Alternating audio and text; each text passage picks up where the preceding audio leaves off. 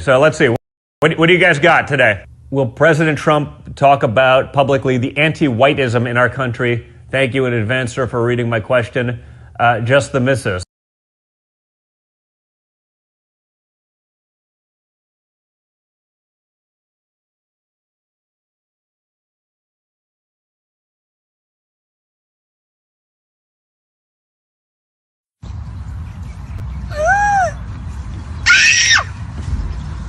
Daddy. That's not the Easter bunny!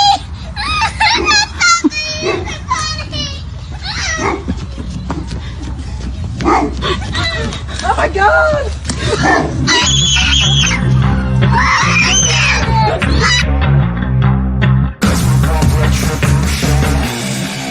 Cause we want retribution. Oh yeah, we want retribution. Oh yeah, we want retribution. Oh yeah, we want retribution. Yeah, we ran out of patience. Boil up with the cold hard hatred.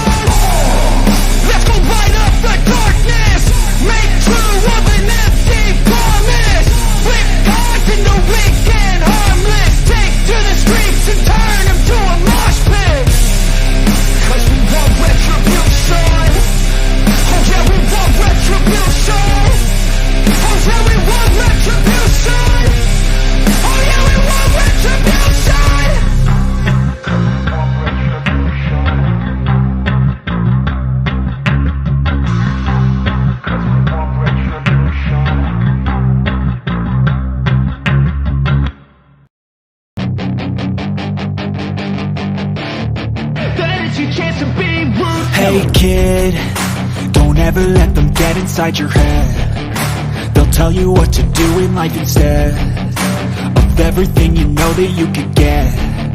Don't let them guide your life towards regret. I'll fight for what I love with every breath. My past is filled with things I won't forget. I use them all to push me to my best. So treat the worst of times just like a test. If only I could go back in time, I'd tell myself that everything will end up alright. Just push yourself, test yourself, figure out what you like, and find your limits, don't be rigid, always work towards a prime. Surround yourself with open minds, people can change your life. A few friends with intent can help you feel alive. Find a passion, take some action, and with a little time, just be patient, make a statement, try to enjoy your life. They'll try to kick you while you're down. They wanna rise up while you drown. They wanna fill your head with doubt. They're silently scared that you'll figure it out. I'll make it look like I'm losing, won't bother hiding my bruises. And when they finally think you're wounded, then it's your chance to be ruthless.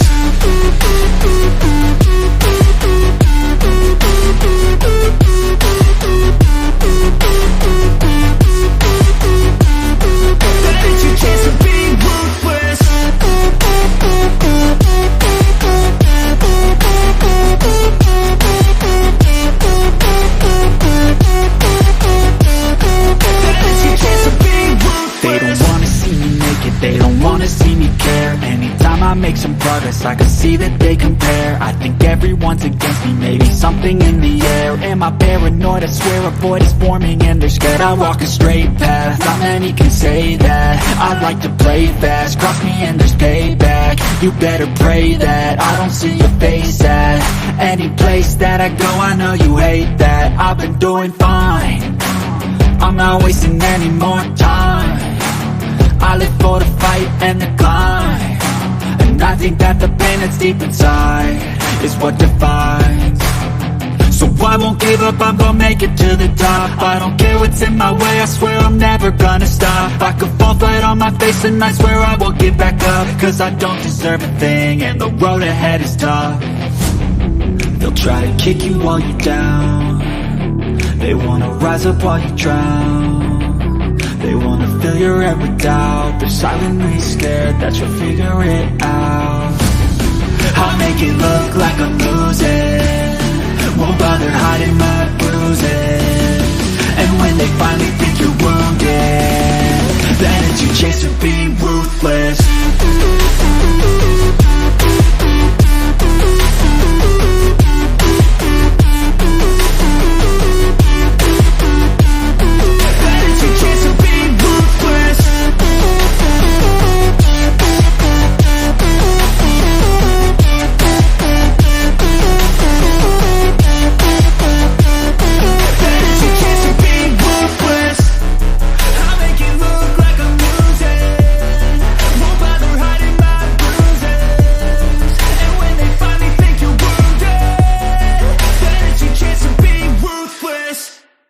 When there's nothing left but the fire in my chest and the air that fills my lungs, I'll hold my tears and trade my ears for a glimpse at kingdom come.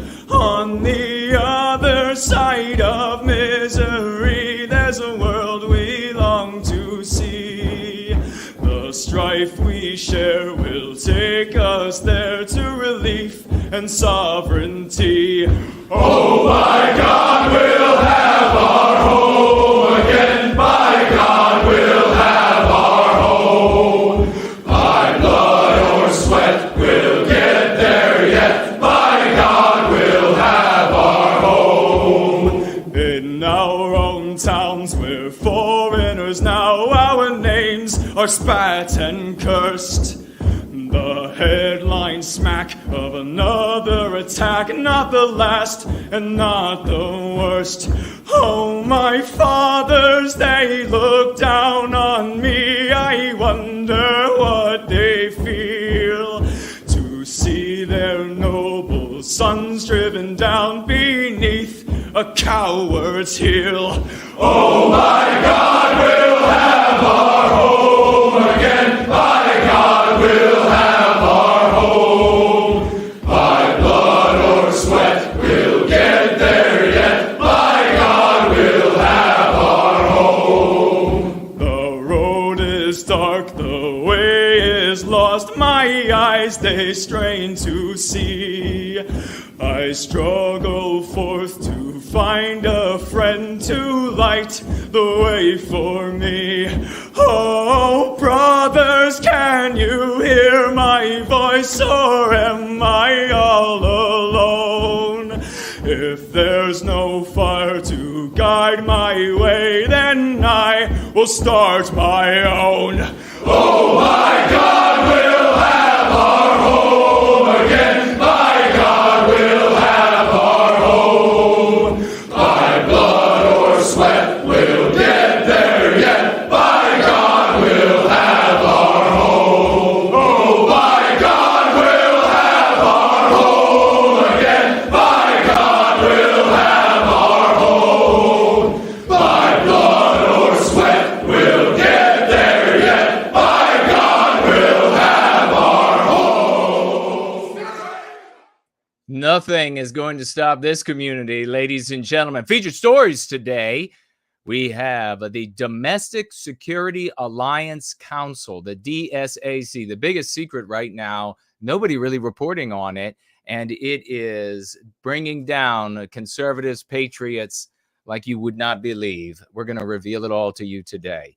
We have the Speaker Johnson sells out the Republican voters, the physical invasion of the United States, Candace Owens getting fired, maybe Mayo Clinic is anti-white as all hell. The Go Free lesson of the day will be criticizing the Chinese communists for pushing anti-whiteism is not the same as criticizing, quote, the Jews for pushing anti-whiteism. We'll talk about it. We're going to be beginning with a lightning swash with the one and only Yizz the Unifier in just a moment, and a massive success that she has recently had. Your comments, calls, questions, and Twitter space. And then there's this. A Mexican drug lord finds out that his accountant, Juan, has cheated him out of $10 million. His accountant is deaf. That's why he got him the job in the first place. It was assumed that Juan wouldn't hear anything, preventing him from ever having to testify in court. When the drug lord went to confront Juan about his missing $10 million, he took along his lawyer who knows sign language. The drug lord told his lawyer, "Ask him where the $10 million is that he stole from me." The lawyer, using sign language, asked Juan where the money was. Juan signs back, "I don't know what you're talking about." The lawyer turns and tells the drug lord, he says he doesn't know what you're talking about. Then the drug lord pulled out a pistol and put it to Juan's face and said, "Ask him again." The lawyer signs to Juan, "He'll kill you if you don't tell him." Juan signs back, Okay, you win. The money is in a black briefcase buried behind the shed in my cousin Lupe's backyard in Taxco. The drug lord asked the lawyer, "What did he say?" The lawyer replied, "He called you a jackass and dares you to pull the trigger."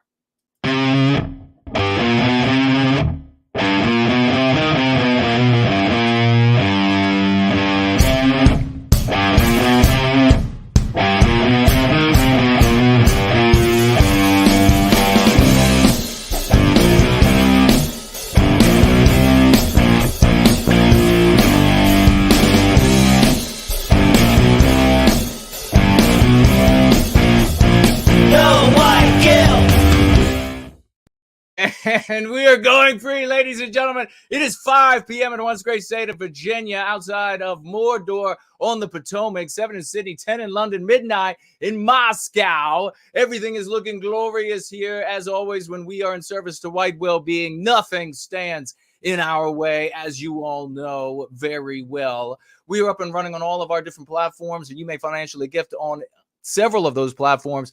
You can begin with D Live in cryptocurrency, Odyssey cryptocurrency, or cash dollars as well. I'll be keeping my eyes on the comments on Twitter. So if you're over there, make sure you talk to me. Make sure you tag me if you'd like. But I'll see your comments. Tag me over there on Rumble as well. Entropy is up and running, where you can financially gift me and also write into the question widget, which is a tall Kevin widget, if you would like to do so. You may also financially gift over on Subscribe Star. I'll be checking that over the course of the gathering, and of course Cash App as well over the course of the gathering. We have some other options for financial gifting you'll find in the description below. Also, at nowhiteguilt.org, nowhiteguilt.org, you'll find on the financial gift tab other platforms that we use for the purpose of financial gifting, and you can do so on a monthly basis without even having to think about it, and we'll celebrate you at the beginning of every single month if you become one of those mighty supporters. Otherwise, while we are together, you may tag me as No White Guilt. Tag me as No White Guilt. I'll see your comment, question, or concern, and I will speak to it officially. But right away, we're going to be beginning with one of your very favorite people, ladies and gentlemen. It is the one and only Yizz the Unifier with another victory, using the concepts of lexicon, dialectics, in service to white well-being. A lightning swash, ladies and gentlemen. Here she is, the one and only Yizz. How are you doing, sister? Pretty good. I'm on, there we go. Now it actually shows me pretty well. I wouldn't consider it a massive success. It's a minor success, but it was specifically due to the Go Free method. And whenever I have something like this that occurs, I always like to pitch it to you to see if you want me to come on and share it with you guys. Basically, a small success with a local corporate food chain. Food City, many of you that live in the Southwest will know the grocery store chain Food City. It's pretty prolific in this area. the other day, about maybe 3 weeks ago, I went in there, and when I was checking out in the self-check, I saw there was a poster, maybe 4 feet by 3 feet near where you come in and out of the store. And it was a reminder to get your annual vaccines. It wasn't even necessarily pushing the COVID stuff. It was just, your usual, how corporations do. They push the vaccines in advertising and stuff. Well, the face on this was a mixed race mongrel person with piercings and tattoos and a brightly colored, weird, poofy hair with shaved sides of head, with weird gauged earrings. And I'm like, this is in rural East Tennessee, Appalachia, where like 98.5% people here are homogenous, ethnic, Christian white people. And I was like, this just stuck out like a sore thumb. It was obviously anti-white corporate garbage. So the lady who was running the front, I immediately went and found her, and I was like, explain to me this anti-white sign. Explain this to me. And she's like, oh, and she just was flabbergasted immediately. And she's like, oh, well, that's not anti-white. It's just reminding you to get your vaccines. And I was like, no. Forget what it says. This image, look at this paused anti-white image. This is promoting white erasure on a biological level. And that lady was not very smart. She was kind of old and kind of dumb. So I immediately asked to speak to the store manager. And since it was early, right after I went to the gym, she happened to be there. And so in just like 30 seconds, I got walked over and I talked to the store manager. And I was like, let me explain to you why this sign might seem like innocuous corporate crap to you, but why I see it as evil and hurting our people and our ethnicity here in Appalachia. And in just like 1 minute, I explained to her that showing images of degenerate looking mixed race people and promoting something healthy under the vein of health is biological white erasure and inherently anti-white. And I said, I am more than willing to tell this to your boss. And she's like, oh, no, you don't have to do that. She's like, it's okay. We have other posters. I'll just put up a different one with a nice old white lady. And I was like, thank you. I'd like to see that next time I'm here. And 3 days later, when I came in, she was good to her word. It was the same sign promoting the same vaccine crap. So that's not really a huge victory. But the fact that I put those words in two people's minds, that a front of store manager and a store manager of a local food city, now maybe they'll think twice before putting up obvious faces of white erasure on their store signs. And I just thought that was a pretty cool little victory that I wanted to come and share with you guys, because if you use the language and the tools in the Go Free toolbox, you'll actually get people to listen to you. And when you push into it and you can share your ideas, they'll actually hear it and maybe do something about it. Yeah, that's absolutely, it is a huge victory, because there's no other approach for generations. People have been trying and failing. No other approach that you could have gone to a manager at a store and had them change anything as a white person, just showing up and have them do anything, change anything about their business.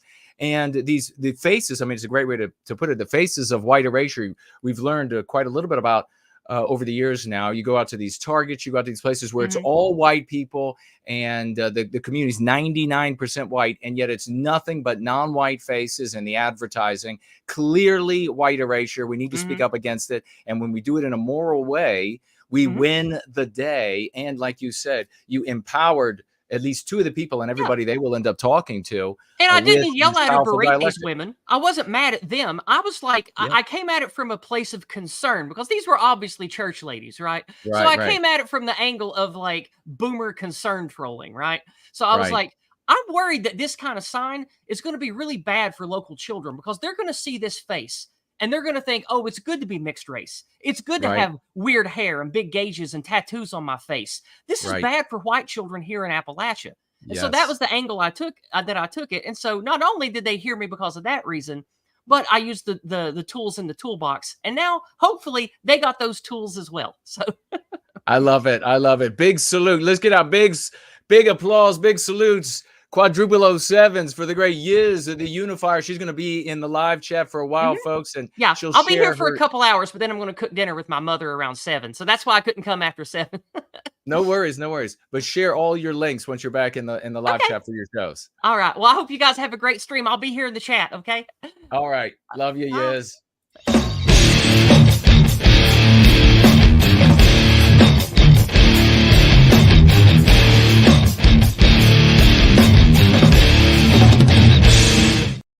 Oh my gosh, you got to love that. You couldn't do that with anything else, ladies and gentlemen. I've done it.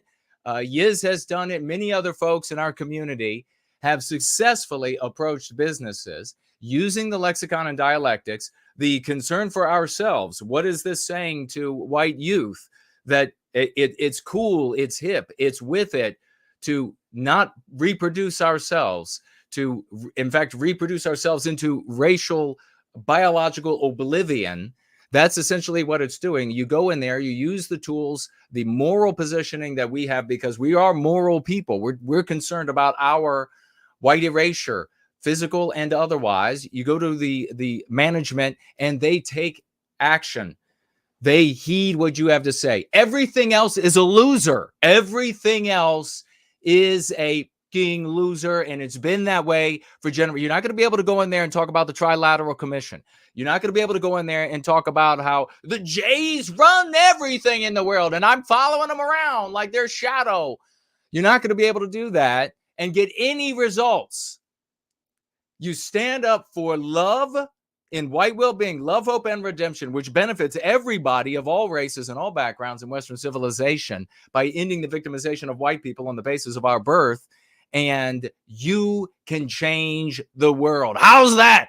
How's that? Big swash right at the beginning of this gathering. We're going to get into some information right now, folks, that you are going to be really blown away by.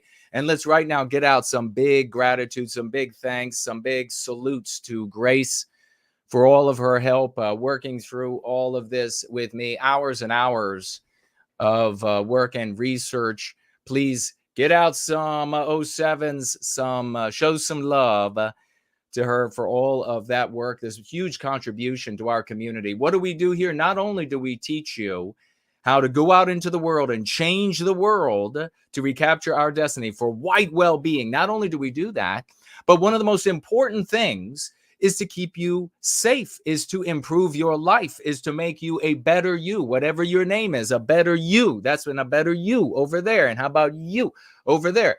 We want to make you better, because the better and stronger you become, you are the message of white well-being. And when people see that, they want to know what's going on with you. What's changed? Your life is improving. Your confidence is improving. Your demeanor is improving. What's the change with you? But also, if you go to jail, if you are ostracized from your family, if you are ruined, then you are less and less of an advocate for white well-being. You are being undermined by anti-whiteism. You are being undermined if you are going out there with other strategies, and your life is being ruined. So what are we going to talk about today at the beginning? The Domestic Security Alliance Council. Have any of you ever even heard of that before? Jim Jordan, who is full of pomp and circumstance and likes to bring much attention to himself. I normally have some contempt for Jim Jordan. He's actually heading this up. And for this, I can salute Jim Jordan, I guess, as the chairman of the Judiciary Committee in the United States Congress. They're the ones who are investigating this as a consequence of a FBI, two FBI, I guess, no, well, it was one FBI whistleblower who is being called Mr. Hill to protect his identity. He was testifying in Congress to something else at the end of last year, and I believe it was. And then another FBI agent came forward to corroborate the things that Mr. Hill had said. And so this investigation began. And even though there have been numerous discoveries about what the federal government is doing beyond law, so illegally doing what the federal government is illegally doing, numerous discoveries, and there's almost nothing being said about it on social media. If you are a patriot, this affects you. If you are a conservative, it affects you. If you are a libertarian, it affects you. If you are a constitutionalist, it affects you. If you are a proud Christian, it affects you. Every white person who isn't radically anti-white, it affects you. They are snooping on every single transaction that you make. Are you the least bit aware of this? The Domestic Security Alliance Council, this is all information and report investigation from Jim Jordan's Judiciary Committee.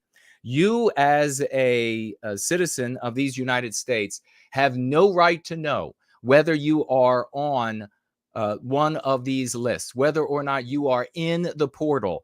And my friends, everyone in the portal can be viewed by all of the financial institutions that are participating in this criminality in the United States. And as a consequence, they can stop doing business with you. And though there isn't, as we haven't been able to ascertain yet, specific cases where they can say this person was denied this or that or the other thing, and this bank and that bank or what have you decided to no longer do business with them as a consequence of this, I'm sure that's coming. This is still going on, and they are kind of trying to couch it as something that just has to deal with a couple of days around Patriots Day. But it is not. In fact, according to Jim Jordan's conclusion, and I have that right over here on this monitor. Let me just pull that up. According to his conclusion, at the very bottom, and I will probably zip through that again a little bit later. Let's see, where is it? Committee on the Judiciary and Select Subcommittee on the Weaponization of the Federal Government remain committed to answering those questions. Let's see, investigation, larger questions, ongoing. Larger questions remain regarding how the information shared between federal law enforcement and financial institutions has been acted upon, and the ongoing extent of the financial surveillance. They're coming after you. If you are and you are safe, thank God, here. They have all kinds of names, all kinds of things that you were going to go over, that words to look out for, things that you write, follow-up investigations on your social media, organizations and etc. that if you financially gift to, you're ruined. If you support, you're ruined. They are putting you into this portal, which is this computer, for what's called the Select Subcommittee. The Domestic Security Alliance Council is a select subcommittee of the Department of Homeland Security and the FBI. 650 plus financial institutions are members, and they share customers' private information with the Select Subcommittee and each other by way of the portal. As you, as a citizen, are not allowed to know if you are in the DSAC. That's what we'll be referring to it from now on, Domestic Security Alliance Council, DSAC. This is what the anti-whites are doing. This is why I submit to you, people who are in any way undermining, even unintentionally, anti-whiteism and its advance through Western civilization in the United States, while they seem to have like a lot of problems, they just don't understand where the problems are coming from when it comes to finances and the like. I submit to you that it's because of this. It is all being done against. It's all illegal. There is a very specific act that is in place for the privacy of our financial decisions and what we're doing, and they are in breach of that act, and it doesn't matter. Why? Because anti-whites hold the nodes of power, and anti-whites are created by anti-whiteism, the ideology. So it's not enough, my conservative brothers and sisters out there, it's not enough to say, well, we got to get rid of that guy or that woman, because the one that will replace them is also infected with anti-whiteism to various degrees. And as you can see, even with Republican politicians, it's enough to ruin you. It's enough to ruin us, as you just saw with Johnson, that just sold us down the river, gave the anti-white Democrats every single thing they wanted, probably because Johnson himself is anti-white. And we investigated that when he became the speaker. We showed you how he was talking about how his life for his black son was so much harder than the life for his white son. Who would actually say that about their own flesh and blood? The reality of what it's like to be a white male in Western civilization, if not an anti-white. So he just gave the Democrats every single thing they wanted. And we're going to be taking a look on that over on Water on the Waters on the Brain, Waters World in a moment. But first, we're going to be getting to this. The DSAC has a public-facing website, and they make it look as benign as possible. So don't be confused if you go to their website and check it out. There's a portal there, and that's presumably the portal through which, but I would imagine these financial institutions, these 650 financial institutions, have other doors to get into this to this computer system for the DSAC. Remember, this is targeting everyone who gets in the way of anti-whiteism. It's not just targeting people who oppose communism, or not just targeting people who oppose Marxism or wokeism. It's everybody who gets in the way of anti-white ideology. It's targeting. They are going through your finances, all of your purchases. These financial institutions, all of them, are sharing their data illegally with the federal government. And some of them gleefully, like Bank of America and others. Some of them are even going out of their way to create lists of hate groups that they're sharing. They're going through all the way down. You want to know how bad this is as we get into it? Any purchase at Dick's Sporting Good is being reported. And there isn't a dollar amount. Not you go in there and you buy, if they're selling, even if they're selling firearms there, I don't even know. I haven't been in one in forever. But you go in there and you spend $2 on something reported to the federal government. If you are getting in their way of the anti-white agenda, this is what they're doing. You've got to be very careful, as we have said here forever, about the words you use. We have to project who we are to the world as lucidly, as pellucidly as we can. We cannot assume any of the forms of villainy in our dialect, in our dress, in our demeanor that is endemic and representative of the villain in the anti-white narrative. Are you hearing me? Who else is going to do this for you? Who else is going to come out to you and say, here are the landmines, don't step on them. I'll never even know you. I'll never know you. And I'm doing this for you. Out of the good. I spent hours last night, hours going through this stuff. I'll never even know you. What are they doing elsewhere? They're telling you to say the things that get you on these lists. Terror lists. That's what they're calling you, domestic terrorists. Getting you on these lists, and which, of course, will segue you right into other investigations until what? Until 5 years from now, you're jailed. Until 5 years from now, you can't bank anymore.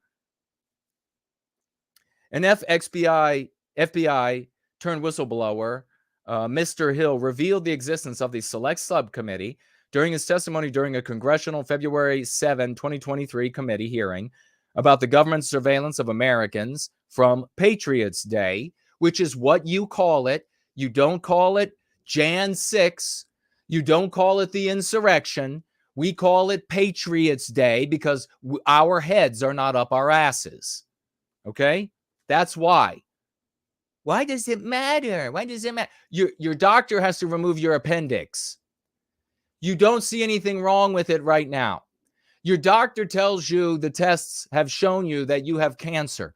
Nothing's going wrong with you right now, but you better take care of it. You better heed what the doctor says. The doctor is in the house. Call it Patriots Day. Jim Jordan investigated whether or not the government circumvented legal restrictions in cooperation with financial institutions. He found that the government did. The Select Subcommittee did. He found that it went beyond the people at Patriots Day. Thousands of pages were turned over to the Judiciary Committee, headed by Jim Jordan, from these financial institutions, which collectively manage millions of Americans' bank accounts. and trillions of dollars in assets. One of the meager stories that have been shared on this is right here, ladies and gentlemen. And I will go back to my much deeper research in a moment. Again, all to the thanks of Grace for her effort.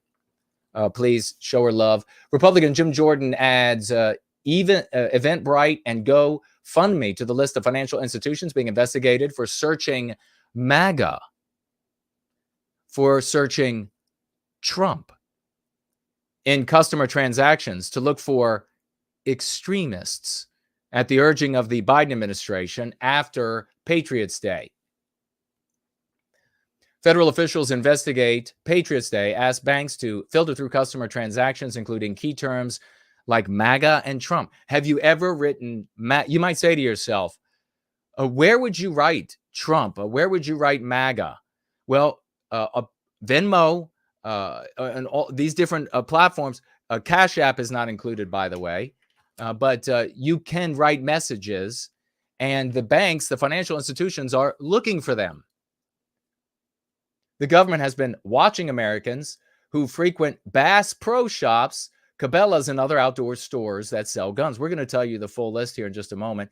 The Treasury Department also warned banks of extremism indicators.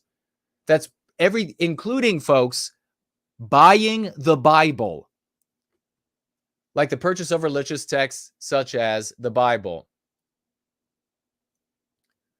The Republican Jim Jordan, Man of the West, says the thing to do is not to advertise what you're doing to anyone. No, the thing to do is to go free, is to be a white person. I think I know what you're saying, and I understand I'm not like putting it on you or anything, but I just want to clarify. The thing to do is to be a law-abiding, loving, moral participant, patriot in our Western countries. That's the thing to do.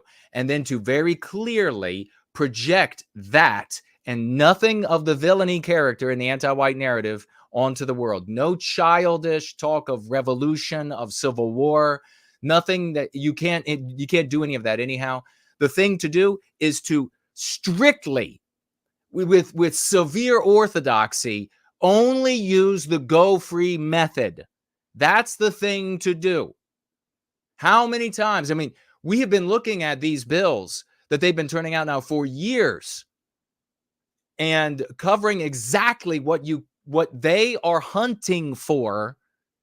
And I have explained to you, even before all of that, why and how those are the things they end up hunting for. They're giving you that caricature. They're giving you the villain in the anti-white narrative. How this is psychological warfare. I've been writing 100% of the time. The people who are heeding what I have to say, what I have to teach, are becoming powerful, are changing the world. They're not going on lists. They're not going to jail and have everybody tear dropping over their keyboards for how unfair it is for them while they get ass raped in prison, while their careers are ruined. Not just the job they're in, but their career. Ever working in the field they've been trained for. Two major crowdfunding sites are being investigated by Republicans as they expand the scope of their probe into how Biden administration worked with financial institutions to surveil Americans they consider to be extremists. Now, again, folks, this should be news everywhere. Why isn't it? Why isn't it news? Why is there a limp article every 3 or 4 months? The reason why is because this is how the anti-whites are destroying us from within. In the aftermath of Patriots Day, Biden administration Treasury Department officials suggested that banks review transactions at sporting and recreational supply stores and like Cabela's, Dick's Sporting Goods, Bass Pro Shops in order to detect customers who might be extremists. You see how this sounds kind of, you wait until we get into this. It just sounds like, well, you just have a look at like you identify a person who might be this is how the articles sound on this. The government is identifying a person who they think might be a problem, and then they're going to financial institutions and saying, hey, could you tell us what they bought? By the way, that's illegal. They have to go with a court order. They have to go with a search warrant. A judge has to order it. So it's illegal, As far as I understand, I'm a member of the laity. Check it out for yourself. But according to Jim Jordan's committee, they're saying it's illegal. They're saying it's extra legal. That means it's illegal. That's a euphemism, okay? Open your eyes to this. They're saying, could you just give us the information of Joe over here? And what did he buy? No! They're going to the financial institutions and they're saying, go through every customer you have and their entire history. Oh, yeah, not just January 5, 6, and 7. No. Their entire purchase history. History from the, obviously from the past and what they purchased moving forward. That's what they're doing. If they have all of your financial information, how much power do they wield over you? If they know every single thing that you've purchased, how much power do they wield over you? This is goddamn Soviet Russia. This is East Germany, Stasi-style garbage in the United States. And nothing being said. I'm here, thanks to Grace, I'm here to be a voice in the void, in the maelstrom, to help you, to benefit you. It's benefited thousands. Why can't it benefit you? On Monday, the House Weaponization Committee Chairman Jim Jordan sent letters to GoFundMe and Eventbrite asking that they cooperate with their ongoing investigation. Republicans say the federal government urged the crowdfunding platforms to comb through their personal transactions, report charges on the basis of protected political and religious expression. He is requesting the site turn over their previous communication with federal officials, including those at the Treasury who oversaw the transactions. So the Treasury Department Financial Crimes Enforcement Network. The Treasury Department Financial Crimes Enforcement Network, otherwise known as FinCEN, otherwise known as Satan, is up to its nose in finding out everything about you. You better just be going free. You better not be. Don't even talk to anybody who says civil war or not even that. Not even just, you better just be going free. If you want to be safe, don't say that Jason guy, I'm not responsible for you getting arrested and investigated. I'm not responsible for the IRS vexing you. I'm not responsible because I warn you about it. I'm not responsible for it happening. We're going to be calling them FinCEN moving forward. We're talking about regular conservative types who say stupid things. And then, of course, all the way along the line, Jordan writes the committee has obtained documents showing that on January 18, 2021, Treasury officials from FinCEN division emailed GoFundMe, Eventbrite, and others. The officials explain how they could use a transaction reference to identify customers. FinCEN noted how card purchases to events are findable using the transaction reference. Let's go ahead. Yeah, that's EB, I guess it is. So FinCEN educating these 650 financial institutions. And who does business with the financial institutions? Everyone else. So how much worse could this get? You want to keep playing the villain in their story? You're going to lose.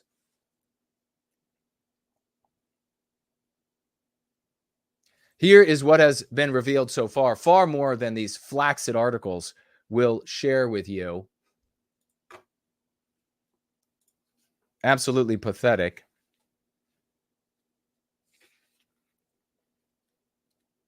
Bank of America, without, and the other financial institutions, without legal process, in other words, i.e. a judge ordering it, voluntarily provided the FBI with everyone's information who had an account with Bank of America or any of the 650 institutions.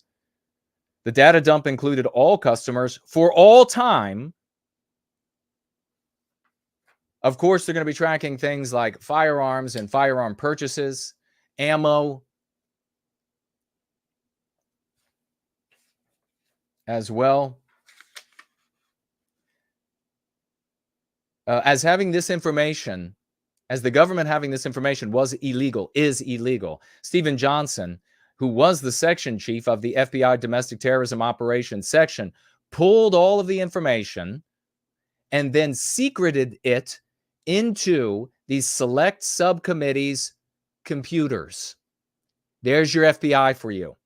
Stephen Jensen, who was the section chief of the FBI Domestic Terrorism Operations Section, he pulled all of this data because it was out there for the rest of the government to be able to say, what are you doing? This is illegal. He took it all and he put it inside the select subcommittees. Remember, that's DSAC, their computers, which will herefore be referred to as the portal, because they refer to it as the portal. The portal to hell is what they refer to it as. That's what it is, the portal to hell. And so that's what we learned on February 7, 23. In response to the Judiciary Committee of Congress requested documents from Bank of America and 6 other financial institutions. This is how the investigation began, by way of Jim Jordan, who is the chair of the committee. They requested the information about the dissemination of American private financial information to federal law enforcement without legal process. In the months following, but what can we do? If anybody here is saying, what can we do? Fuck you and get the fuck out. Go free. This practice is what we do. It works for thousands of people. We just had Yizz on that got 2 people at a grocery store to utterly, oh my God, we'll change it right away. We'll change it. So don't tell me what can we do.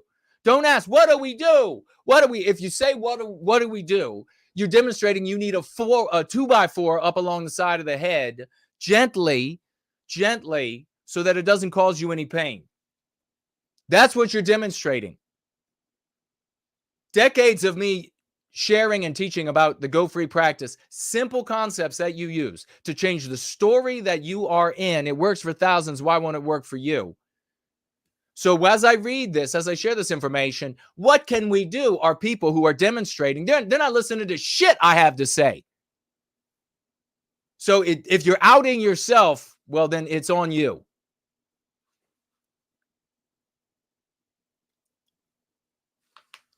They requested the information about the dissemination of the American private financial information to federal law enforcement without legal process. In the months following, the committee has uncovered the magnitude of law enforcement's access to the private financial records of American citizens. This is going to be huge.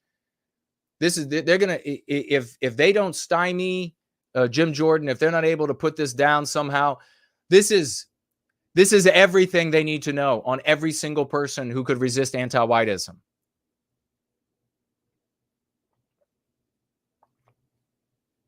Better be careful about who you give money to. Better be careful about what institutions, what individuals you give money to, what people. I just put out a tweet yesterday where there was a video of a woman. I want you to listen to me closely. A video of a white woman, and she's standing out front of a Planet Fitness gym, and she's like, I'm quitting. And they actually threw me out of the gym because I complained about a man in the ladies' locker room shaving his balls. At least that's the rumor, that he was in the ladies' locker room shaving his balls. I wasn't there. I would not shave his balls. So I don't know if he was ball shaving but that's the rumor. Check it out for yourself. And she's there in front of the camera complaining that this was happening in the ladies' locker room. Folks, 5 years ago, you could have 99.9% of people would have said that will never happen. People like here said, of course that will happen. Of course that day will come. But I asked in that tweet, I asked, who were you supporting? If you're one of these people who are complaining about how bad everything is in the West today, in America, in the UK, etc., if you're one of these people who are complaining about how bad it is today, who the fuck were you supporting 5, 10, 20 years ago? Who were you following? Who were you giving your money to? Was it proud, heroic, aggressive, angry, brilliant men, white men of the West? No. You damn well know it wasn't. You damn well know it wasn't. You were supporting effete, academic peacock, violent, lying, low IQ'd guys, boys, academic peacocks, little girls, dilettantes, old women, non-white guys galore, especially non-white guys that are conservatives. You were supporting them for galore for the past 5, 10, 20, 30 years. And today you're going to complain. Today you're like, it's so bad. What are we going to do? So if you were doing all of that in the past, who is the masculine, brilliant, aggressive, alpha, angry, genius white male of the West that you are supporting moving forward? I have that question for you. Because if you don't support such an individual, if you don't, then you're going to have a fuck of a lot more to complain about in 5, 10 years. A fuck of a lot more to complain about. And you'll be able to find the guilty party by merely looking in the mirror. So no more of this. I don't want to hear. I'm so sick of hearing the complaining from people who immediately flip out their phone and turn on Little Benny or the new dilettante girl, and they just can't give enough money to it.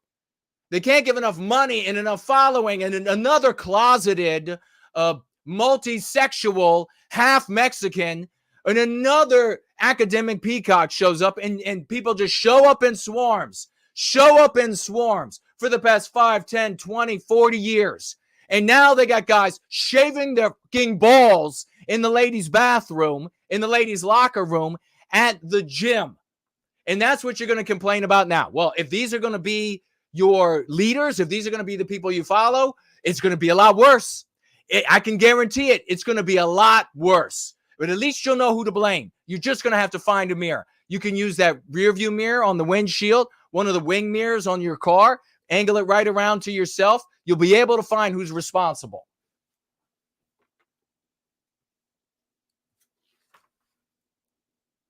Absolutely sickening.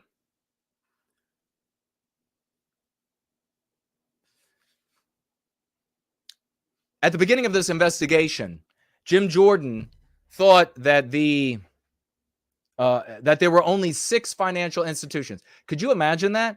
Could you imagine thinking that there were only, you're like, okay, we're getting started on this investigation. There are 6. This is the first 6. Bank of America, PayPal, KeyBank, Standard Chartered, Western Union, Barclays, U.S. Bank, Charles Schwab, HSBC. And well, they added more. So there were just 6 to begin with. And then the next ones that they had added after that first 6. So it was U.S. Bank, Charles Schwab, HSBC, Wells Fargo, Citibank, Standard, JP Morgan, Chase, MUFG. And then as they continue the investigation, they discovered it's 650 plus financial institutions that they continue to find are participating in this illegality. Happily. Yes, whatever you want. Yes, whatever you want. The FBI and the Treasury Department Financial Crimes Enforcement Network, henceforth we will call as FinCEN, initiated multiple email and Skype and Zoom discussions with all the entities. I probably won't have time today to share them. I have those emails, the redacted ones. I have the emails. Discussions with all of the entities. These discussions were geared to discussing the options for these institutions to share customer information voluntarily with federal law enforcement outside of the legal processes. This is all coming from Jim Jordan's research on the Judiciary Committee of Congress. So you can investigate it for yourself if you don't believe me, if you don't think it's right. Following Patriots Day, the FBI, with the premise of avoiding another Patriots Day. So there you have it. It's the same thing that happened when we had September 11. So it's the same way. Well, we want to avoid another one of those. Guess we have to take all the rights and freedoms and privacy away from the American population. So under the premise of, and let me just say also, you don't like my style. You don't like that that I get angry, that I get upset. Is because you're defective. That's why. You want to go listen to some little girl talk about this? Then we're going to be in the same fucking state that we're in. By the way, a lot of these little girls right now that are talking, that have so many of your ears, and that and not the folks here, obviously, not the people who are going free, but everyone else who's hearing me right now that have so many of your ears. All of these other folks, these females now are talking about how being in older women, being in your 30s and older is better for women, and better for women to pair up then, and that's what you get. That's what you end up getting. Them serving their self-interests.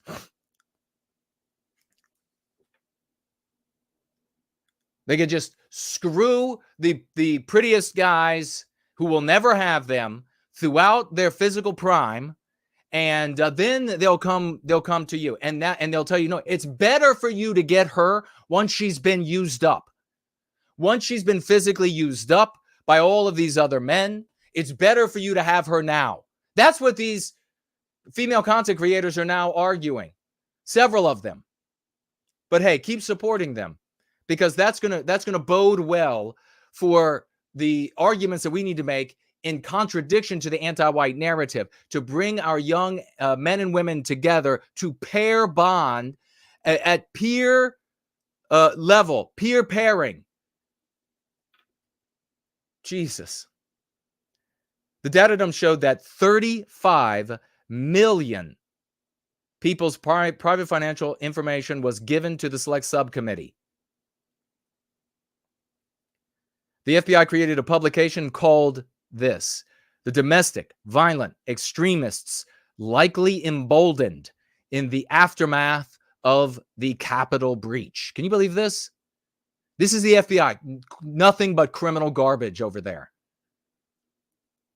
Each of these 650 plus member institutions can see all the customers that have been shared with the select subcommittee, which means that all of these institutions could, and probably have, refused to work with you if they see you in the select subcommittee computer portal. The criteria the FBI gave financial institutions for inclusion in these potential terrorists list. Here is the criteria: opposition to firearm regulations. They gave them words to scan for, and on platforms like Zelle, Venmo, and PayPal. And the words are these: MAGA, Trump, Bible, Kamala, Biden, shoot, gun, Kraken, Antifa, Oathkeeper, White Power, Civil War, Groyper Army, America First, Militia, Patriot, Proud Boys, Nancy Pelosi, Mike Pence. Key people they wanted to have these institutions keep an eye on. Anyone who has opposition to firearm regulation, open borders, COVID-19 lockdowns, vaccine mandates, and any expression that there is such a thing as a deep state. Don't be dumb. Don't say, oh, well, everybody's getting included, so let's just have a party. You would be a real idiot to say that. They don't have limitless resources. They're not going to be able to go after every single person that ends up pinging. And this is not even the end of the list. There's lots of lists here, lots of lists. They're going to go after the folks that are the worst. They're going to go after the folks that are the most of all of these key indicators. Those are the ones they're going to go after to wipe out. Those are the people whose lives they're going to ruin if they haven't already ruined them.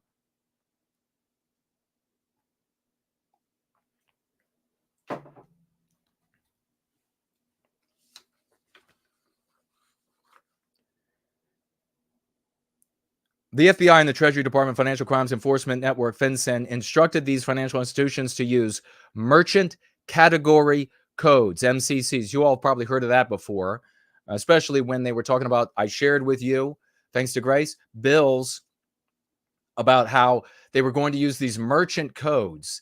And when it came to the purchase of firearms, to monitor Visa, et cetera, doing this, to monitor those who purchase firearms and to keep them on a list. Of course, should be completely illegal. How does it happen? What can we do? Stop thinking for yourself if you can't figure it out. You just let me do it for you. You're not going to be able to replace the people at Visa. You're not going to be able to fire all the people at Visa. You're not going to be able to. We have the method that works. It's time to submit yourself to the strategy that succeeds. Succeeds for thousands. Why won't it work for you? To search through people's private financial transactions and look for transactions such as small arms purchases. Any purchase, did you hear? Any purchase from the following stores: Cabela's, Bass Pro Shop, Dick's Sporting Goods Stores, Gander Mountain, Backcountry World, Target Sports USA, AR15.com, Midway USA, among many others. And they say that all purchases should be flagged despite there being, quote, no nexus to criminal activity. So, are they first, as these articles will make it sound, are they first finding people that they think could be terrorists, domestic terrorists, and then going and investigating their purchases? No, that's not what they're doing. They're looking first at your purchases, what you're doing with your money, not just where you shop, not just the tiny purchases, it gets worse, not just that you bought a Bible and that you bought a gun and that you said Kraken in your Venmo that you sent money or something, or you said damn Antifa or something like that. And no. There's more to it. So all these wonderful people out there who, remember, before Patriots Day, I was saying about the Oath Keepers, and I was saying about the Proud Boys, and I was saying they're going to go to jail. They are presenting themselves as the villain and the anti, where they all have these strategies, these asinine, childish, stripped right from the movies they have watched in their lives, as though those are original thoughts in themselves. And they say the same shit. What was the guy? Was it Oath Keeper? Which one was it?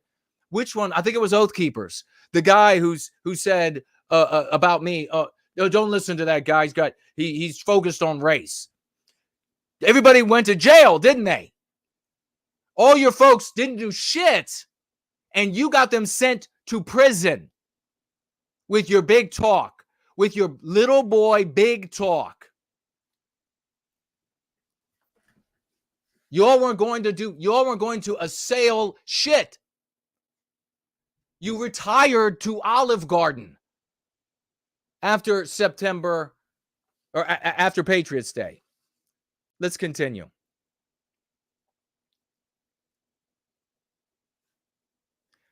This Joseph, FBI agent, former special agent in charge of the Boston field office, corroborated everything that Mr. Hill had to share. That's the former FBI agent whistleblower. This is Joseph Bonavolonta. Joseph Bonavolonta. He was a FBI agent in charge of the Boston field office, and he was able to access the portal and all of your information. Even though you're not a criminal, you're not being investigated for criminality, he could access it all. So he has corroborated. The information in the portal is accessed by, they have discovered, all FBI is accessible to all FBI offices, period.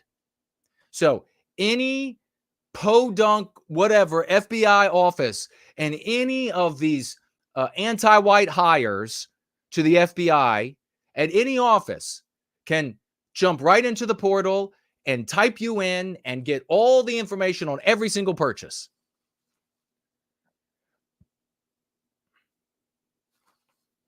Here it is, folks.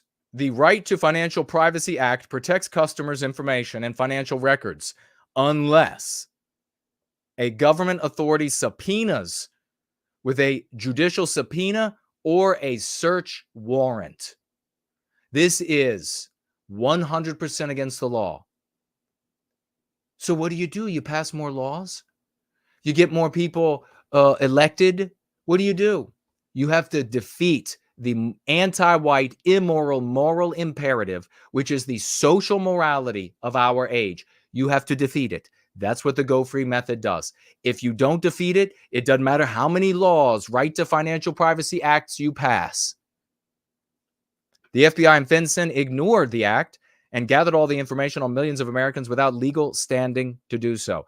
The portal contains sensitive financial data as a result of the vast amount of personal financial information is regularly shared with FinCEN and in turn with other law enforcement agencies. So this FinCEN is sharing this information with law enforcement agencies across the country as it sees fit, as the anti-whites that operate that entity see fit.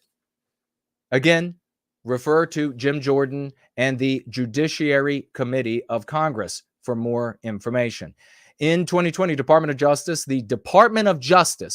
let me say that again, the Department of Justice, anti-white as all hell, corrupt as all hell. Because of what? Because of anti-whiteism, because of the people who staff it, and because of the ideology that's put in their heads. And the Department of Justice that is going after Donald Trump to pull down political opposition to anti-whiteism. The Department of Justice conducted more than 500,000 searches, sifting through all 35 million American financial records in the Select Subcommittee's portal. Did you just hear what I had to say? The corrupt anti-white Department of Justice has tapped into the DSAC portal and has searched that Jim Jordan's committee has found already 500,000 plus individuals looking, in my estimation, for anything that they could prosecute you with. Just the slightest thing that they could dilate and say, well, the law is going to apply to Jim here because Jim went to a rally for the X, Y, or Z. So we're going to go ahead and press charges on Jim. We're going to take Jim out of the equation from now on. The Department of Justice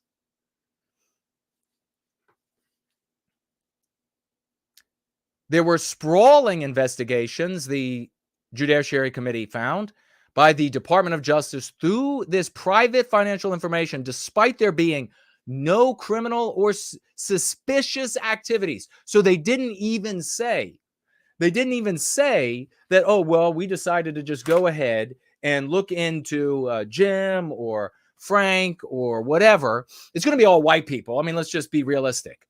99.9% is going to be white people. There was no suspicious activity. There was no criminal activity, but we just felt for some reason that we needed to look at all of their purchases and everything they're doing. That's all. And where are they getting the names for the people they want to look at? Well, it's not from this community. It's not from you all. They're very specific communities that they are doing this to. They want to find anything to prosecute anyone who stands against anti-whiteism. And say it again. Anything, prosecute for anything, anyone who stands against anti-whiteism, intentionally or unintentionally. That's the reality.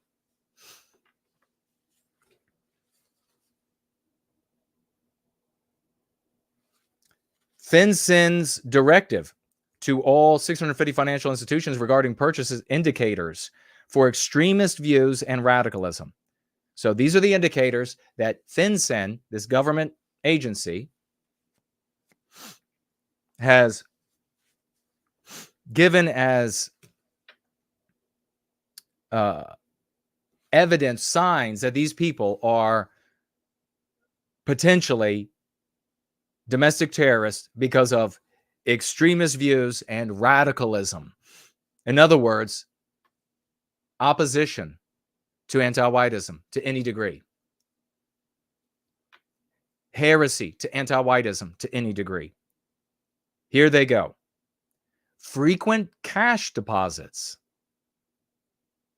Debit or credit purchases at retailers commensurate with previously known, not commensurate, with previously known customer purchase activity.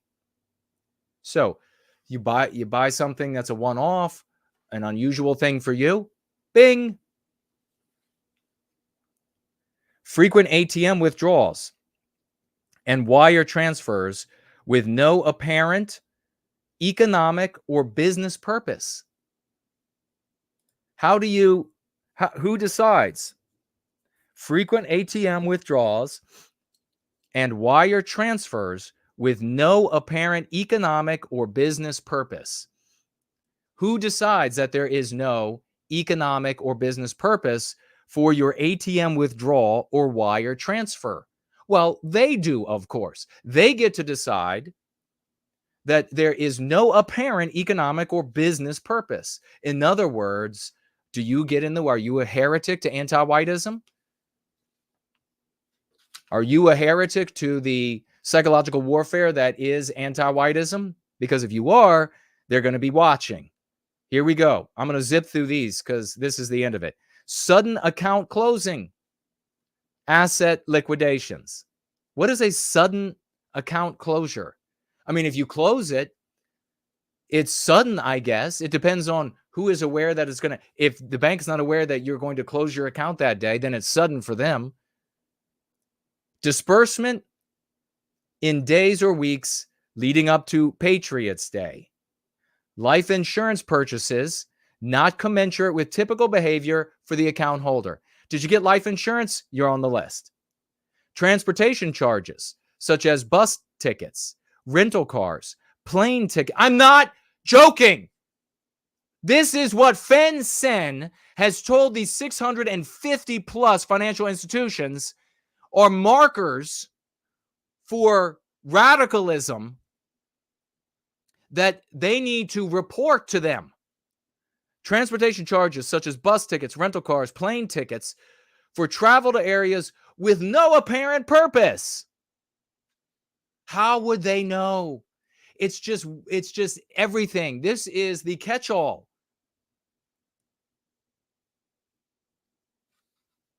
Purchases that appear to excessive. Purchases that appear excessive for a hobbyist or legitimate use.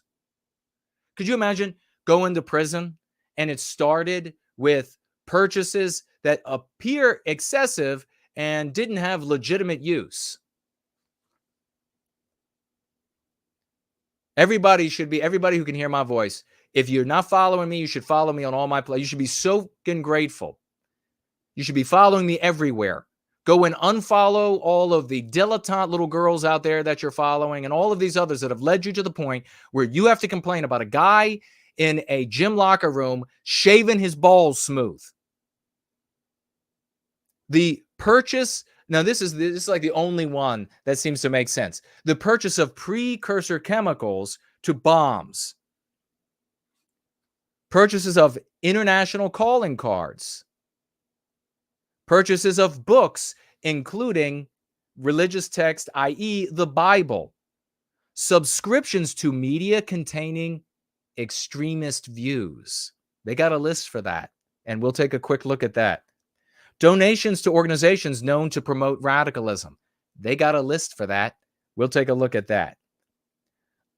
Unexplained, I shit you not, unexplained travel transactions. Unexplained transactions in high-risk jurisdictions. So you get lost. Maybe you end up in one of those high-risk. That's a funny way. That's a euphemism for a very particular type. Primarily, it's not one group. There are at least two, but there are more groups that cause high risk, violent areas. But if you get lost and you get money in that area, you have to get some money because you're lost or whatever. That's going to be a marker. Any recent purchase of counter surveillance equipment. And all these guys over all these years that I knew, all the old timers, and they exist today. I just won't talk to them because I'm not dumb, right? Because intelligence, because of evidence. That's why I won't talk to them. But these guys that are like, you got to buy $10,000 worth of communications equipment and counter surveillance equipment. And what for? What can you do with it? Why do you have something to talk about that you need to hide under the earth's crust? And by the way, you're not going to be able to hide. You are one person up against the entire apparatus of Western civilization.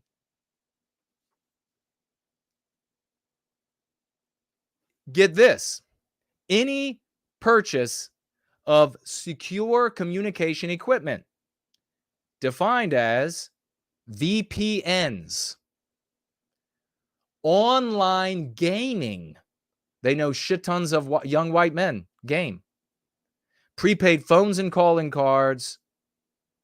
Any recent rental of storage facilities. Other excessive, other transactions such as hardware, beauty supplies, auto parts, electronics / engineering, gym martial arts, political donations, wonder which politicians, religious materials or donations, work uniforms, excessive ATM, person-to-person or virtual currency transactions, recent life insurance purchases and or bank account closures, any life stressor indicators, such as no payroll deposits. So in other words, you get fired, you're on the list. Recent excessive legal medical expenses. You get sick, you're on the list. Whether the individual is unemployed, was recently fired or laid off, has delinquent excessive debt, or has social media posts of concern, you're on the list. Transactions to Give, Send, Go, GoFundMe, Patreon, Rocket Hub, Fundable, Fundly, CrowdRise, WeFunder, YouCaring, Real Crowd, Hatreon, Maker Support, WeSearcher, GoFundMe, Rootbacks, and other crowdfunding sites. Also, Eventbrite, people who have been observed to post an event and sell tickets, including bus tickets, to demonstrations. The purchase, and this is where they were talking about in that article, educating how to, Eventbrite, how to identify when they sweep through their customers, people who bought tickets to attend rallies, to attend events through them, and how to identify them, the extremist or potential extremists or potential terrorists, therefore extremists, who are using that financial entity. But yeah, buy some more counter surveillance equipment. That's going to work for you. Keep going, keep playing the villain in their story, and then hide your power level. All of this is such childish shit. And unfortunately, it would be nice if people here would just be able to escape the idiocy that you all are forcing us to have to endure. The ocean is pouring in. The ocean is pouring. I wish you all were mutable. I wish I could take you mass of midget-witted, midget-sticked, child LARPing, villain role-playing losers. I wish you were mutable and I could just grab you and mold you into a man or woman of the West so that I wouldn't have to suffer the hell that you're bringing down on us. But go ahead and keep supporting the deranged content creators and organization leaders out there, because they're on the list, which means you are on the list, dipshit. Why don't we have a look? How many years now? Decades back, I've had people say to me for decades, you're going to end up on one of them lists, so the lists don't matter. Well, decades have gone by. I haven't ended up on the list. And the people that I have known, many of the people that I have known, including some people that a lot of people know, who came across the work that I'm doing, decided, nah, no, thank you. They got on the list. Now they're in jail. They got on the list. Now they're bankrupt. They got on the list. Now their family has a bad. They got on the list. The IRS showed up. They got on the list. And this local prosecutor, this state prosecutor, this whatever, now investigation, now lawfare, dollar over dollar over dollar. But yeah, Jason will eventually get on the list. Well, eventually, that you are, I can't even. These people ultimately in the white sympathetic sphere are iconoclasts of the true men of the West. They are all iconoclastic.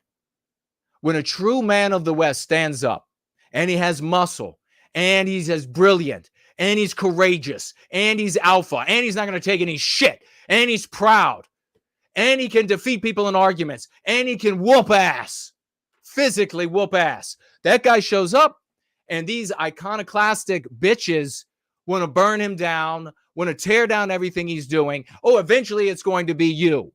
Eventually they'll sweep you up too. Well, eventually, if people listen to you, they'll sweep us all up. You're right, dipshit. Take your ass back to Mayberry.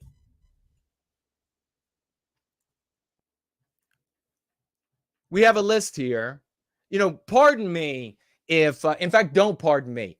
You, if you find it offensive. How's that sound? If you're one of these losers who imbibe the immaterial and the leadership and follow these others, I would love that me and the real men and women of the West who are here going free, implementing this strategy, could just build Elysium in the sky and we could just ascend and not have to dwell in the fecal matter and the mud that you losers, that you peccable losers are going to drown in. You absolute peccable losers are going to drown in. But unfortunately, we have to suffer what you create. Just had the other day, Moore shared with me these private, or not private groups, they're public groups on, and I got to show you one of these guys. I got a picture of a guy. It's not a picture of the actual guy, but he's the spitting image. Drunk ass, ugly mother, online, typing out as educatedly as he could about how Jason doesn't have the looks and he doesn't have the charisma and he doesn't have etc. And that's why there are only special forces heroes that end up following him, not the lame and lazy. That's why the guy's a total drunk ass DUI record, hideous old loser. But yeah, go ahead and keep following these folks. WLK says, no white guilt. Good afternoon, heroes of Team White Wellbeing. A great good afternoon to you as well. We're going to be moving in just a minute off of this subject, and we're going to get into Jesse Waters' World. We're going to be looking at very briefly Johnson. Totally predictable what we said here. What the heroes in White Wellbeing were saying, totally predictable. We got the physical invasion also on Waters' World. We have, what do you all want me to talk about? We've got several items that we can get into. We're going to have, of course, we're going to have our Twitter space a little bit later and see if folks want to participate in that or not. We will continue here. How about some of these organizations on the list? You have anti-immigrant organizations like Numbers USA and Pro-English and We the People Rising. You have a slew of anti-LGBTQ plus organizations. World Congress for Families, the American Vision, Pass the Salt Ministries, American Family Association. So you want to talk about how can these people's lives be improved by going free? Well, when you're going to sit around all day long and say negative things about people who are potentially mentally unwell, you fall right into the trap of being the villain in the anti-white narrative, rather than talking what we do here about white standards, white norms, and that we are not going to capitulate on our norms and standards. They are ours. They are as much our traditions as Jewish traditions belong to Jews. You can't take their traditions away. You can't take ours away. And one of our traditions is that little boys are little boys, and hopefully they grow up to be men of the West. Little girls are little girls, and hopefully they grow up to be women of the West. If we are instructing them, they damn well will. Attacks on people for, in this case, what they believe about themselves. Like, they believe that they are the other sex, and we have to accept that they're the other sex, but we don't have to accept that an anorexic thinks they're fat. That's a double standard. That's a hypocrisy where we lose so many of our conservative brothers and sisters because they say, "Oh, that's a great point. I'm going to go." No, it's not a great point. The point is deeper. That anti-whites will hold contradictory positions to get to anti-white outcomes all day long. That's what has to be communicated. We need to be talking about our norms, our standards. And the way you get on this list is to badmouth people who are, folks. To badmouth them all day long. You'll get that reference if you ever watch the movie or the cartoon. Militias. How many times have I told you to stay away from militias?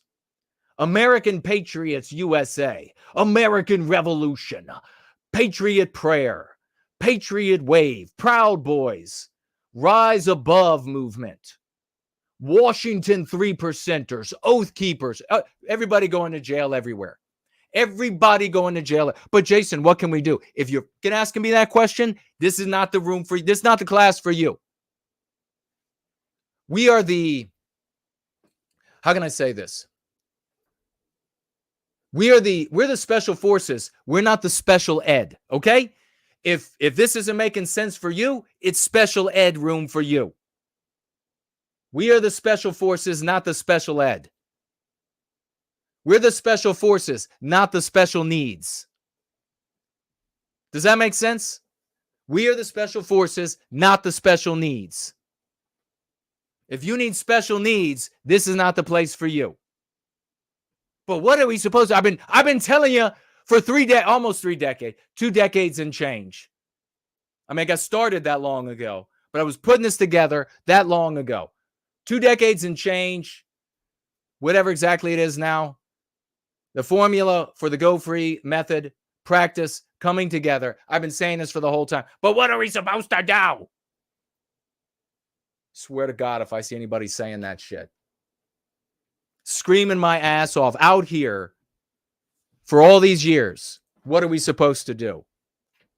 I'll put my foot so far up your ass, the water on my knee will quench your thirst. Get the fuck out. Insult me like that.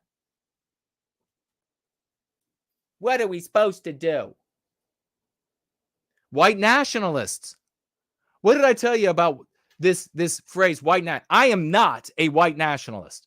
The world knows white nationalism to be a very specific thing. And if you are going to go out into the world and say, no, it means something else, and I'm just going to stubbornly stand here, then you will be burnt at the stake.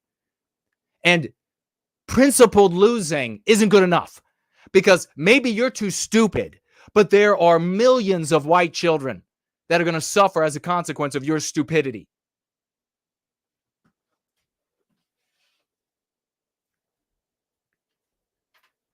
The American Freedom Party is there. American Guard. The Groypers, Nick Fuentes. America First Students, Heritage, the Patriot Front, VDARE, Identity Dixie, League of the South, AMRIN.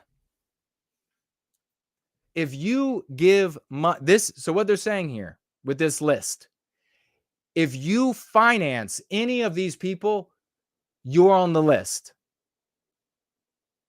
If you finance any of these entities, you are in the portal. If you support or are a member of these entities, you are in the portal. Every single transaction across 650 plus institutions, every aspect of your, everywhere you can go, everything you can buy. In this giant list, and they uncover more and more, only one non-white group, I'm not kidding you, one, Nation of Islam. One. This country is at war with the white race, with Western kind, with every single Westman, man, woman, and child. This country is at war with us. You have better take a different footing. You have better stop doing whatever you've been doing up to this point. Unless you're going free, you are part of the problem. Why am I so passionate about it? Because I don't want to go down with you. Because I don't want all the millions of white children to have to go down with your stupid ass. Because I don't want to lose all of the history and the glory that has been bequeathed to us. Because I and the few here are the only ones who have enough integrity to look at our ancestors, everything that have been passed down to us, and say, I will do anything that works to pay you back and to pay it forward.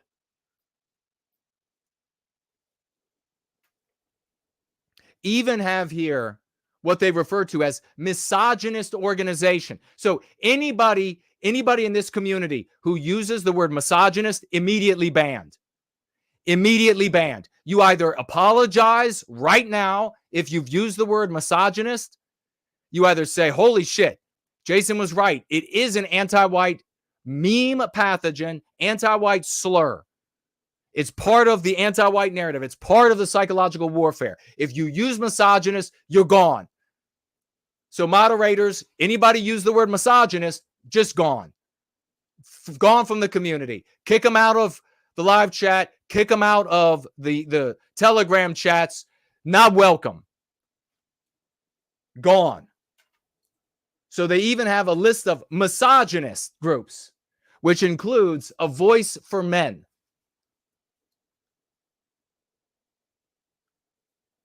And then they have white supremacist. So white nationalist, as far as the anti-whites are concerned, that's one category. But then they also have white supremacist category as well. And that's just more of the names I was reading before. But we also have the Base, Order 15, NSC 131, Northwest Front, National Justice Party, which is defunct, totally predicted by yours truly. And the kinds of things that were happening over there, totally predicted. Its inability to do anything was stated here, endlessly attacked for the years of its shitty existence, which was said over there that they couldn't, not only could they not lead the white race to anything, they couldn't lead their dog to take a shit in the woods, if you remember that, said by Sven.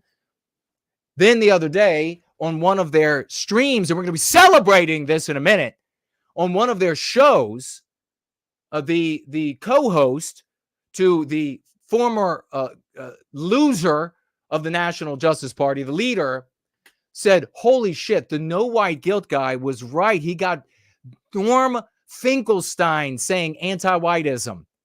And then the fucking former loser of this party that got everybody on this party that was never going to be a party, that got everybody on this list, said, oh, everybody's using anti-white now, so damage control. Fucking fuck you. You and your other cronies over there mocked me, ridiculed me, said it could never be done. It could never be advanced. These concepts could never spread, that they were all cringe and all that other negative shit you say about me. And now it's damage control. Now it's happened. So, oh, well, it's just self-evident. He didn't have anything to do with it. Fuck you. I will whoop your fucking ass. If I ever see you in person, I will beat your fucking ass into the ground. Nothing but co-opting bad characters, scum ass shitbags. Didn't do anything. We only mocked him for years, saying that it couldn't be done. Now that it's done, he didn't do it.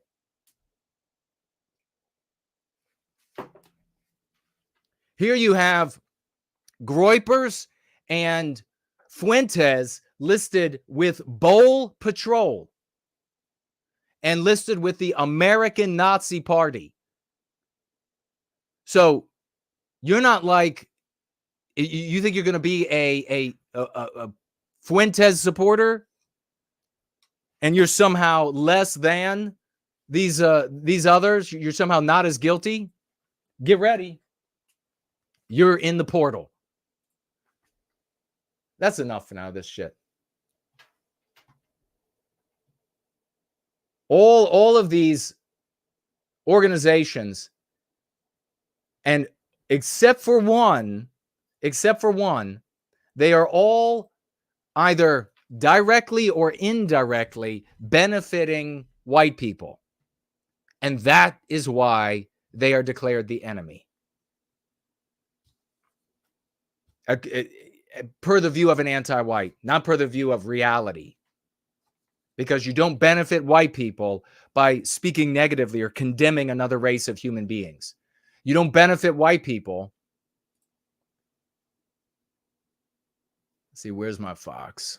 You don't benefit white people by being white negative, by having racial animus, by blaming everything on Jews. You don't benefit white people at all.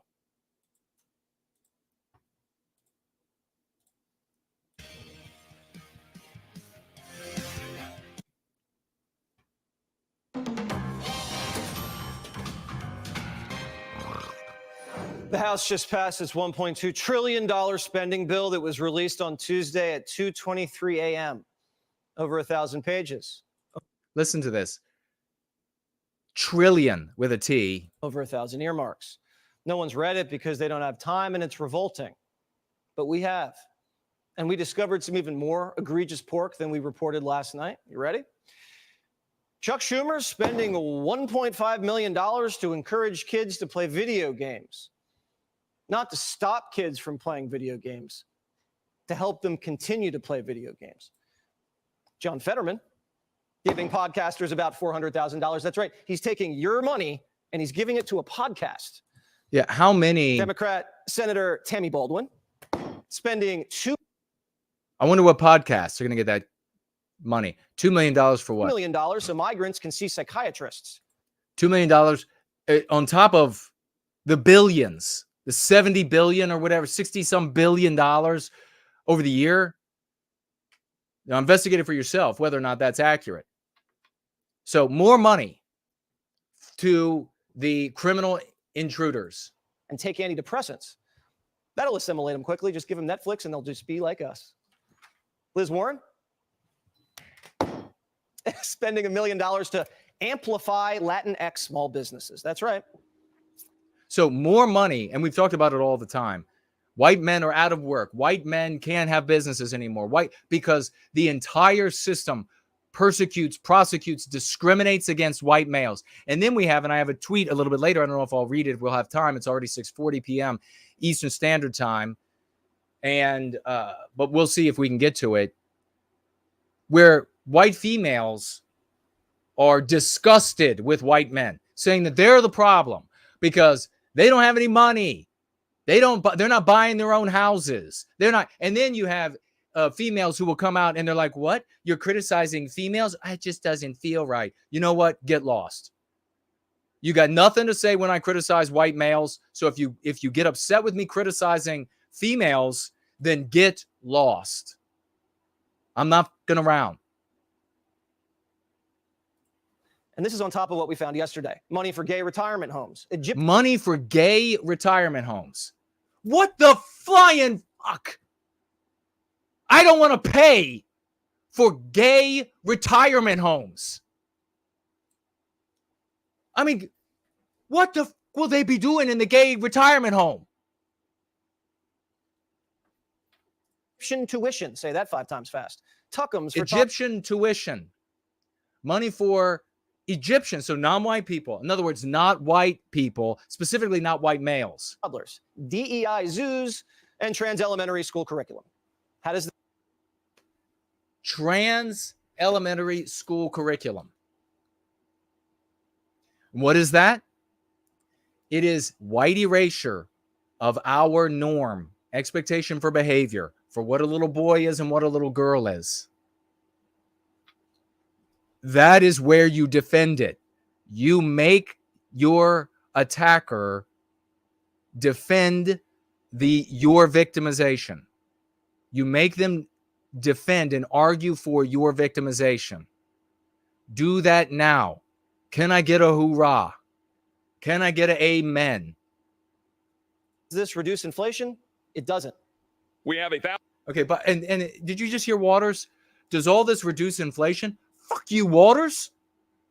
Reduce it. I don't give a shit about our people are being white erased from existence. And the typical conservative trope, what does this do for our money? What about the money god? Sometimes, I mean, and Waters said, and we're going to celebrate it in just a little bit. So big salute. I tell you, I like or hate a person, like or dislike a person based on their service to white well-being, based on their opposition to anti-whiteism. So right here, I dislike Waters. But when Waters uses anti-white, I love Waters. So if you're going to oppose anti-whiteism all the time, I will love you. But right there, if Waters were Jewish and this was happening to Jewish people, he would not dare mention how it's somehow harming some abstraction first.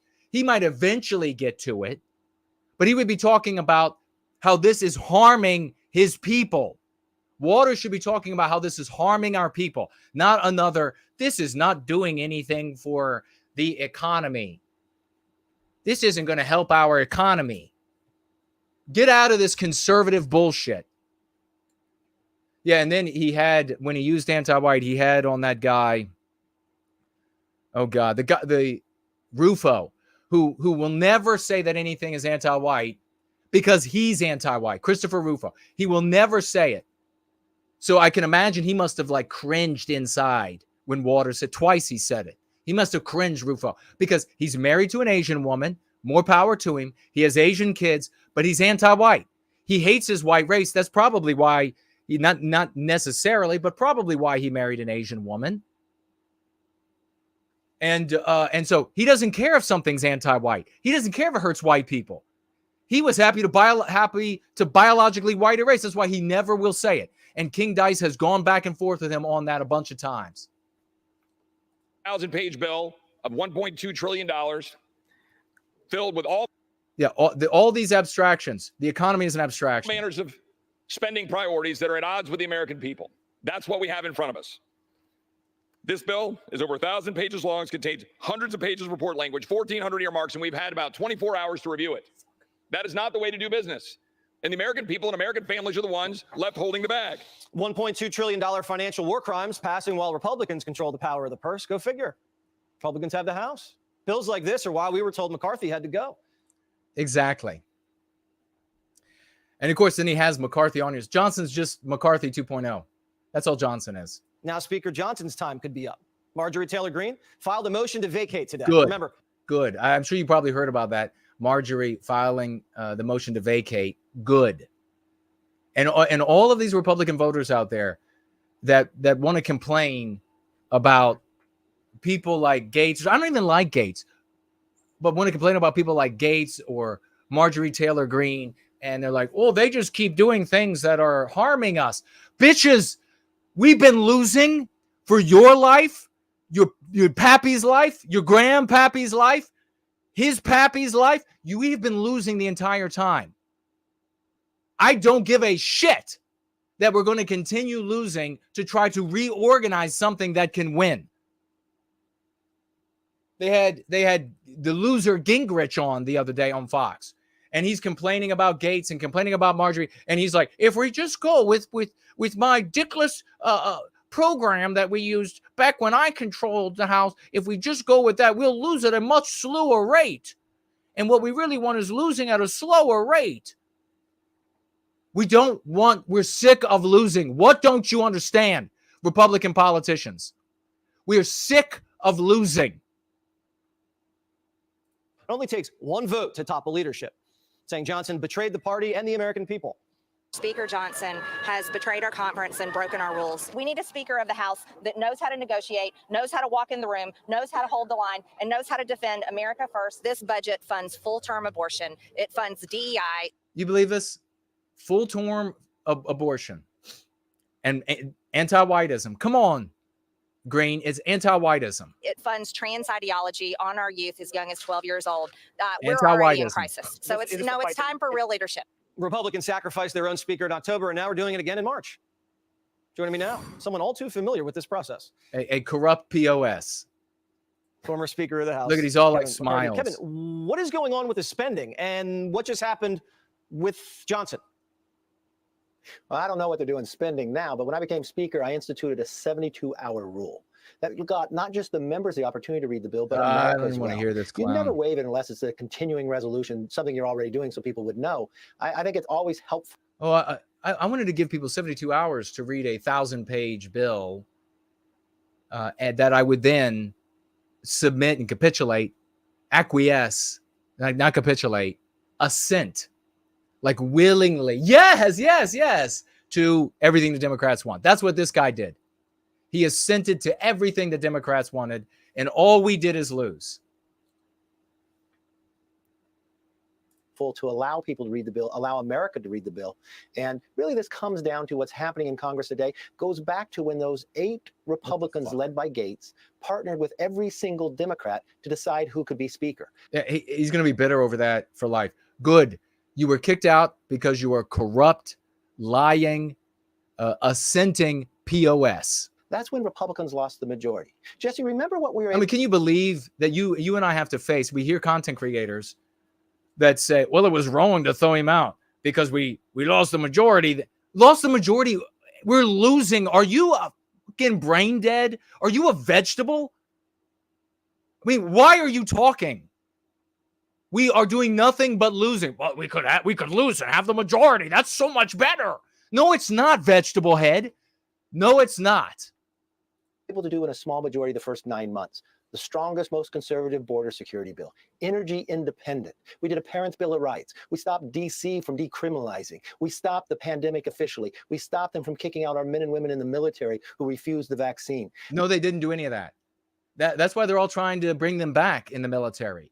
Because you stopped it? You mean it happened? We had the biggest cut. And this is how the Republicans operate. They come in after the fact, long after the fact, and they're like, look at how much we did for you. And then the hamster population, they all just turn to each other and they're like, well, I guess. Back on the hamster wheel. Savings voted on American history, more than $2 trillion. We got welfare reform. We cut $20 billion of that from the IRS that was going to hire to go after us. Very successful when you work together with us. You know, by the way, for everybody who's wondering, or anybody's wondering about who you can fund in service to white well-being, right here. This is the entity. This is the individual. This is the practice that you can support, fund, watch, and has been keeping people out of jail, has been keeping them from losing their jobs, keeping them, actually enabling them to get promotions, enabling them to do better in life, etc. This is the entity that's done that. If you want to know where to go.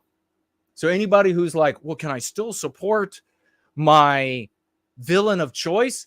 Fuck you.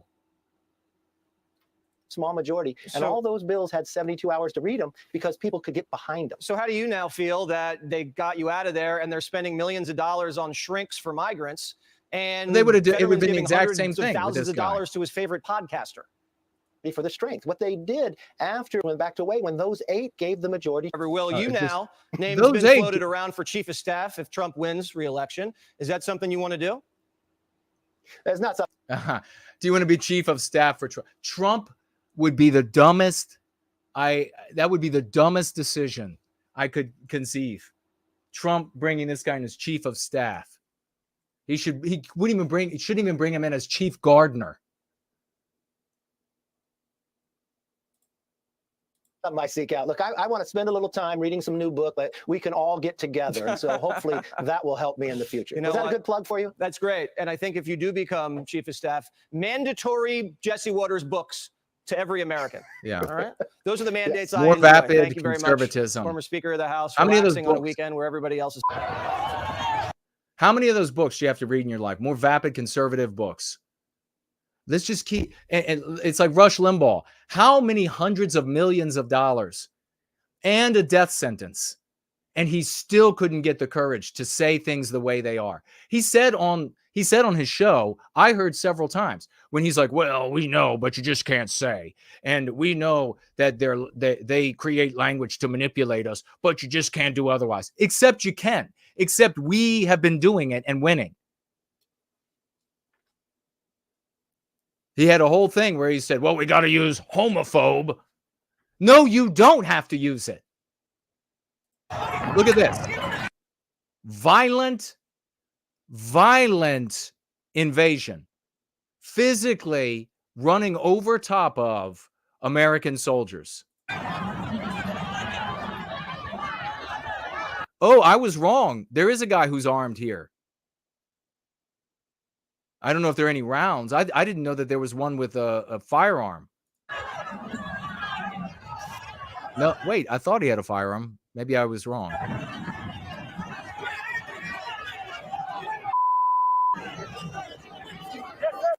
You remember? Oh, here goes a guy walking by with a firearm.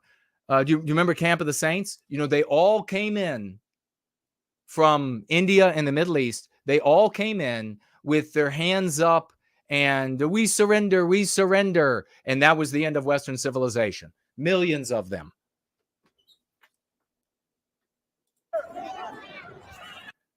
You know, I don't know how the order was not given already, a standing order, that if they physically run you over, that you shoot to kill to protect our soldiers. But it's not there. Exactly. Dan says they're armed, but they obviously have stand-down orders. Exactly. So now, apparently, all of these people that just mowed down our soldiers are now processed in the United States. You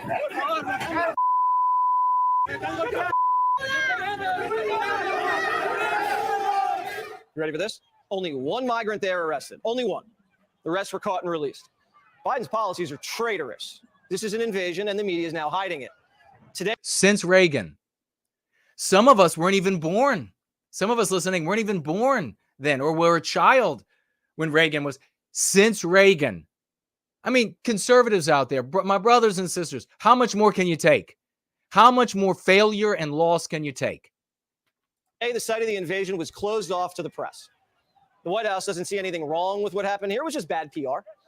These were Venezuelans who attacked our border, and Biden can't deport them. Well, he won't deport them, but even if he wanted to, he can't, because Venezuela refuses to accept the migrants back. So if the Venezuela... Oh, I could make Venezuela accept anything the U.S. wanted. Rest assured. Instantly, one phone call would accept anything we want. So won't accept them back. Venezuelan infantry hangs out in America until their asylum hearing in 2034. I'm just kidding. They're not going to the hearing. Not now, not in 10 years. Binder was asking about the video. 2034. They're not going to go to any hearing. They'll be applying for citizenship at whatever congressman they live near, and in whatever congressman's jurisdiction they live in, and they will have their status changed. Video of the invasion. Watch. Check it out for yourself. Has the president seen that dramatic video of migrants surging past National Guardsmen in Texas and in El Paso? I mean, look, I have not spoken to the president about that video. What I can say is this, I really truly believe that's a question for, you know, the Republican governor of Texas, right? This is something that It's a question for the Republican governor of Texas. The United States government refusing to do the so treasonous. Traitors should be executed. They should be tried, legitimately tried in a court of law, and if found to be traitors, executed. That's what should happen. They are not protecting the American population from invasion. Execution after a long trial if found guilty. And then what do? It's all just red tape. It's all just word games. It's all just, so stop trying to find like the way to navigate through their labyrinthian, lying, facetious, sophistical manipulation. Stop it.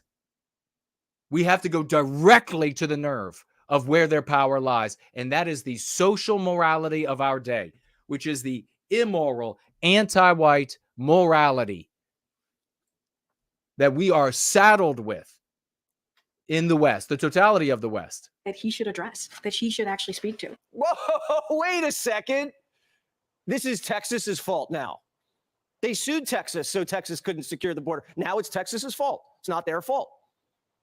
And now another Joe's yelling at me. Look at what the Republicans are doing to you. Donald Trump said, blame me. So yes, Donald, we are blaming you.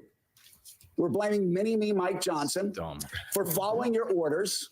We're blaming Republicans who answer. On the wall and are now blaming the guy who built it. And House Democrats are no better. They just want to quibble about whether the invasion was an actual invasion. Is this an invasion? I know that you are trying to ask a gotcha question. Of course, you don't want anybody getting assaulted. And no, I don't think that it's appropriate to be talking about. I wouldn't use the word invasion. I'm seeing there's a lot of disinformation about what happened. I saw the video. I've read reports, and I don't think that video was them entering the country. I think they were already on U.S. soil. I remember when there were people that were breaking through National Guardsmen on January 6th. Those people were arrested and now in prison. But if you, I guess, break through American security at the border, you get a free phone and a bus ticket. And now they're complaining about semantics. We just broke another monthly record for border crossings in February. Biden's own border chief's fed up. I think we need to take a look at the asylum laws and make it where only people that have a legitimate claim can claim asylum. I think that we need to be able to. You see, that's the problem right there. The asylum laws need to be trashed. No more asylum. No more seeking asylum in the United States. Forget the asylum laws. Only apply it to the people. Are you kidding me, guy? His name's Jason. Jason, when were you born? How dim-witted are you? Are you serious? Every charlatan is going to rape you to death. I think we need to apply the asylum laws only to the people who deserve it, I think. That's what we really should do. And the charlatan's going to grin real big and do with the mustache. Sure. We'll make sure only the ones who deserve it get in. You can't, if that's where you're going to start. No, I think the place we start with the conversation is executing all of the lawyers, all of the people who have participated in facilitating this invasion. I think we begin there. Asylum. Asylum is done. No more. I don't care. No more asylum. And then moving forward, maybe if we're going to have an asylum law in the future, the asylum law will work like this. If you show up at the United States, you're seeking asylum because you're being persecuted in the country that you're fleeing from, then we will pay for you to be taken to a country that's not that country. How about that? That's what we'll do. That'll be the asylum from now on. If you're in Venezuela and you're being persecuted, okay, we'll just drop you in Mexico. You're from Honduras, persecuted, we'll drop you off in Chile. I don't give a shit. I don't care. Maybe we'll even fill some boats up, take it to Southeast Asia, not the U.S. To enforce the immigration laws that are on the books and hold people accountable whenever they choose to break the laws. If there's no I think what we need to do is hold people accountable. Says the charlatan. No motivation to do it the right way, and the right way is causing people to have to wait a little bit longer. Well, naturally, they're going to choose to come between the ports of entry. We need to take that off the table and make sure everybody's coming through the front door. Be careful, Chief. They're going to find gold bars in your sock drawer. Ahead. The Get It Together series continues. All right. That is the end of that. I'm not going to be watching Ecosexual. I mean, this is such a degenerate world that we're in. Candace Owens. Have you all been watching, and what have you learned and heard about Candace Owens? I see Cool Papa J Magic is here. Jay Bishop is here. Man of the West. Janice is here. Winged Productions. Great to see everybody. The great Brant Danger is here. Winged Productions is here. Dan is here. Man of the West says, abolish asylum laws. Absolutely. Private Life says, distractions and the allure of getting the most attention. Listen to No White Guilt. One band, one tune. Very well put. Thank you for that. Let's see. Who else is here? The great Cool Papa J Magic. Will You Kind of Saxony is with us. I see Grace is with us. Hello, young lady. Herman is here. Anglo is here. The Real One is here. Hello and welcome to you. The great Franklin is in the house, controlling things for the glory of Western civilization. Samuski is here. Great to see you, champion. Wonderful to see you. Spud Ruckus, wonderful to see you. Welcome, welcome, welcome. June is here. Hello and welcome, June. Great to see you. Well, Heidi is here. Great to see you, Heidi. Ivan the Horrible is here. Great to see you, brother. The Nameless One is in the house. Yas is here. Said, I saw you on BitChute. Why is Fuentes very popular? Says Yas. And as a leader. And you are not. I also noticed slanders toward you on BitChute and Odyssey. Seems like you have many enemies. Great question. And the answer is very simple. I give people what they need, not what they want. Fuentes and others give people what they want. What do people want? The vast majority of people are merely customers. They want excuses to not have to do anything. So they want to be told it's not your fault. It's somebody else's fault. And the reason they need these excuses is because they don't want the responsibility to do something about it. Taking ownership and responsibility is a burden, and people don't like burdens, especially slackers and losers. They don't want a burden. So instead, they want to be told, here are all the reasons why there is no burden on your shoulder to have to change things. They also want a scapegoat. I don't give you a scapegoat. People like Fuentes do. Fuentes, early on, he scapegoated a lot of different groups, Jews, women, boomers, and over the years, his scapegoating has narrowed to just Jews. So he says, they're responsible for everything. They're the reason everything is bad. So it's not your fault. And this is particularly seductive to white boys. Note that I didn't say men. It's particularly seductive to white boys because white guys in general have no dignity in the West. White men built Western civilization. We are responsible for 99% of the advancements in technology and discovery and etc. Check it out for yourself. Maybe I'm wrong on that percentage. But now we're nothings. We're not even buying the houses anymore. White females are.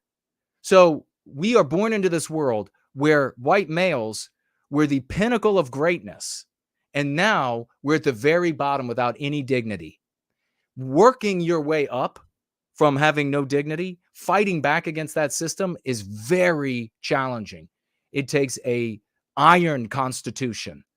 And these boys, these white boys, they don't have that. So what they want instead is a scapegoat. They want to be able to say, it's not my fault that we have no dignity and that we're at the very bottom and that we're losers. It's this group's fault. And as I said, with Fuentes, he's just another J-Spurg. The other thing that the masses of people want, that I won't give them, is credit for something good that they didn't do. So for a great example of Fuentes was there was a clip of him not more than 6 months ago where he and his community were celebrating the success celebrating as their own the success of a congressman that they had never heard of until that night. That's credit for something you didn't do. Lazy, laggard, do-nothing people want credit for things they don't do. And you see this with other content creators as well, with their audiences. I am not going to give people the drug that's killing them. Excuses, scapegoats, and credit for things they didn't do. I give you what you need. I am the harsh gym coach that is telling you to get up off your ass and get to work, and you have to be persistent. I'm there tenaciously to make you stick with it. Not many people are up for that. Also, he has a large audience, roughly around 7,000 boy lovers that are in love with him, and they communicate over his chat, and they're young, and they're boys, and they're in love, and they sense that through with him they could have a relationship, and I think that they are sensing probably right. Kingdom of Vinland is in the house. And finally, what I was talking about earlier, which is that we need a brash, strong, brilliant, courageous, alpha white man of the West, proud white man of the West, in charge of the white race, leading the white race, because we're not going to be able to recapture our destiny. And you can see these boys who are at their mother's tit, even when they're teenagers, eating chicken tendies and living in the basement and playing the video games, they're not ready for a man of the West to lead them. So they would rather have a half non-white boy lead them. They can identify with that. They can't identify with me. They can identify with pretending like they're not interested in sex because they don't date. They can't identify with somebody who is kick ass when horizontal.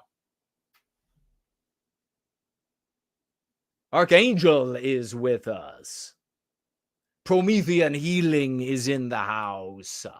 The great biospirit of the West is with us. He wrote Hoodah. Marluxia is here. Great to see you. Roscoe Rise is here. Hello and welcome.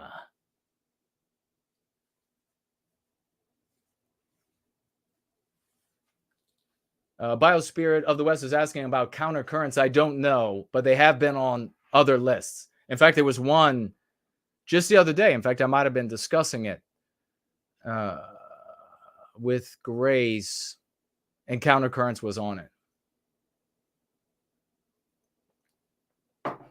And countercurrents make shit tons of money.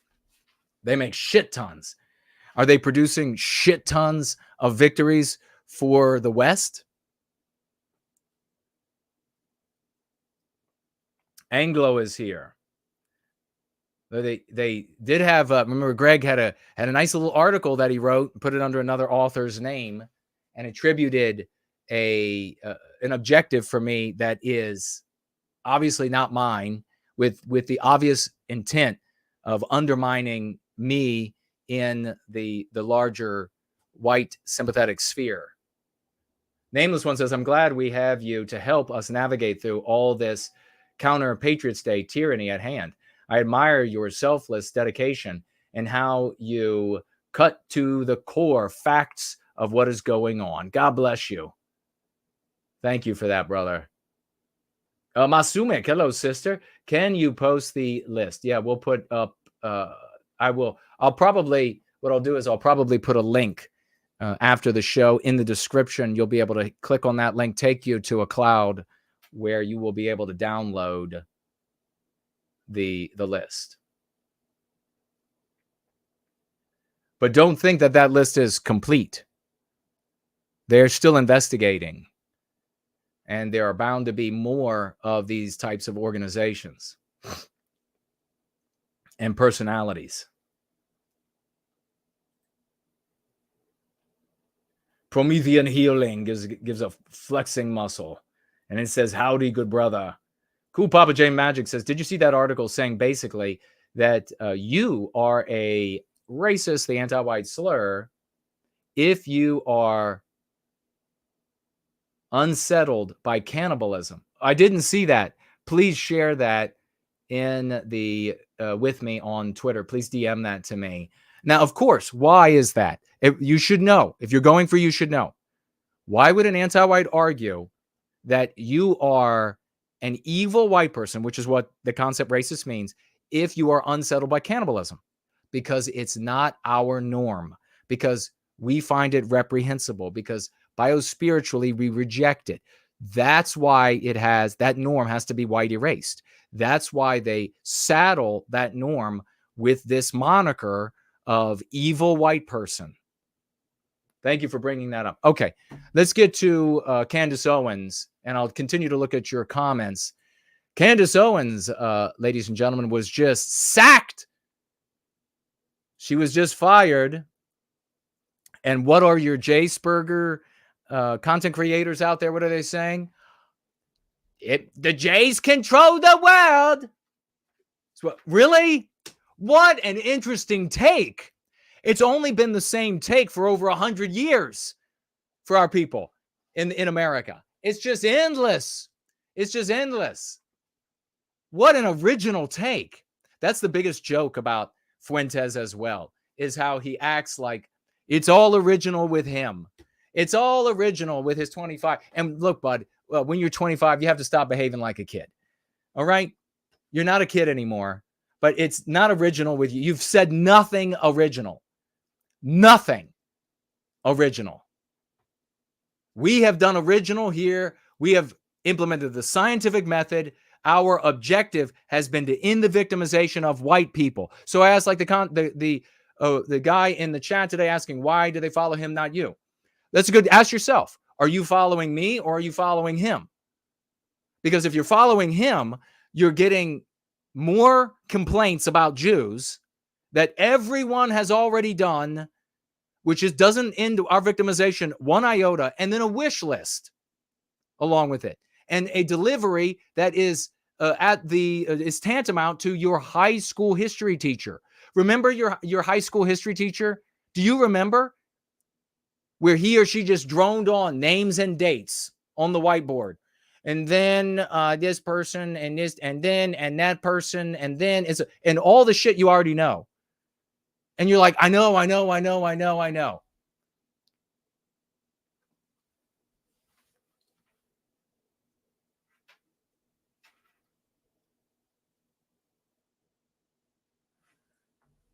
Winged Productions has something. Let's see what it looks like in just a minute.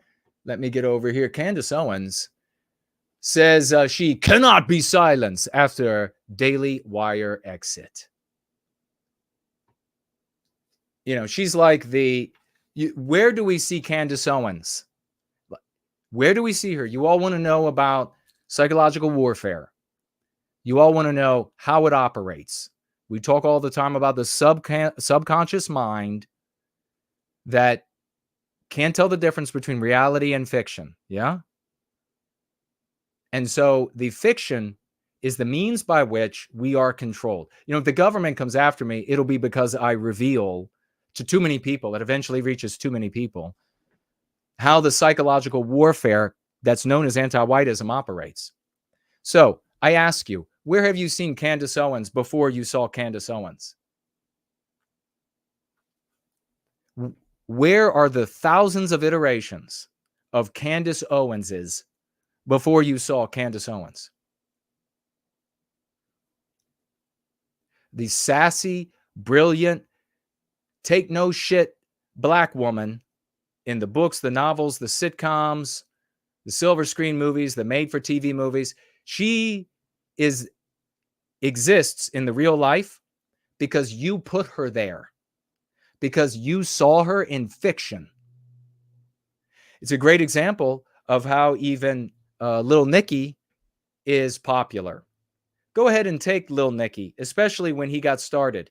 Go ahead and take Lil Nicky and put his face right beside Harry Potter's face. Where did Lil Nicky come from? Where did the faith that he was going to be able to do something magical come from? Where in your lived experience or in your entertainment experience in life, where do the masculine, Germanic featured, light-eyed, fair-skinned, robust alpha white males, where do they play in? The villain. The unscrupulous, undermining, lying, innocent person harming villain throughout the totality of your life. So I have no springboard to go off of in the population's life. Nobody is looking. Everybody has seen. I'll try to break it down simple for even the midwits. How many times as a midwit or a midget wit, or even I guess an uber midwit, how many times did you see a new, well, let's say rapper come on the scene, and then all of a sudden, all the little boys, all the teenagers and young males, not men, suddenly start imitating him to a T? Anybody remember a specific white muscle shirt wearing but no muscle having rapper? Slim Shady. And then like magic, there were white people imitating him everywhere. Who were they doing it for? Without realizing it, without being able to articulate it, just instinctively, they were doing that imitation for everyone around them because they knew the aura, the halo it would give them in other people's eyes. You say, wow, that Jason guy really knows his shit. Yes, I do remember that. Yeah? Let me get an amen if you've seen that more than a few times in your life. Candace Owens existed in fiction long before she existed in the real world. And in fact, her existence in the real world in this iteration as this conservative icon is because of the anti-white narrative, is because of the fiction that we've lived with. Candace Owens has declared that she cannot be silenced, and no one else is going to give you that brilliant take. So ask yourself again, why are they following others and they're not here? Why are they gifting others and they're not here? She says she can't be silenced as sassily as she can following the announcement that she has been fired from her role at the Daily Wire. Daily Wire and Candace Owens have ended their relationship. Daily Wire CEO Jeremy Boring wrote in a post shared on X, formerly Twitter, on Friday morning.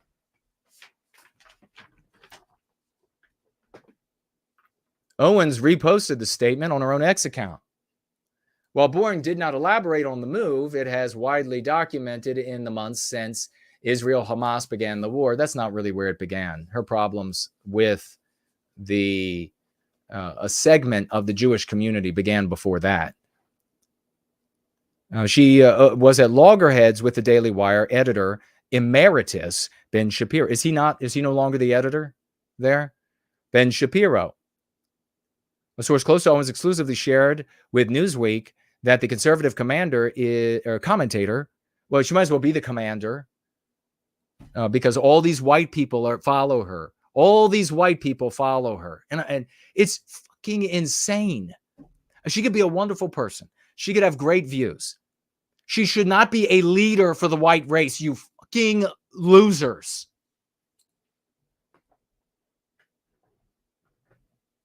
Is set to speak out on the matter, and you are not more correct or right if you share her views because she's black. That just shows you have a fundamental misunderstanding of anti-whiteism. Black opinions are not valid because they're black. Black opinions are valid when they're anti-white. Fucking open your eyes. Conservatives, my whole life, it'll be so good to shit because he's black. No, dipshit.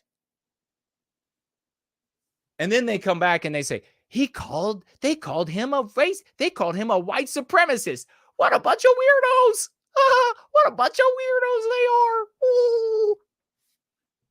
They're a bunch of weirdos. They're just crazy. They called a black guy a white supremacist.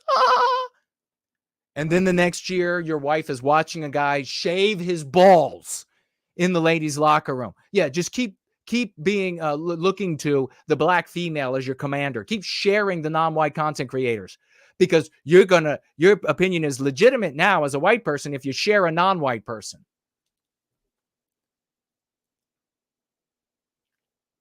Commentator is set to speak out on the matter as she prepares to continue her work on her own platform. Candace will be speaking soon, and the whole white world is going to be, oh, please, black lady, she's so sassy. Did you see how sassy she is? She's sassy. I've met so many sassy black women, and they just get shit done. Every time I turn around, there's another sassy one. They make it happen. If we could only have Candace King, then we would have the sassiness power would run through all of our limbs. We would be empowered. Well, you see how powerful she is. You see how powerful she is, how much good she's doing for you as a white race. You can't fundamentally, you are not going to be able to stand up for our people through a person who is mixed race or non-white. You need a person who is white, and it needs to be a white man, an aggressive alpha, but also brilliant. It can't be these thick-headed, mid-witted, or even midget-witted, violent white guys. It can't be these guys that stand out there in posture, and they're like, I got pics. I get pics. You know, I was in the infantry. Yeah, I mean, where's a cigar? I'm going to give me a cigar. I was in the infantry. And we just looked at a lot of porn. I mean, we did a lot of military operation, and I'm gonna get me a military haircut, and I'm put a green bandana on, and then y'all gonna. No, it cannot be that. What is wrong with the white race? Did Andrew Jackson look like that? Andrew Jackson would stomp through 1,000 white males today. No problem. How are you all? You laud these people. You look at Patton. You look at Andrew Jackson. You look at Tom Jefferson. You could look to generals and heroes across Western civilization. What did they look like? They look like me. They look like me. You know whose face fills with color? And not just Alexander the Great, but me. Study under the most brilliant minds, submit himself to the most brilliant minds. But no, let's get a sassy black woman. And you know, all the black guys that have to live with the sassy black women, they're like, wow, you guys are asking for it. You are asking for it. Them white people are stupid. You know, that's what they're saying to themselves. Look how dumb them white people are. You want one of them sassy black women in charge. Again, she could be a wonderful person. I don't know. She could be but white people should say, you are not a white male that fits these categories. And so you can't get most of my time, most of my support. You can't be the one I share. You have to be some tier less.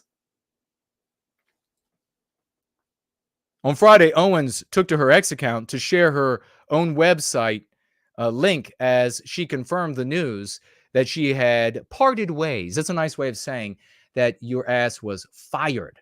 That's a nice way of saying, oh, we've parted ways. It's a nice way of saying they threw your black ass out on the sidewalk, and now you're going to take an Uber home. The rumors are true. I'm finally free. She wrote, I'm finally free. Directing her followers to her website and posting another link. So she's going to go do her own thing. And she's going to continue to have wild success. She's female and she's non-white, and she'll express conservative views. So that's it. She'll continue to be made rich. She'll continue to have her name in lights.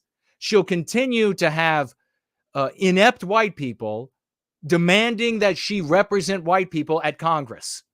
I'm not kidding you. I saw that in the explicit white sympathetic sphere. We need more Candace Owens representing us. So what happened here? Very simple, very simple. It's not the J-Spurg, what they want to say. What's the argument they want to make? The Jews, in quotes, that, and they mean Jewish people, not just some, not just a percentage. They mean the Jewish people decided they had enough of her, and that they run all things. Therefore, you can't do anything. No responsibility to you, by the way. So it's total bullshit. They do not run all things, but a percentage of them are not going to take any shit. And for that, I admire them. A percentage of them say whatever that percentage is of the total group. And of course, it's going to fluctuate. And of course, it's not always going to be the same individuals. There are going to be some regulars. But the reality is exactly as I just outlined. And when you are an affront to them, they pick up the phone and they're like, hey, fuck this woman. She needs to be fired.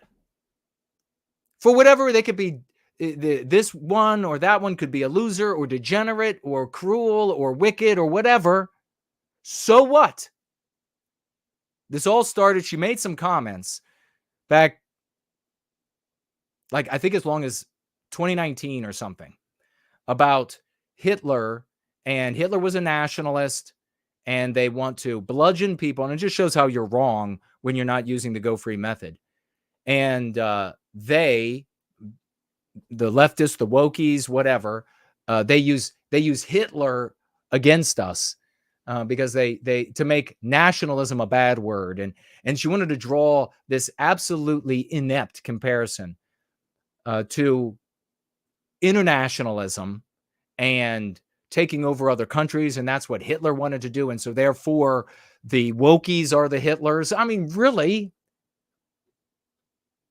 And when you make an inept take like this, that's inaccurate on the subject matter, but more importantly, on a subject matter that a group of people out there who are willing to defend themselves, and again, I'm talking about a percentage of the totality of Jewish people, who are willing to do the noble thing to protect themselves by way of protecting, and to advance themselves by way of protecting and advancing their people. That's a noble thing to do. When you do that, you have just made the dumbass move, not them. We're born to this. This is the world we found ourselves in. There are challenges and opportunities. There are pitfalls full of punji sticks, and there are stairways to heaven. You have to figure out how to navigate it. Squatting on the ground and complaining and saying it's not fair is the behavior of children, is the behavior of somebody you should not be listening to. Don't make me and my videos in this community something that white people in the future lament that your ass didn't follow. Don't make white people in the future who are living in a veritable hell look back at me and my videos and say, I wish white people had gotten their shit together and followed this guy, and he did what this guy had to say. So she made this inept comment, and you'll have to forgive me because I don't follow this. This stuff is not important to me. So if I get something a little inaccurate, just check it out for yourself.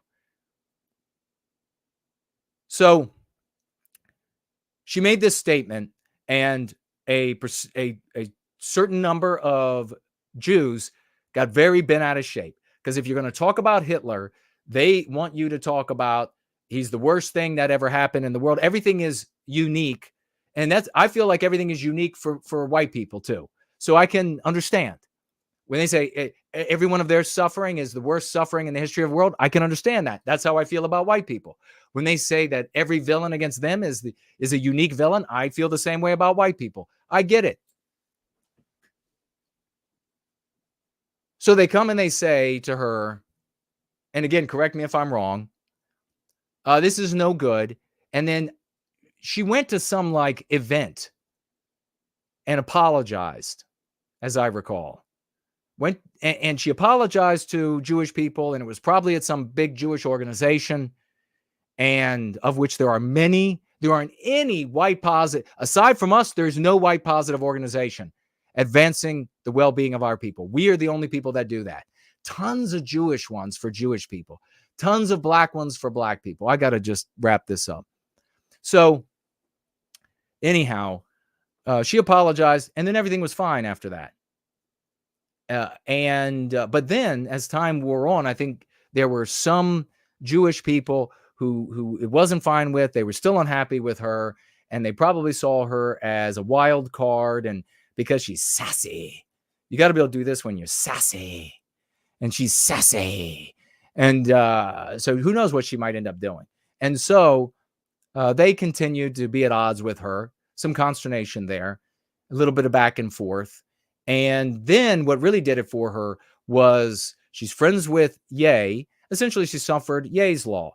She went out with Kanye West, as I recall, with that White Lives Matter shirt, which, by the way, she would have been privy to the fact that Kanye West was going to take all the profits of the shirts White Lives Matter sold to white people and then give it to pro-black organizations.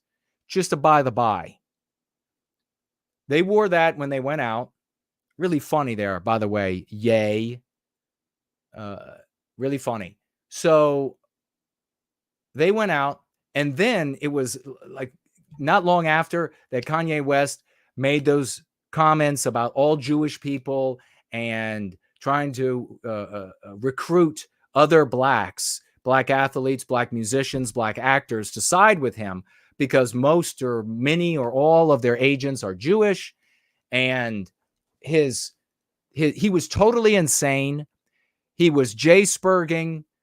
It was ridiculous. His claims were nonsensical and false. She should have said, this is nonsense.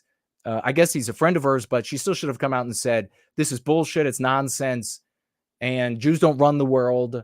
And he needs to really take a look at himself, maybe get off of alcohol and drugs or whatever it is, maybe start taking his psychiatric medication. But she didn't. She decided she was going to stand with him, which is stupidity. She was going to stand with and he was wrong. I mean, look at how many people haven't stood with me, and I'm right all the time. And they're not even coming back when I'm right. They find out how wrong they were. So she stood with him, incurring more ire from this percentage of this overall community of Jewish people. And then she made it worse for herself when, after October 7, the monstrous terrorist attack by Palestinians on civilians, or Hamas on civilians in Israel, and brutalizing civilians in Israel. And she wanted to talk about it in like this real vague, generalized way. I mean, she also, for God's sakes, even made this comment about this disgusting, by my standards, by white standards, totally revolting, this guy. But she said that he was he was drunk on Christian blood. So, I mean, like, what do you expect?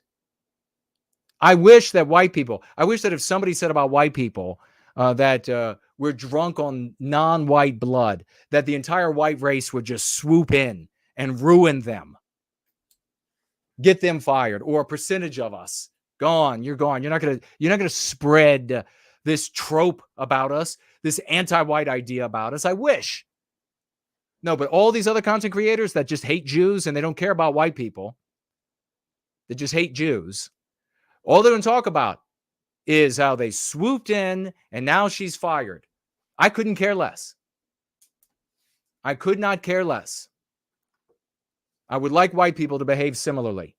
So she decided she was going to talk about this in this sort of like a neutral way, and say that she, in this neutral way of talking about it, that she's going to, and then she decides she's going to have on, I don't know what the decision was with this. Maybe she saw the writing on the wall that they were going to shut her down over there. And so she decided that she was going to make an effort to reach out to some of these Jewish critics of hers. And then she had them on like the most recent guy, whatever his name was. And he was everything. The Jews are the center of the universe to him. I can understand. White people are the center of the universe to me. Totally understand that. So when he was saying things to her like that she pushed back against, like oh, and this is not even to mention Benny going out and at this party, and he's saying she's a faux intellectual, and after the September 11, and if he could fire, he would, and all this other kind of stuff. This bar mitzvah or whatever he was at. Correct me, whatever it was, I think it was some kind of a Jewish event. But I can understand where this guy's coming. He says that anti-Semitism morphs and changes. And he gave what I thought was a really limp description of how it does. I feel the same way about anti-whiteism, though. It takes any and every form of the lives and societies of white people in order to victimize us. And just like he claims that Jewish people are the only ones that can say that X, Y, or Z is anti-Semitic, other people can't take it away from them. We are the only people who can claim what is anti-white. No non-white person can say that isn't anti-white. We are the only ones who can say that. So I could totally get it that that he took that position, but she decided to have it out with him there and to make him look less than appealing. She should have never had him on. In my opinion, that was the beginning, or that was the end for her. It was probably already in the cards, and it was going to happen sooner or later based on just the sassy nature. And she'd been willing to push back in areas that are adored, loved, cherished by her bosses. I mean, right? You're going to piss your boss off and not get laid off for that. And then having that guy on was the last straw. So I don't think it's unfair. And I mean, yes, when they claim that they're for free speech and a sharing of ideas, yes, that's hypocrisy. Of course it is. It's anti-white when they deny us the ability to make our arguments, when they don't talk about things from our perspective, when they don't talk about anti-whiteism. That's anti-white. I don't care that it's unfair how they run their business. No shit. I would be every bit as unfair. I would every bit be that unfair. If I owned Daily Wire and we were promoting white well-being and someone came in and they wanted to question white well-being, I would fire them so fucking fast. I would fire them so fast. They would be the new Flash Gordon. They would be so gone. So it's unfair. It's unfair. They're unfair. I don't give a shit. Stop complaining about Jewish people. If you want to complain about Jewish people, find someone else to talk to, because as far as I'm concerned, you're a loser. I don't ever slow up. No, I don't take shit. I got no love for the fakeness. If you want to play tough and want to hate this, I'll always show up. I don't ever slow up. No, I don't take shit. I got no love for the fakeness. If you wanna play tough and wanna hate this, I'll always show up and make a statement. I don't ever slow up, no I don't take shit. I got no love for the fakeness. If you wanna play tough and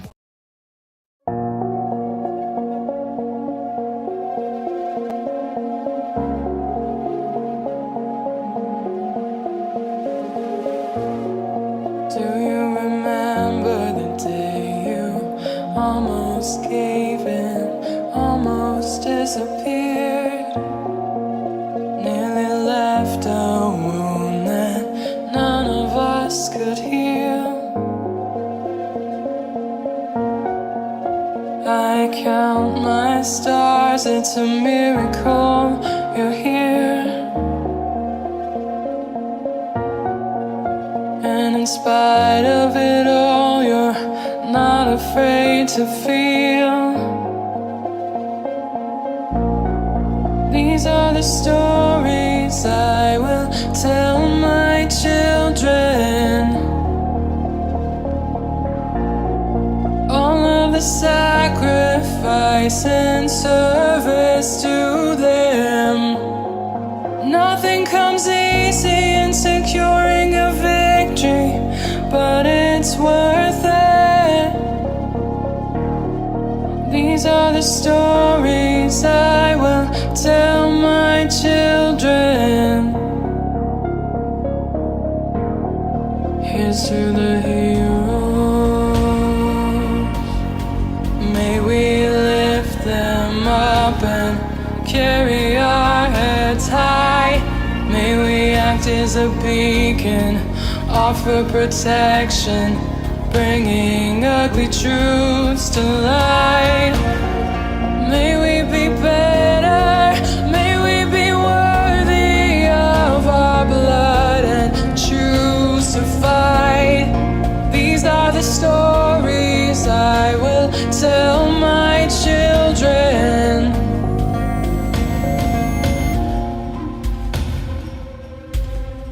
Do you remember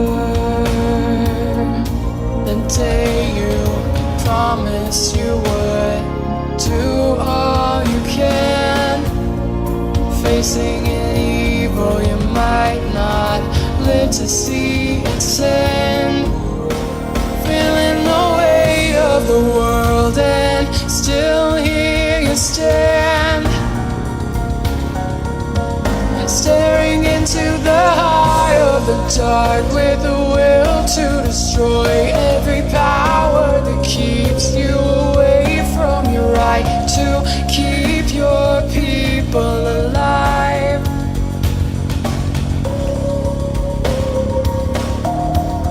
These are the stories I will tell my children.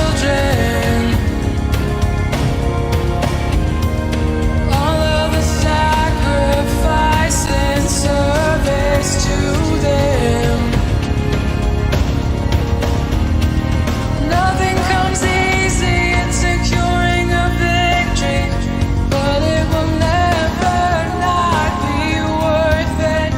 These are the stories I will tell my children.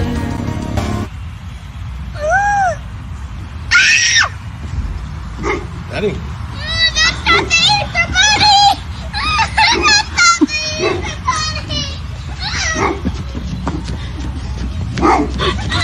Oh my God!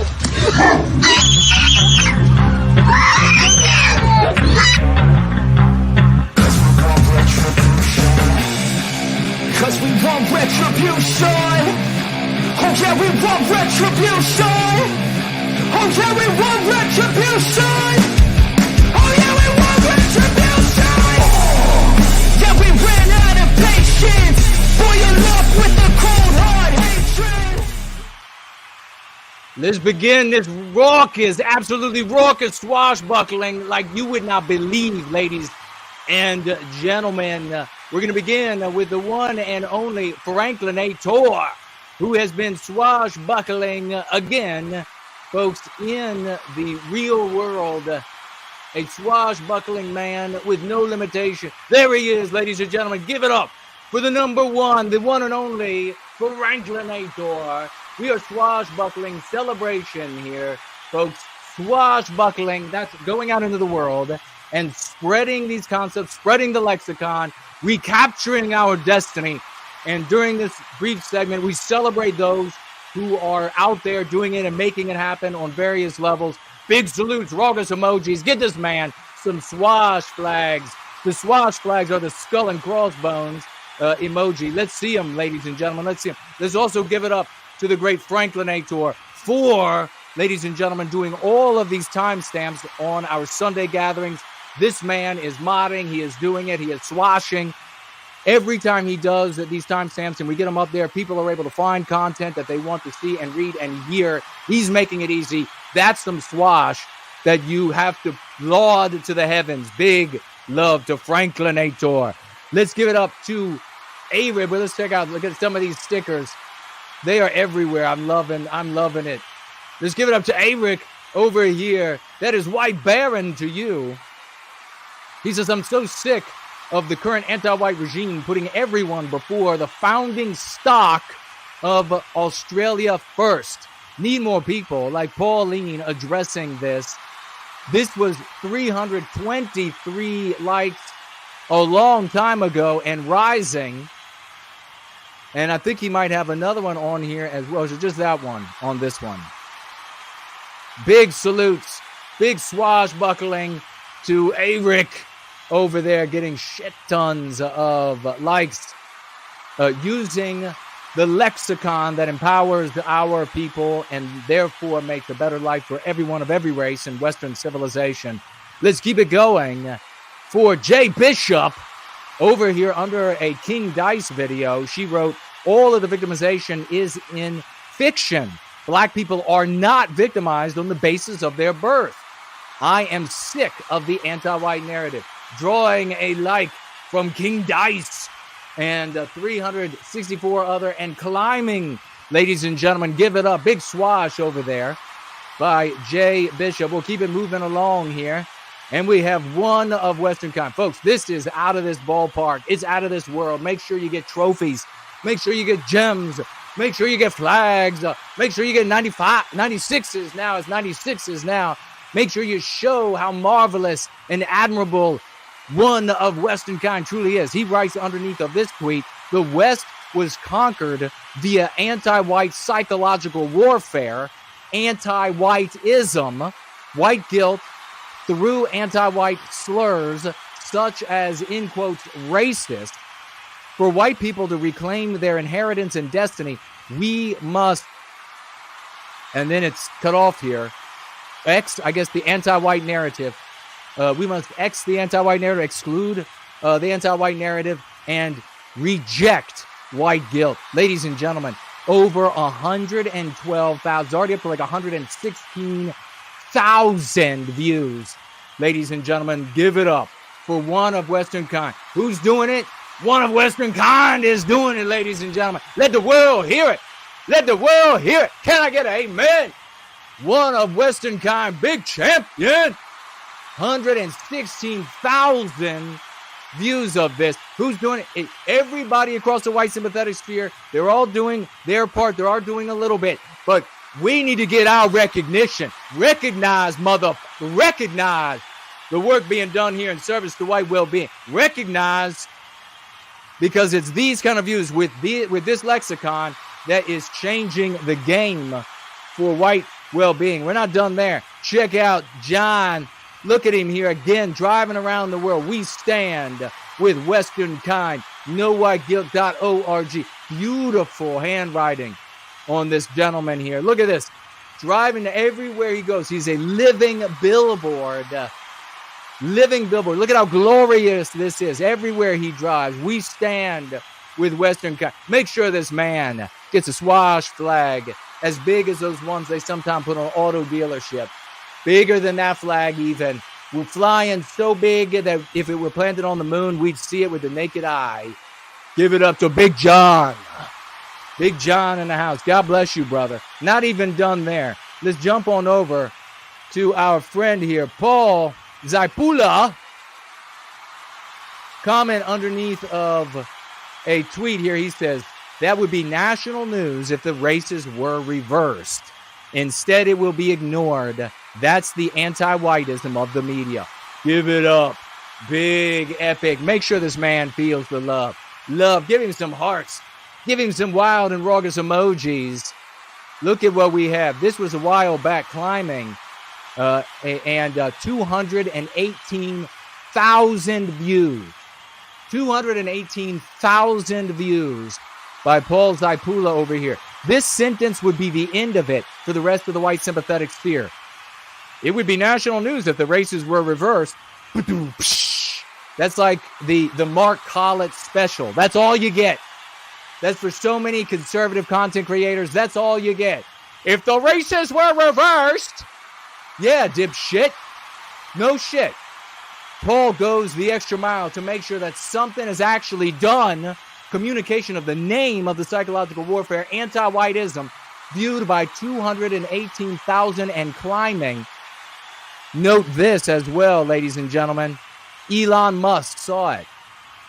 We can get and are getting in front of Elon Musk, but as you can see what he wrote, we don't have him there yet.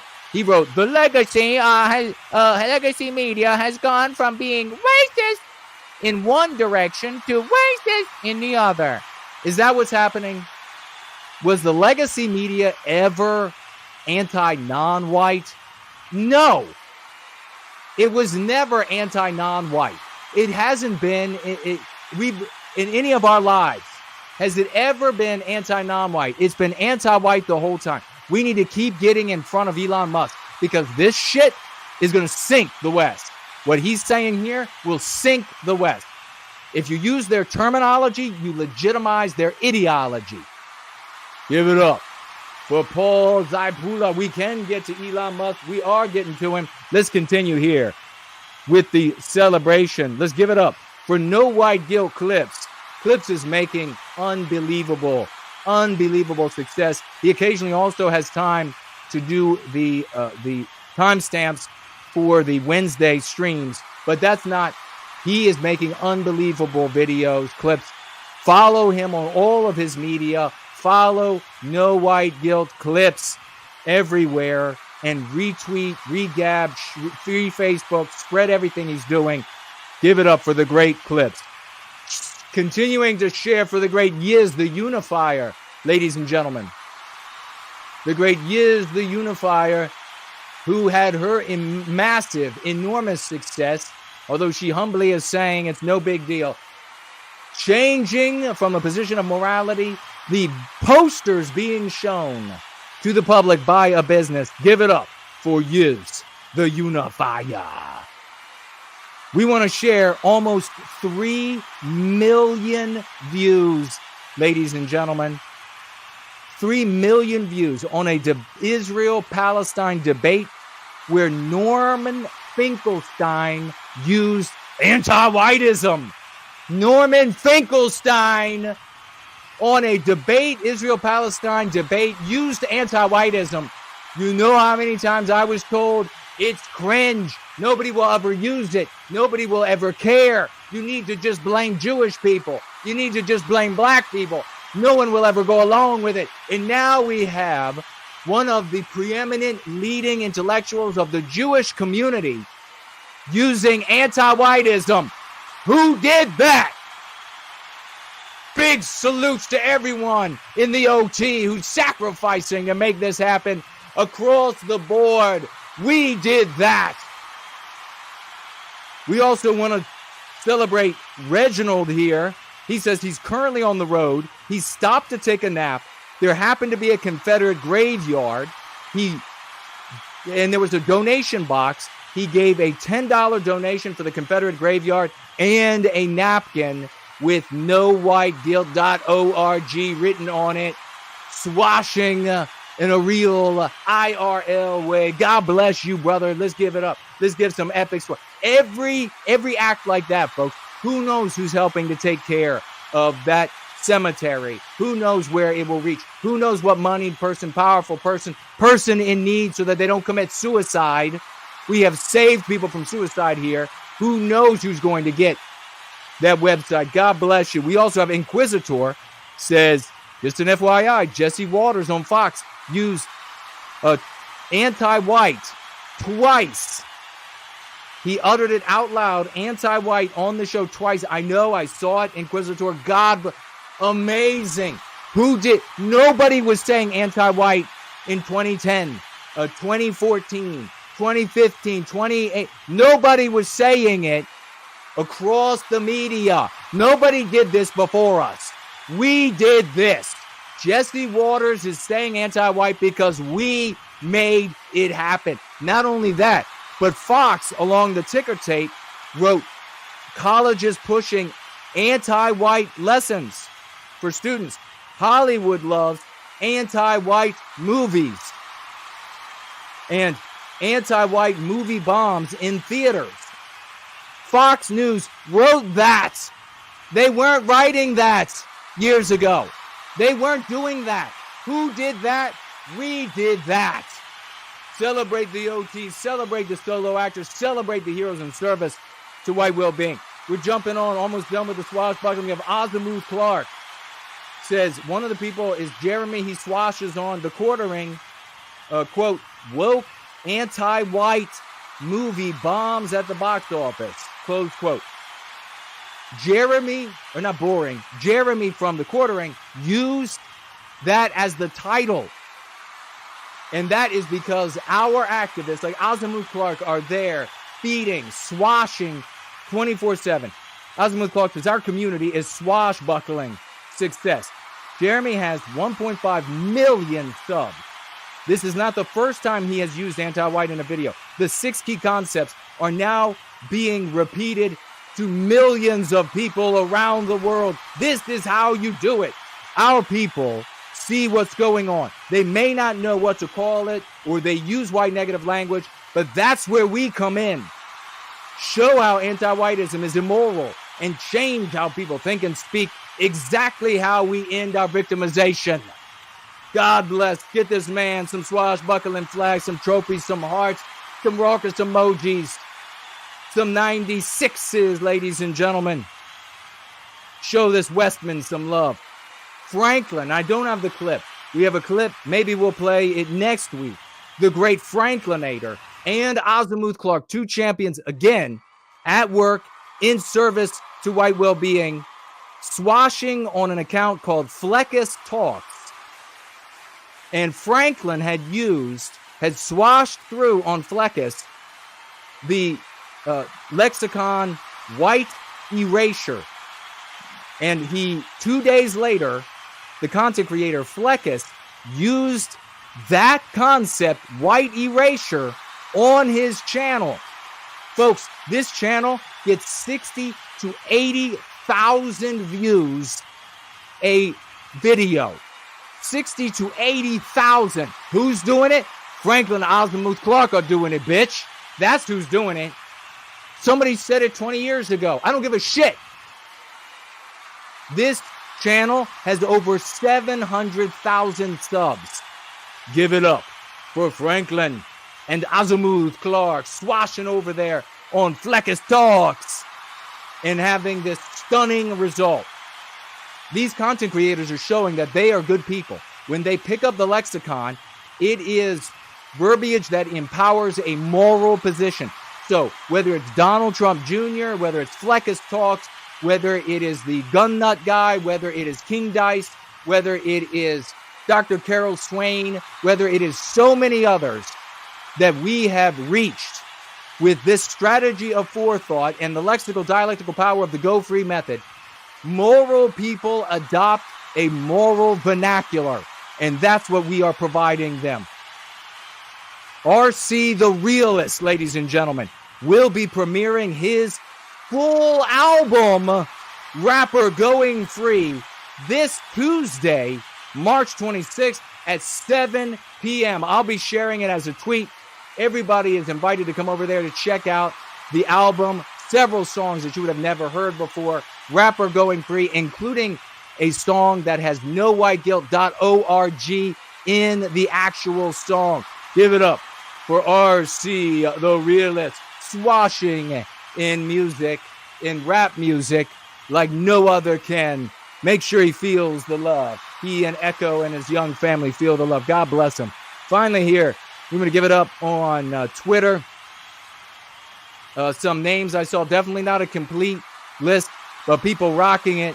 The Blue Flame, Ivan the Huggable, Nocturnia, Ye Old European, For Null, and others who are rocking it in service to white well-being on Twitter. Maybe you are too. Maybe I just missed your name when I was filling the list out. Finally, let's make sure that Grace hears all of our love for the massive swashbuckling, spending hours with me going over the totality of that research into that demonic select subcommittee targeting us. It'll protect you, the work that she's doing. It'll protect you. It'll protect me. It'll protect others who hear this voice. Make sure that epic swash is conveyed to everyone who hears this information and that they show big love and celebration for Grace. We'll be right back.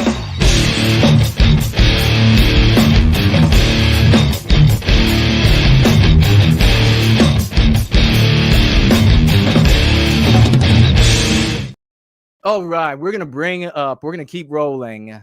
We're going to bring up the Twitter space right away. so that we can also talk about, and we will do the Go Free lesson of the day, and we will do the mailbag right as we get started as well. But we will pull this up, and we can begin getting people into the Twitter space. Whoever wants to participate. If people want to participate, great. If not, if they want to go talk about geopolitical things while they drive their Honda home from work, hey, more power to you sitting on your hands. If they want to go talk about taking the Republican Party over instead, okay, more power to you failing with that. Whatever. I mean, that's up to you. But we're going to go ahead and open the space, and you are invited to participate on the subject, which is the secret threat to Patriots Domestic Security Alliance Council. You're welcome to participate in that.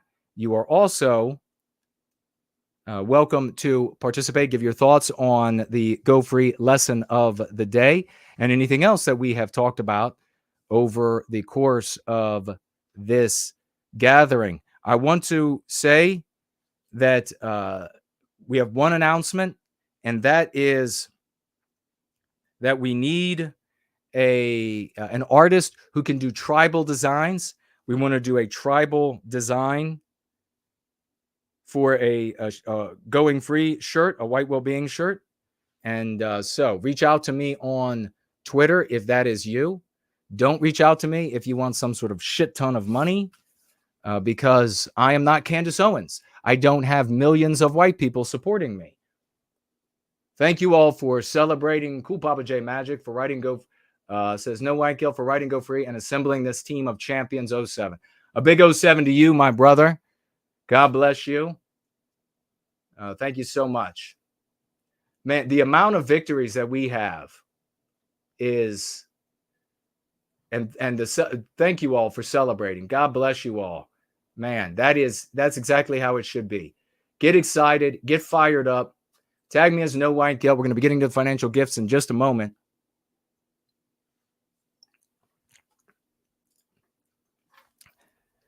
But before we do the financial gifts, we're going into the mailbag, ladies and gentlemen.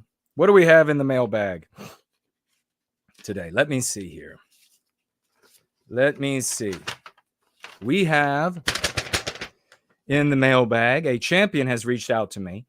And I guess I can mention, I don't see anything that says here to keep this lady's first name anonymous.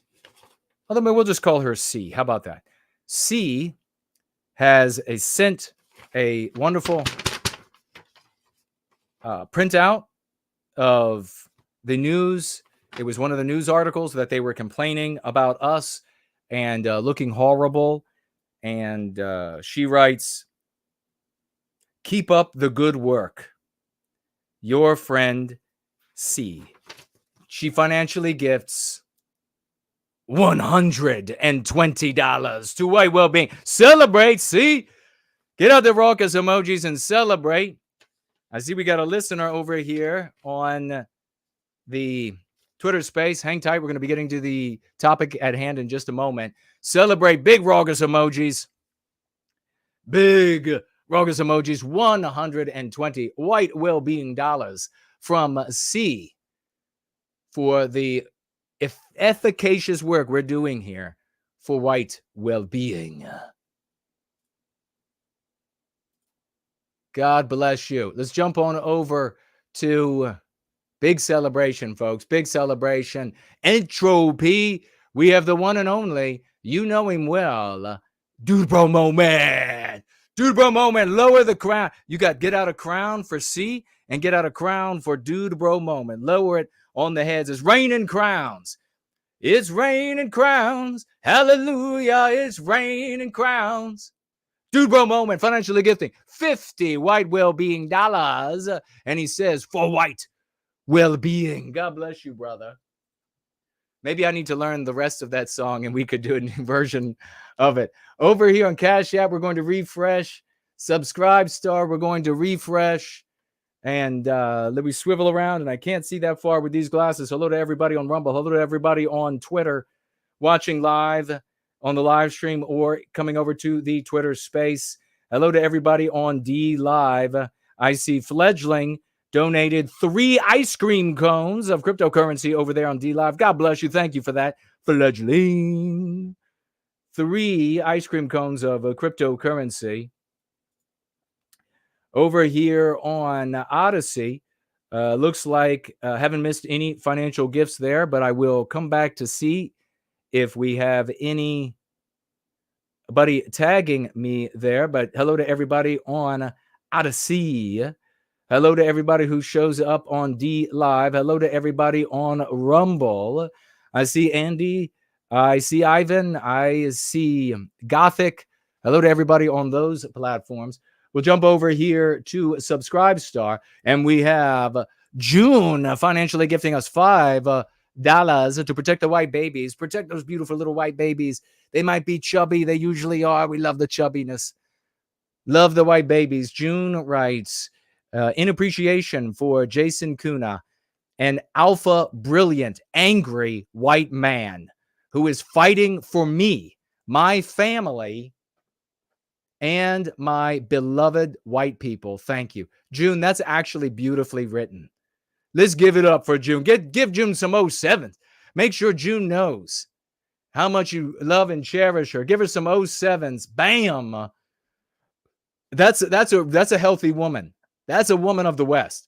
She's like, in appreciation for Jason Kuna, an alpha, brilliant, angry white man. So in other words, she's looking for an actual leader of the white race. She's able to see. Her radar is working. You know, she's not looking for another female leader. Not a sassy black woman, not a half Mexican or whatever it is. God bless you. We also have the great Promethean Healing over here. And he is financially gifted twice. Make sure you give it up for Promethean Healing, ladies and gentlemen. Jump up and down, raucous emojis, give him some hearts, throw some gems. This man could use some gems. Let's get him gems for his teeth for Halloween. $20 financial gift. And he writes with that one, Laura Lee was a hidden gem. You have so many great folk that I've never seen anywhere else. God bless you for that. Another $20 financial gift by this hero in service to White Wellbeing. That's $40 total. We want to celebrate him. Promethean Healing is a fucking legend, all right? He's a legend. He says, selfish individualism is an alluring cancer for our people. Brother, Westmen everywhere are so married to the idea that focusing on their own well-being first is tied to harming non-white folks. We welcome patriots of our countries from all backgrounds to put an end to anti-whiteism. Beautifully written by Promethean Healing. Show him some love. Show this guy that he's a legend. Exactly, my friend. Exactly. Boom. Dear brother in service to white well-being. He is so right. What do we have here today? We have Yizz the Unifier over here on Cash App. $5 financial gift. And she writes, weekly folk tithe for white well-being. She folk ties. She engages people at museums. She shuts down an art exhibit because of how anti-white it is. She changes the posters at stores using the lexicon and dialectics. How did she not do that? With everything else that everybody does. Shameless. Coming over here. Make sure he feels the love. Make sure he feels the 07s. Make sure it's raucous as all hell. Financially gifting $25. The great Seamus in service in so many ways. He's on Twitter. He's in the trenches. He's bringing people over to White Wellbeing. Seamus McCarthy, $25 financial gift. And he writes, for White Wellbeing. God bless you, brother. We also have Cool Papa J Magic financially gifting $10 over here on Cash App. God bless you, good sir. $10 financial gift from a champion extraordinaire, a stupendous champion. I feel like I'm in the middle of the big top 10, and I'm bringing out all the champions, the lion tamers, the elephant tamers. They're all coming out. the tightrope walkers, the fire throwers, everything cool as you, the dragon riders. $10 financial gift. And he says, if I had millions, I know where it would go. 07. Bang, my brother. Bang. Well, if we get millions pouring in here, I know a cool Papa J Magic who will, at minimum, whether he wants it or not, get a job offer. God bless you, brother. Let's give it up to White Arts Now. White Arts Now, financially gifting $5. Thank you so much. And he says, for the awakening of white well-being. Amen to that. The great white awakening. That was over here on Cash App. The champions are speaking, ladies and gentlemen. Thank you all so very much. Let us jump over. If you want to get on the Twitter space and you would like to comment on the secret threat to Patriots, Domestic Security Alliance Council, we'll talk a little bit more about that. Again, I will bring that paperwork over and we will review. You can share your thoughts.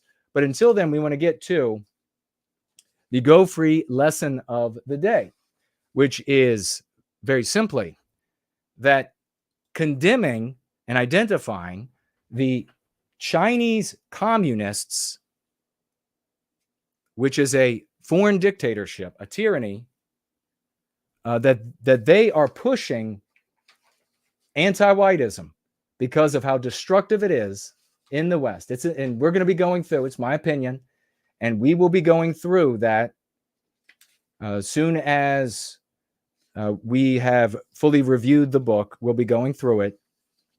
And that the Chinese communists are pushing anti-whiteism, the destructive ideology, the most destructive ideology in the West, that we need to identify them for that, and we need to take steps to put an end to their endorsement. But most importantly is letting our brothers and sisters know that it's happening, making them aware of it happening.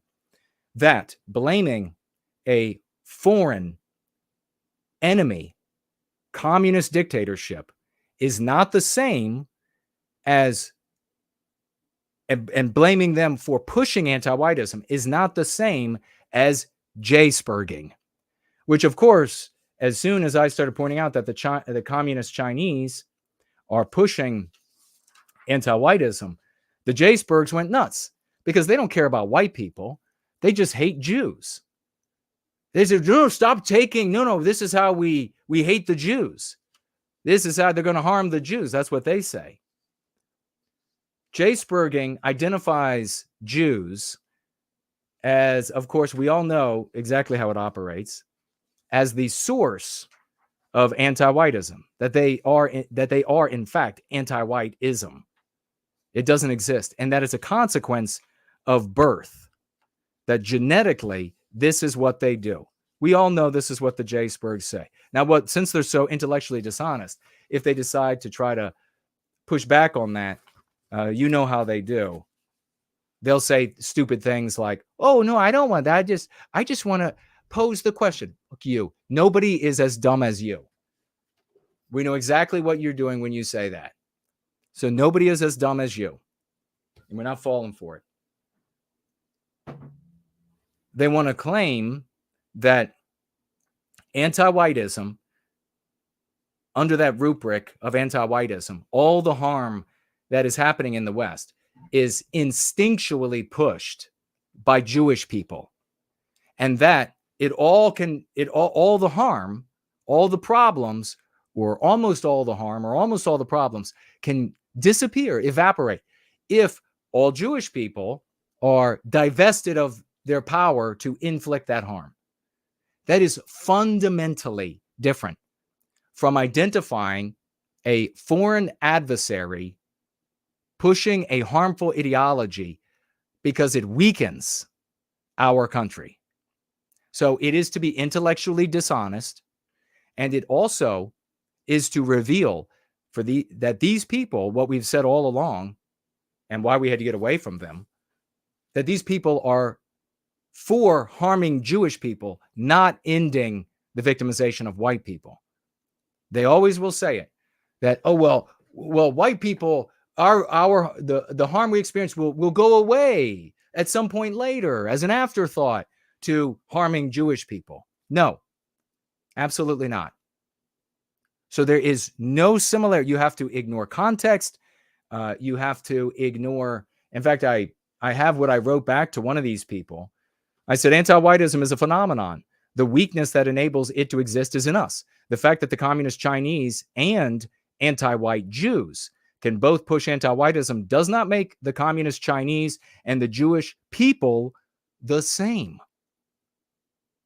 Context has to be ignored. So you can see how superficial and low IQ that is to claim that there is some equivalency. And you can also see an agenda materialize in these people when they claim that there is a equivalency. Context has to be ignored to argue that they are the same. History has to be ignored as well. The psychology and internal narrative of the propagandized populations of the Western countries also has to be ignored to argue that they are the same and can be treated similarly. The communist Chinese are a foreign political dictatorship. And I go on. So if anybody wants to have add anything to that in the Twitter space, it should be up and running. You can participate or not. I'll be taking a look at all of your comments now on all the disparate live chats that we have going and seeing what you all are saying on this or any of the topics I've covered or anything else. Just tag me as No White Guilt. I'm happy to read and respond to what you have. But I thought it was important for the Go Free lesson of the day to address what inevitably is going to be a J-spurging cornucopia of attacks when we blame the communist Chinese for pushing the destructive ideology of anti-whiteism in the US, Canada, and the rest of the West. Thank you all for being here. The true superheroes in service to white well-being. The special forces, not the special needs, like the rest of the white sympathetic sphere. God, it's painful to listen to him, isn't it? First, last, I know he can't even handle like 2 seconds of hearing people share some of the old positions and opinions and et cetera. He can't stand it for a second. He immediately has to turn off of them. I know the pain. On Twitter, we have, do people really think that when we are the minority, POC will be sweet and nice to us? Well, not here, we don't. Number one, though, please refer to them as non-whites, not POC. That's the name they take for themselves, and it excludes Western kind from humanity. So we don't use the concepts that they give us. So they are non-whites. I wanted to say, I leapt out of my chair earlier today when I heard Shannon Bream on Fox News interviewing her guest, which was whoever, and she read the title from the Washington Examiner. You'll have to go back and watch it today if you want to see another enormous swashbuckling victory. The title of the Washington Examiner starts off non-white people or non-whites, and then makes its point about, I think it was maybe support more non-white people supporting Trump. There was no non-white. There was no use of non-white until us. We are the ones who made that happen. Minority is what they used. That's what the Washington Examiner would have been using. That's what Shannon Bream would have read. That's what that audience of millions of people watching Fox would have heard, is the minorities, i.e. the people who are in a precarious state, who are weak, who have no political power, have etc., vis-a-vis white people who have all the power, never been harmed, and etc. Now they're called non-whites thanks to us. I mean, I thought to myself for a minute there, I sat back in the chair and I was like, holy shit, really dawning on you at times. And I'm like, some guy and I named my street, was crucial in making that happen for millions of people on planet Earth. Some guy. And all of these champions that have stepped forward, this tiny but robust, brilliant, and courageous community made that happen. I don't have nothing for money to be able to make. I don't own any businesses. I can't make anything happen out in the real world with that. I did it with this. You did it with this. We did it with our courage, with genius. That's true genius. Shannon Bream, using my king words, reading it from the Washington Examiner. So no, we say here, Mista on Twitter, what we say here is that minority rights will be a thing of the past when we are a minority, numerical. So absolutely, you're right. And in fact, we have, I think it was White Student Transmission who went and dug up in the federal government that minority is a word that is legally only applied to non-white people. So check that out for yourselves, though. We'll see if that's right. I'm going to reload. Okay, looking good here. Nothing else on Entropy. We have Gothic, Rorschach, and Andy and others over there on Rumble. Hello to you all. If you have a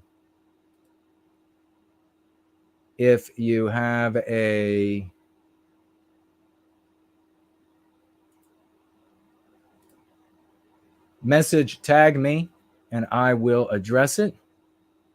Otherwise, we got Promethean Healing over there on D Live with a cool sticker.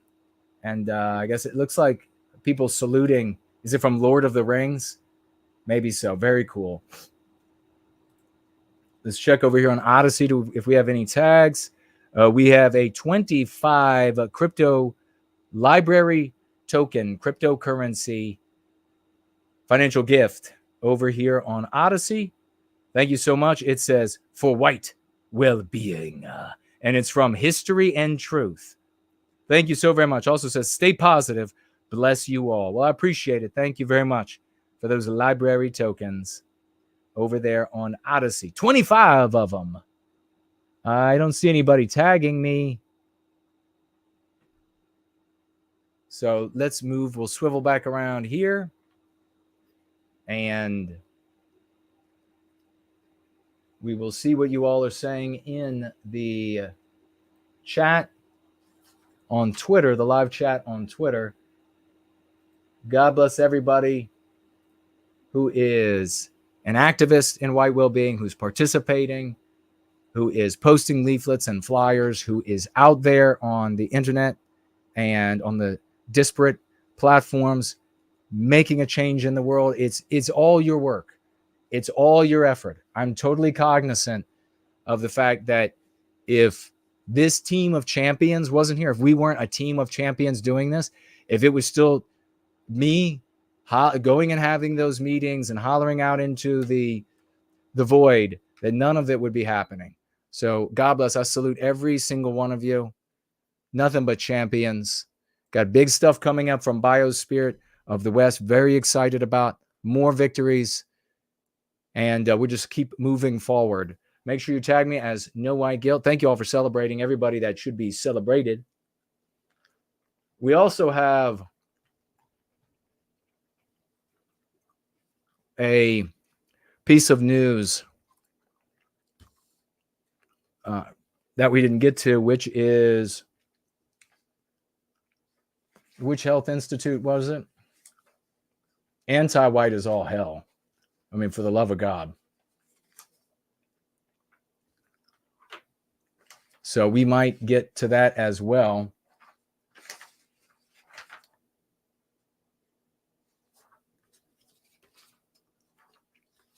And I think I have a item I can put up on the screen for that to take a look at. But otherwise, covering the Domestic Security Alliance Council, DSAC, which is an illegal entity that, as we discussed earlier, that has been organized to track all of the finances of anyone who could be heretical to anti-whiteism. And covered that at the very beginning of our gathering. If you missed it, you want to check it out, you can head back to the beginning when we're done and get all of the information that you need to protect yourselves and your families, and to realize that you're going to have to go free. You're going to have to invest yourself in this process, or there's no chance. Promethean Healing wrote, Giga Chad, founder of a lexicon for an entire civilization. Thank you, man. I appreciate that. Promethean Healing. Big salute there. All right. Cindy Ben is with us. Full White Wellbeing is in the house. Great to see you, brother. Let's see. Marlene is here. Great to see you. The great Slaughtz is with us, ladies and gentlemen. Slaughtz has entered the house.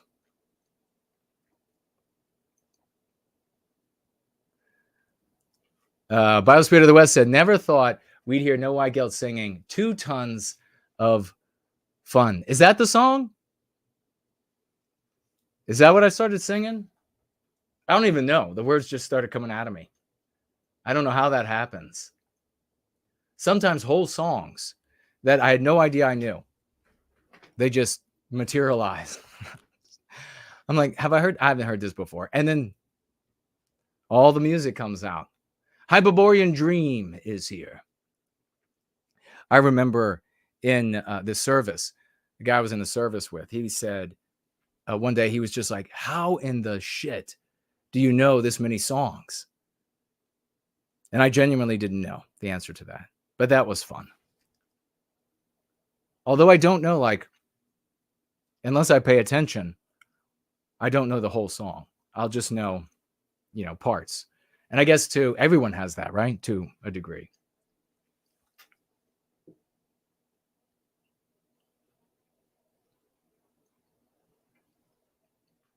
I think I told y'all when I was a child that when commercials would come on that had a jingle, I would have to cover my ears and hum, because if I didn't, the jingle would torment me.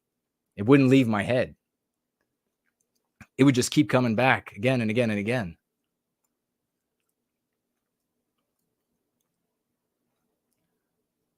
So sometimes I even ran out of the room. Okay, I don't see any other tags. Okay, 2 Tons of Fun was the group. What was the song? All right, well, we can take a quick look also at, we're going to speak a little bit more about this Domestic Security Alliance Council. We'll rein it in a bit, since I was very fired up about it earlier. We will rein it in a tad bit, but it is infuriating. And Jim Jordan's committee, the Judicial Committee in Congress that he chairs, is investigating, and it is positively sickening what they are doing and how they are targeting us, everyone who is heretical to anti-whiteism, everyone who pushes back, everyone also who is a target of anti-whiteism. Because you note in what I was sharing, like the key indicators, it wasn't swords, and I don't mean literally swords. With the exception of the precursors for bomb-making material, all of the other indicators were just living your life. People who buy a Bible, people who go to Dick's Sporting Good, people who buy a firearm, people who buy the accoutrement of firearms, knives, because they're into knife collecting, swords, because they like to put it on the wall, they like the art. But everything, camping gear, I mean, outdoor world, all of these different places I read to you that they are keeping an eye on. They are targeting those who are the victims of anti-whiteism. And that possibly is the most profound revelation here. It's not the indicators of terrorists. It's the indicators of those that the anti-whites target. For example, if this were reversed, why don't you all give me some examples in the live chat? If this were reversed, if this were white people, or let's just say not white people targeting anti-whites, but let's say Republicans, as they are understood to be these in the anti-white narrative, these predators of the meek and the innocent and the victimized and the enslaved and etc. What would their indicators look like? Goes to Starbucks, buys a lot of pornographic material, right? I mean, give me some, buys a Subaru, right? What else? This is just the indicators that these people are alive. Not that they're fighting the Republican Party, but that they're just alive and living their lives. Where else might they go? The hookah shop, right? The sex den. Where else might they go? What else might they buy? A how-to transgenderism novel or instruction manual? Keep a lookout for these indicators. They are telling and working with, illegally, according to Jim Jordan's investigation,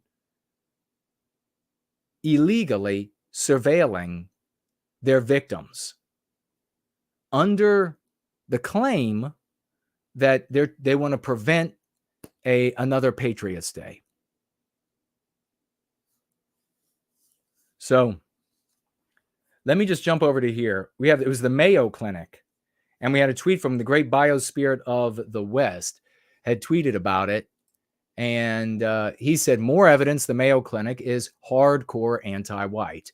Kyle had tweeted about this in response to the Mayo Clinic itself responding to Elon Musk. So Elon Musk had shared a tweet of Libs of TikTok that said that is it for employment at the Mayo Clinic, refugee, neurodivergent, single parent, blind or low vision, deaf or hard of hearing, Black, Hispanic, Asian, military veteran, the elderly, the LGBTQ, and justice impacted individuals. So in other words, everybody but white males.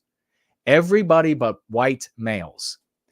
Elon retweets that and says, reality has become more bizarre than parody. It's always been more bizarre than parody. Also, employment discrimination is illegal, so they're breaking the law. Well, the Mayo Clinic decided to push back on Musk and said, this is false. Mayo Clinic does not have a partnership with Jobs for Humanity. The post was created without our approval, using language not written by us, and completely mischaracterizes our recruitment practices. So this is what Mayo Clinic said. However, Kyle goes onto their website and finds that of the employees hired in 20, they're bragging. And this holds true for every company, national and international, across Western civilization. Every quarter, they say, here are our goals for getting rid of white people. They'll call it diversifying. But who can you legally and socially, morally get rid of? Only white males. To a slightly increasing degree, white females. But you can only get rid of white males. They're not going to come in and say, well, we're going to get rid of the whole Arab population at this workforce to make it more white, right? That's never happened. So they all give these goals of how they're going to, quote, diversify, which means get rid. For every diversity hire, there's a diversity fire. For every diversity selection, there's a diversity rejection. It's always a white guy, occasionally a white female. So here they say, here are our goals. And then at the end of the quarter, they celebrate the success of making the organization more female and more non-white. So Mayo Clinic on their own website celebrating making their organization more female, more non-white. So ergo, fewer white males, discriminating against white males. They are discriminating. They are persecuting. Here they're celebrating that 71% of their employees are female. Just keep that number in your mind for a moment. 64% of the executives are women. 64% are women. So they go on, tons of non-white people, we're getting rid of all these white males. And what I wanted to point out, so Mayo Clinic, just like everywhere else, anti-white is all hell. How do you stop that? It's not going to be stopped with the laws. The laws are downstream from morality. The laws are downstream from culture. Culture is downstream from morality. The morality that's suffocating us is the anti-white narrative. It's the anti-white, immoral, moral imperative. That's the social morality. And we were taught that morality by way of entertainment media. A little bit in the schools, infotainment, but mostly in entertainment. That's where we've learned it. That's the engine behind the human animals that populate the different governmental bodies, the different private entities, places like Mayo Clinic. So you're not going to be able to come in and fix a sociological, moral problem with a law. It doesn't happen that way. I hate that I had to be the one to figure it out and bring it to everybody. Lord knows, if a black female had brought it to everybody, all these white people would be clamoring. Oh, God bless you. Bless you, sassy black woman. So I just want to point this out. I will share. Let's see. Positive Clarity actually added this. Food for thought, the Mayo Clinic thing is highlighting what I consider to be a sleight of hand. Many corporations use in the DIE, anti-white section of their websites, public policies. Corporations always say in the same breath, one, we do not discriminate on the basis of race or sex. Two, we are proudly committed to, quote, equality. These are mutually exclusive. Only one can be true. You can't say you're ignoring race and sex and then say we are getting rid of the white males. It's impossible. And we all know which is true. As corporations always follow, this is a brilliant comment by Positive Clarity. Big salute. Big salute. As corporations always follow this statement up with bragging about how many non-whites they employ. Exactly. My suspicion is that they only pay lip service to the number one public relations shield against any potential legal trouble. They can always say, discriminate? Who, us? No. It says plainly on our public policy, we don't discriminate according to race, sex.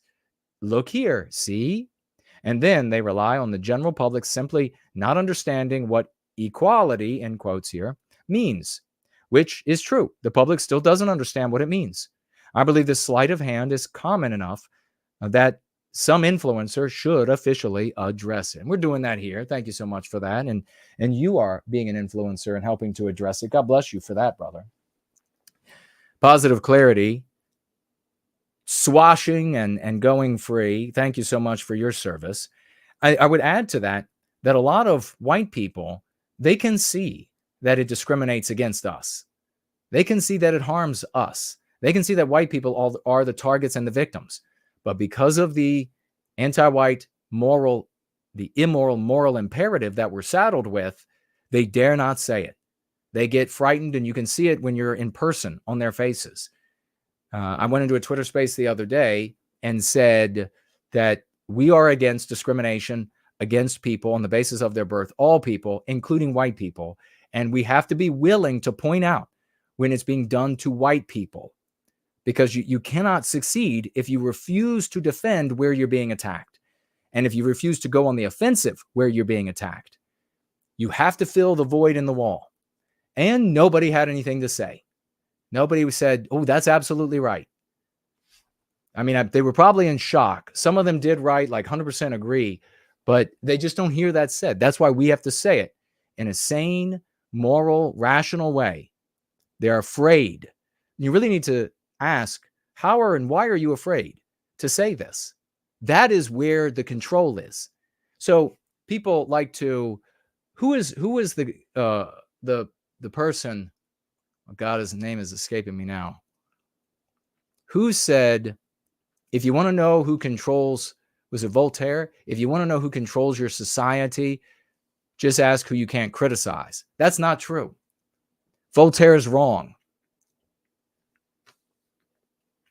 He's absolutely wrong. I am right. Voltaire is wrong.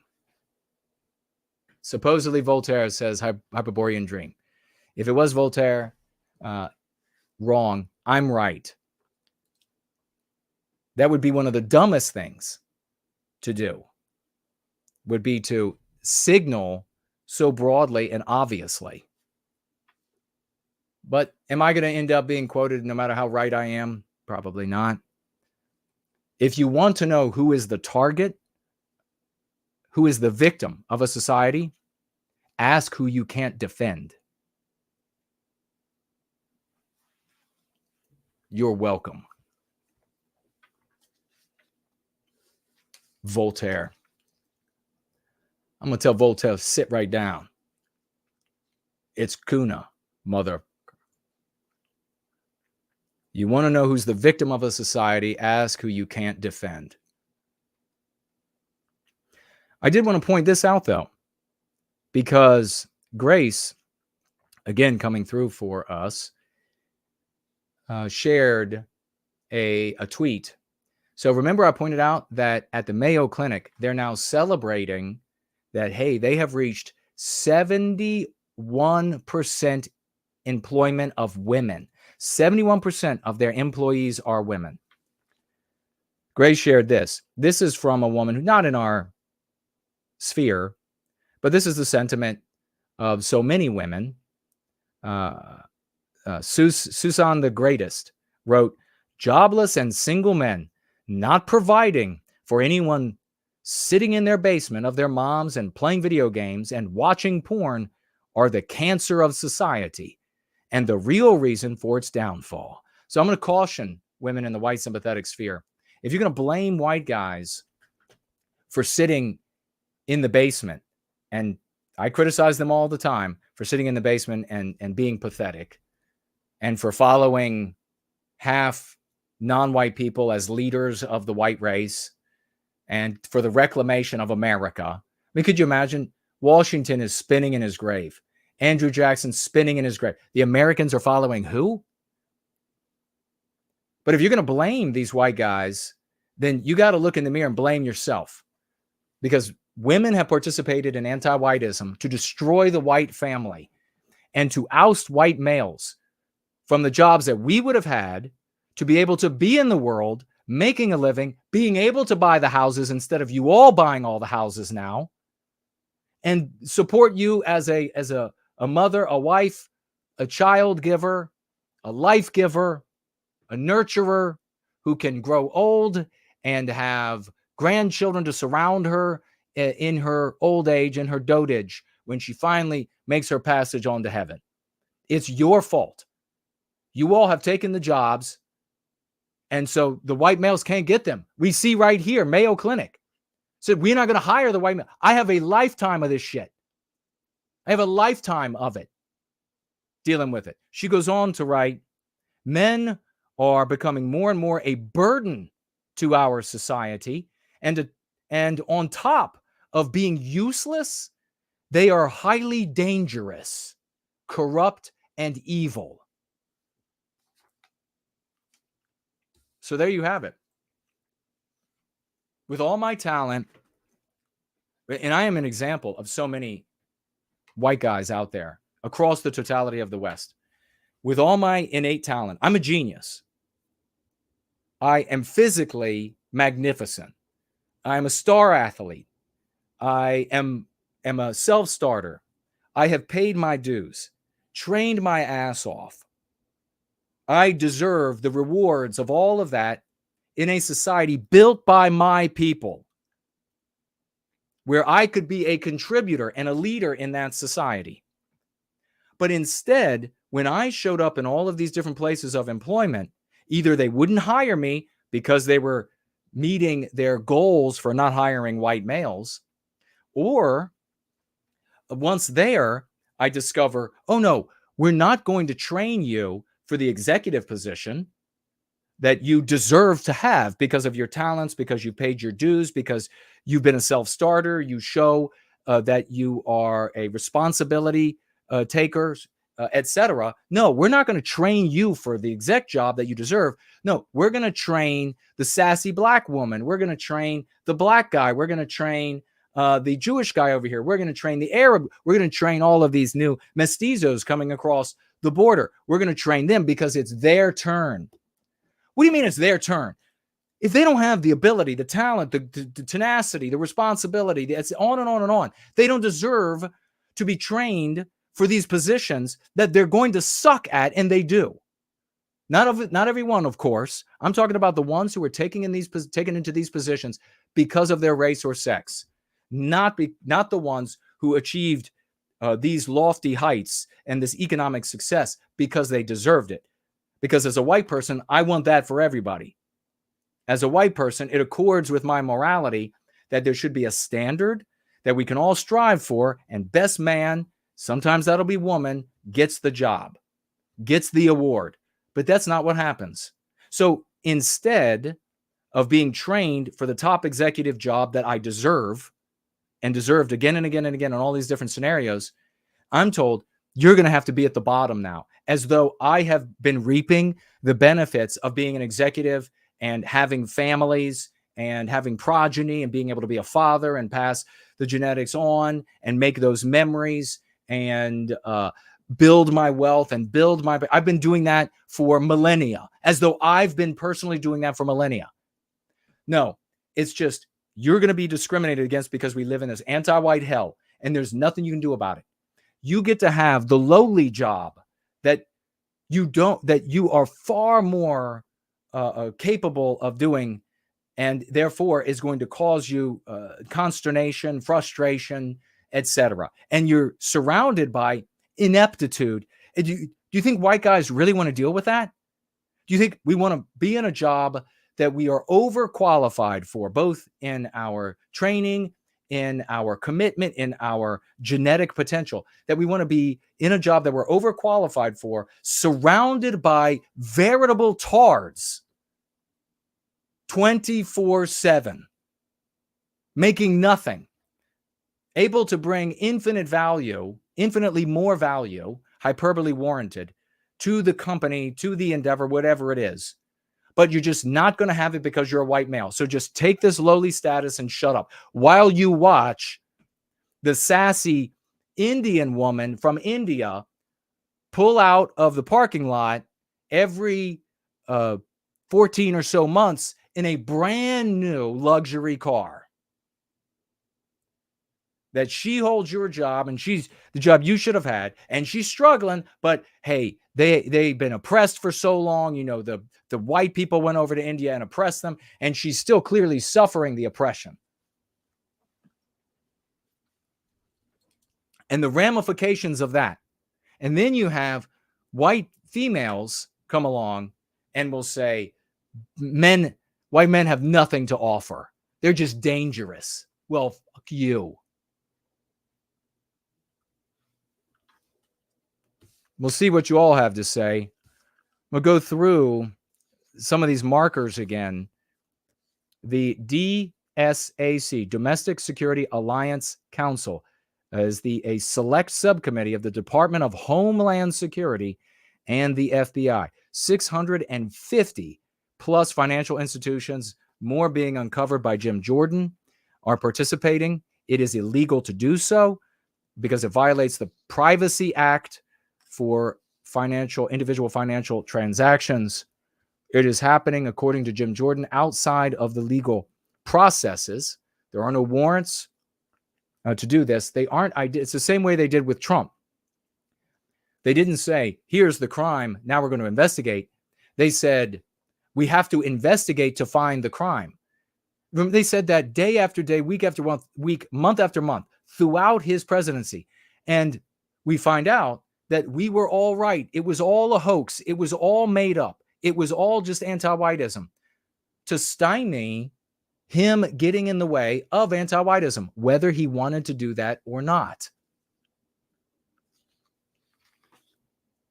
Some of the criteria on Zelle, Venmo, PayPal, and anywhere else that you could send a message with a payment or exchange of money: MAGA, Trump, Bible, Kamala, Biden, shoot, gun, Kraken, Antifa, Oathkeeper, White Power, Civil War, Groyper and Groyper Army, America First, Militia, Patriot, Proud Boys, Nancy Pelosi, Mike Pence, anyone in opposition to firearm regulations, anyone opposed to open borders, anyone opposed to COVID-19 lockdowns, anyone opposed to vaccine mandates, any expression at all that there is such a thing known as a deep state.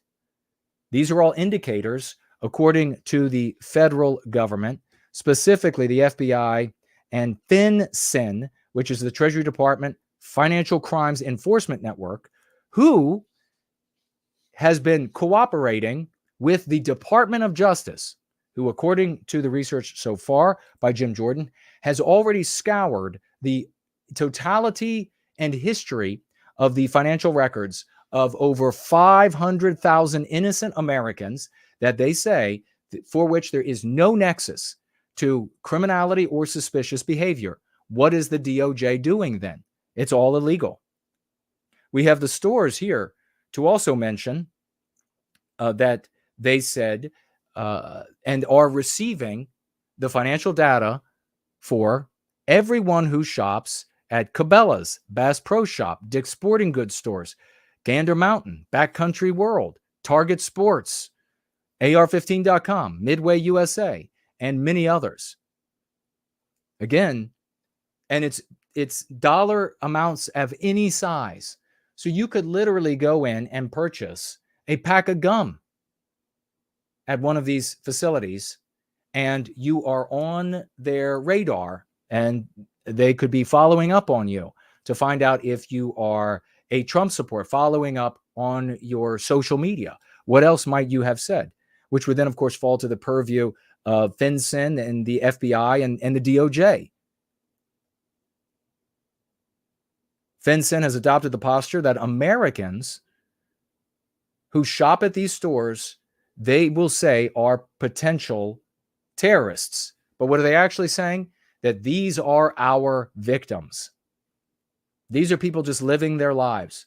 They're not potential terrorists. And none of this, except for the precursors to bomb-making material, is the only legitimate thing to follow up on. Now, this information was revealed by an FBI whistleblower who is going by Mr. Hill, who was later corroborated by the former special agent in charge of the Boston field office for the FBI, Joseph Bonavolonta.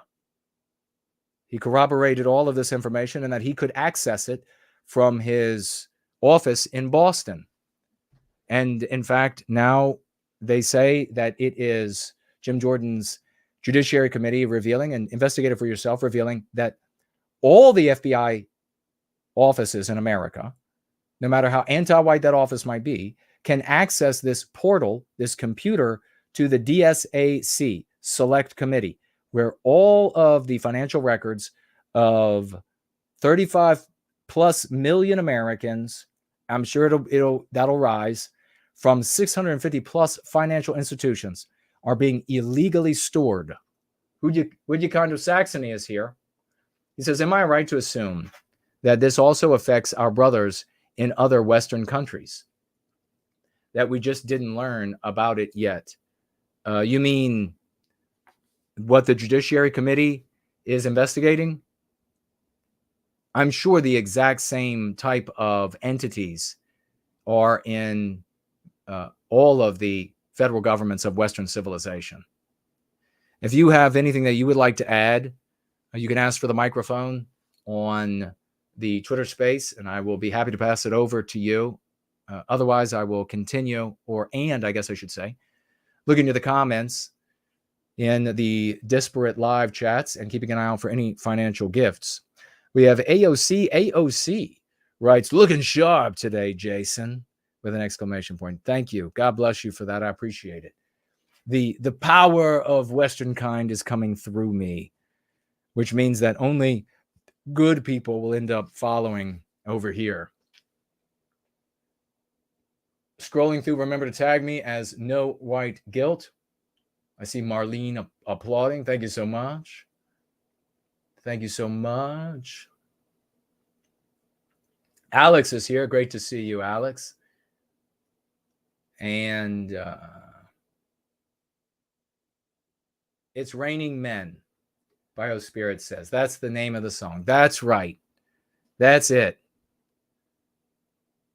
Okay. That is so funny. We'll change it around.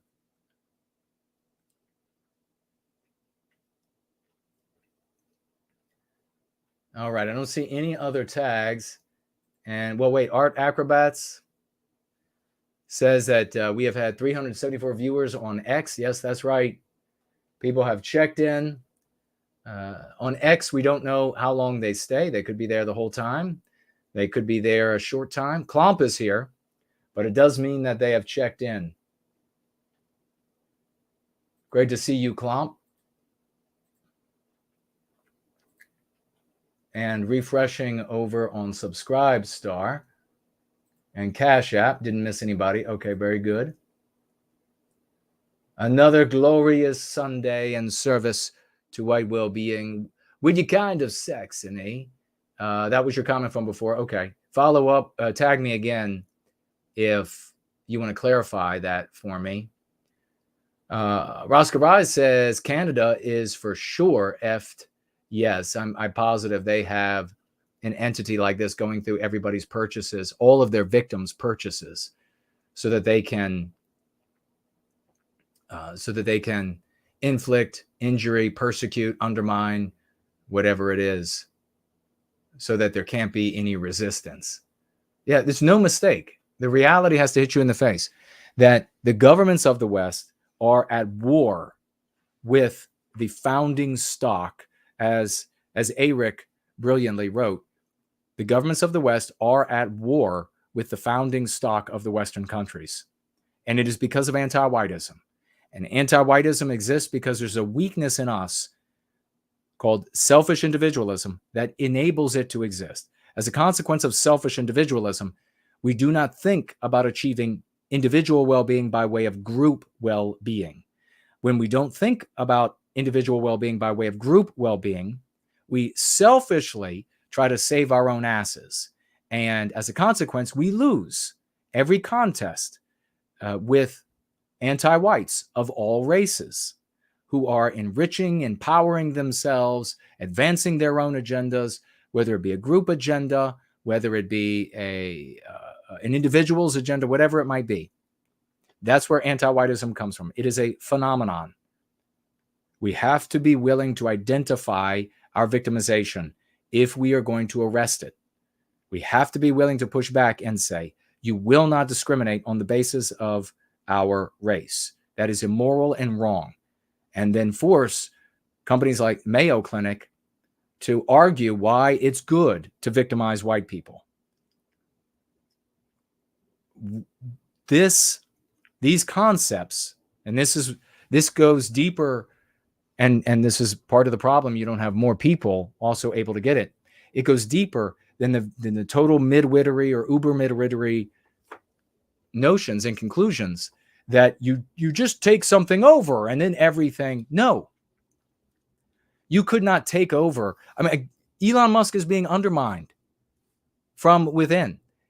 That's why he continues to walk this precarious tightrope. You cannot just take something over and order everything better. And if you don't understand how that is, then you just need to say, this guy does get it. What he is doing is working. What the people who are implementing this strategy in their lives are doing is working. I'm going to adopt it too. See if it works for me. I promise it will. And we can all move forward together to the recapture of our destiny with love, hope, and redemption for everyone of all races who live in Western civilization, of all races, all backgrounds. It's a prerequisite to that success. If we don't do it, it doesn't happen. If we keep about this with these strategies that have all failed, it doesn't happen. So let me continue.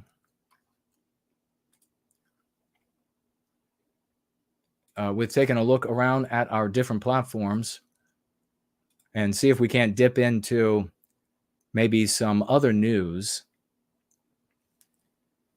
that might be worthy, and take a little bit more look at this DSAC select committee that they're hardly reporting on at all. And they're making it sound like when they do report on it, like it's this quarantine thing. It's just 3 days around Patriots Day. That's all they're looking at. When Jim Jordan is saying, no, all of these tags are for moving forward. This is something they're continually doing. They're tagging and looking at and recording the purchases of their victims. And we can take another look at the different organizations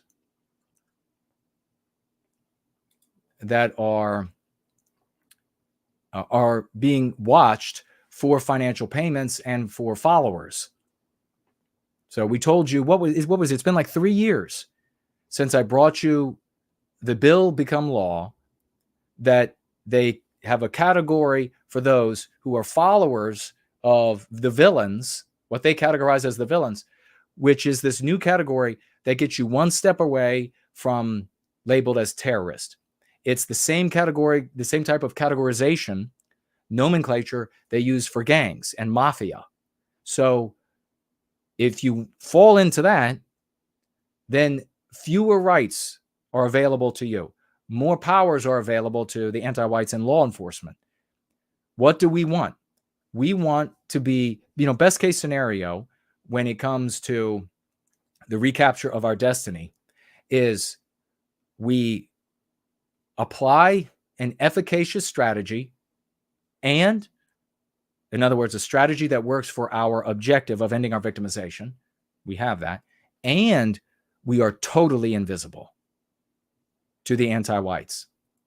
Now, we can't be totally invisible, but we can be off their radar. We can't be totally invisible because we have to go online. We have to talk to our friends, family, and neighbors. We have to do it from this position of morality in our story. And that's easy to do with the concepts, the jargon, the very limited jargon that we provide you. You can get started right away with just a couple of the 6 key concepts. You can only learn the 6 key concepts and take that to the world. It'll change yourself. It'll change your environment. Your immediate environment, your circles of influence. So best case scenario is we are totally invisible and have an efficacious tool. We can be off their radar and we have an efficacious tool. Worst case scenario, the tools you use are self-inflicting of injuries. They are self-harming. They are deleterious. They are pernicious. They harm you by using them. They harm the cause of ending our victimization, recapturing our countries from these anti-whites. They harm you. And you saliently, blatantly appear as the villain in their story. That is the worst case scenario. Now, what do all these people do that are named by this body, FinCEN, and the select committee and their evil portal to hell? Well, they all play the villain, so they're saliently visible to the anti-white victimizer, and they all utilize tools that to various degrees inflict injury on the cause of ending our victimization. But here's the thing, it's worse. Because so many of these people, their cause is not the end of the victimization of our people. For so many of them, the cause is harming Jewish people, divesting Jewish people of power, divesting Jewish people, irrespective of whether they're anti-white or guilty or innocent or whatever. That's their goal. That's why they get all bent out of shape when we point out that the communist Chinese, in my opinion, and we'll be sharing the data in the coming weeks, finance and push anti-whiteism in our countries as much as they possibly can because of how destructive it is for the social tapestry. What is worse for the United States? So we got a request for Mike. I'll pass it over. What is worse for a society? Can you imagine anything worse than to make it moral to wage war on the founding stock of the country? Nothing is more destructive. So let's see, who do we have here? Looks like the great Slaughtz is in the house. Brother, when you have the mic, you can chat. Great to see you. Hey, what's on your mind? Just one thought about this domestic anti-white council. I don't know what the S could stand for yet, but the tracking payments, I was looking at it kind of from a different angle. Maybe they might use it to track what heretics are buying and then target those things. So if there's a lot of heretics to anti-whiteism, conservatives really, that are buying certain things that make their life better, they might target that as well. They say, oh, we have the data now.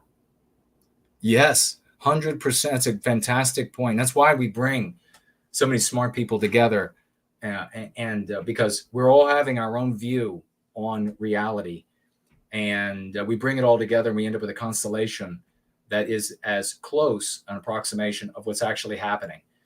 So absolutely, anti-whites will be able to use that information in multifarious ways.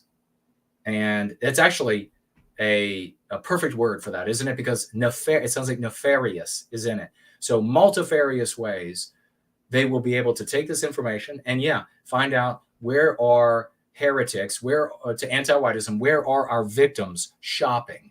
Where do they get the things that they need? And where can we put pressure maybe to deprive them of the things that they need, things that they depend on, maybe shut down those entities, maybe focus more anti-white ideology on those entities by way of the various means that they do, like all of the different, environmental, ESG, and all of these different things, all co-opted to operate in an anti-white fashion. So that's a brilliant thought. Thanks, brother. I appreciate you adding that. And don't go anywhere. You can just stick around, and whenever you have a thought, jump on in. But I will swing, especially if you get another thought about how they can use the data. I mean, if you think of knowing everything a person is, or nearly everything a person is purchasing, and the entities they use to purchase those things is that central nervous system that can utterly destroy their life. You have all the information you need. You have all the info you need. And then you end up with a bunch of cash because you're trying to do everything in cash. Well, you take a bunch of cash out and you're trying to do everything in cash, but you got too much cash. You got to put it into the bank so it doesn't get stolen from you. Well, if you take out a bunch of cash and you deposit a bunch of cash, more indicators, according to this Judiciary Committee investigation into the DSAC Select Subcommittee. And there is more. It is, of course, I'll repeat for everybody, the Right to Privacy Act. That is the act that is being broken, the law that is being broken, that protects consumers' information and financial records unless a government authority subpoenas with a judicial subpoena or a search warrant. They're just ignoring that and moving forward with this. Why? Because they can. Because anti-whites control the positions, too many nodes of power for there to be redress. I mean, we have Jim Jordan right now, and since last year, investigating this, and how much is being said? How much pushback is there? Where's the redress? There just isn't any, and there can't be. We have D-Live Troll over on D-Live has financially gifted 1 lemon of cryptocurrency. Thank you, D-Live Troll.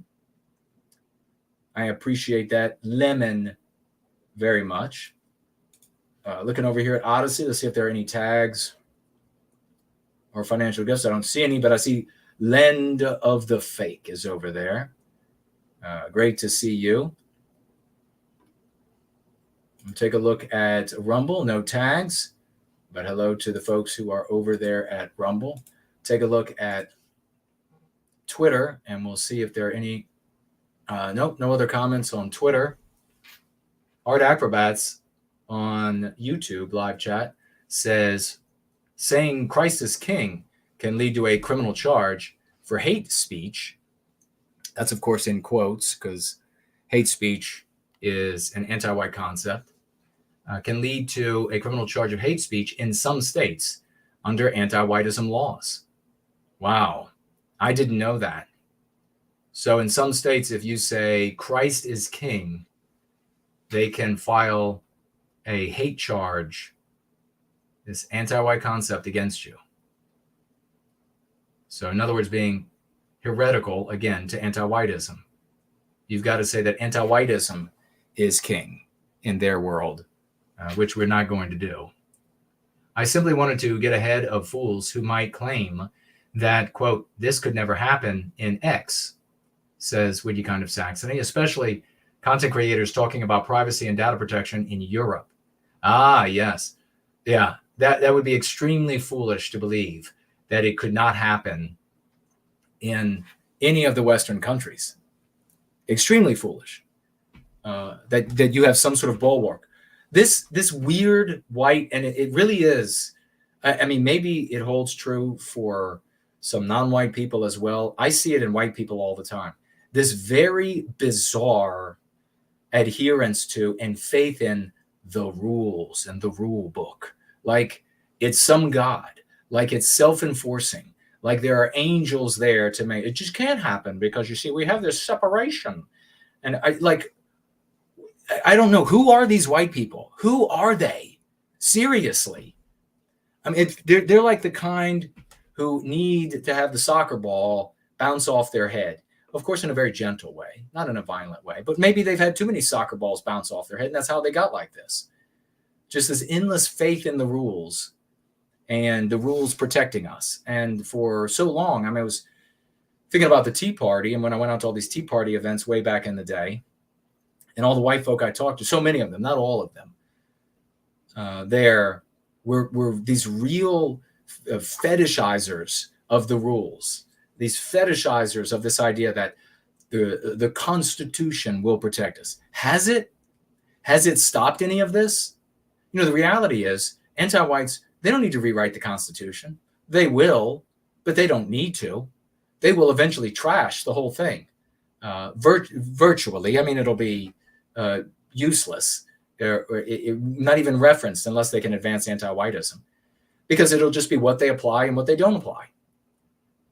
As we're seeing here, we'll just ignore that right to Financial Privacy Act. We'll just, who cares? Everyone knows what that is, but they're just going to ignore it. They're in law enforcement. They know it's illegal. They don't care. You've got 2 whistleblowers come forward out of how many thousands? Hundreds of thousands of employees. They don't care. So no, the Constitution is not going to protect us. The local rules at the local election boards and all, not going to protect us. Doesn't mean that you abandon these things. You get in and operate wherever you think you can be a benefit, especially in election integrity. But you're not doing squat if you're not using the lexicon while you're doing that. I'm afraid you're just not doing. People before you were doing it. The country was far more coherent. It was far more white. And so therefore far more coherent, and we didn't stop this. All of the Western countries were far more white, were far more coherent, congruent. There was far more of a bonhomie among our people than today. Is that you, Slaughtz? Yeah, I was just going to say it's more like a not in my backyard mentality. Yes. It's not happening for me, so why do I care? Precisely. Yep. And that's the problem with white people. Very well said. That's the problem with our people, is this selfish individualism. Oh, I can escape it. I can move to another neighborhood. I can get hired by the anti-white organization, because just like Scott Adams, I was on, conservatives are starting to celebrate Scott Adams. Scott Adams hated you. He hated Western civilization. He hated white people when he could be a white, anti-white male. And that was many years ago, and they would laud him. He would show up. He talked about it. He'd show up at restaurants, and they would all of the anti-whites and non-white, anti-whites and white they would all applaud. Yay, look at Scott Adams is here. He's a great destroyer of Western civilization. Well, they don't need him anymore. And this happened, in very recent memory, where they started saying, you're just some old white guy. Shut up and get lost. We don't like white people. Anti-whiteism taking its incremental course. And then all of a sudden, he's gut shot about it. What? What? And that's when he made those ignorant comments about all black people. And then he tried to walk it back saying, well, it's not all black people. But he is not some leader for our resistance to our victimization. And the fact that so many white people would look to him instead of somebody like me is evidence that maybe we're too sick to resist the victimization. I mean, this has gotta change. And we have champions here like the great Slaughtz and so many others. Franklin, Wing and Production, Grace, Fornull, so many others who are doing amazing things. But we cannot continue at this rate. And remember I said about this decade, it's going to be them getting stronger the entire time. And we have to mirror that. If at the end of this decade, we've got a fighting chance moving forward. If we don't do that, if we don't mirror that to some greater degree, then we don't have a chance moving forward. It was over before we appeared. I mean, everybody should really appreciate that. It was over before we were on the scene, spreading the dialectical power of Go Free so that somebody can be sitting at their table and see Shannon Bream on Fox read from the Washington Examiner our lexicon. Somebody can sit down on their sofa and watch Jesse Waters use our lexicon. It was all over. Now we have a fighting chance. And people have to show up for it, or it just isn't going to happen. For White Wellbeing says, salute. The gathering had huge Promethean energy. Let's recapture our destiny. Go free. Yeah, God bless you, man. He's a wizard. He is a magician, for a sorcerer for White Wellbeing. Good to see you. Glad you're here and glad you're in the struggle with us. Let me swivel around and have a look at what you all are saying and see if there are any other financial gifts so I don't miss anybody. And we will return back to this document that I spent hours and hours and hours on researching this. And before that, Grace had spent hours and hours on it. And then we went over it together so that I would have all of the information for us, detailed information to protect you. And you might not be in this community, but now you know because of the work we did. You're welcome. Who else is going to do that with nothing in return? Something that's actually tangible, valuable to you. Over here on YouTube, Zachary says he's not wearing blue anymore. Okay. What does blue represent? And in America helped communism, Zachary says. Well, we don't anthropomorphize a country. I know what you're saying, though. Anti-whites in this country are, very many of them, adore communist ideology. And all of them and their ideology of anti-whiteism is being encouraged and funded and assisted in as many ways possible, in my opinion, by the communist Chinese government, because it weakens this country. It weakens all Western countries. But could I comment on that? Yeah, go, brother. I saw a recent skit by a leftist comedian, Jimmy Dore, and he's anti-white, like all leftists. But there's the division between anti-whites on the left is really amping up, which is great for us. And one of the hecklers on his skit was saying the communist movement got Stalinized. I just found that hilarious. It was because he's trying to deny that the brutality was related to the anti-whiteism, right, inherent in communism. So, or just communism in general, and which is anti-whiteism. But it's the same thing. And I thought this guy has Stalin derangement syndrome. Yeah. Perfectly said, brother. Perfectly said. We have another request for a microphone. Logan in the live chat on YouTube says, Sunday night, and I'm spending it with no white guilt. That's the best way to spend your Sunday night. Would you kind of Saxony? I so much wish we could go back to the time, a couple of years, and not waste so much precious time with these content creators and customers. I know, man. We were trying to redeem them, as many as possible, and we did redeem a lot of good people. But a lot of losers ended up with nothing but attacks, and we ended up with a divorce. I agree, though. We have QWAW, and is it Asfaf asking for the microphone? I'll give it to you. You can unmute. No, don't know who you are, so no violence and no foul language, please. And otherwise, what's on your mind? What do you have to share?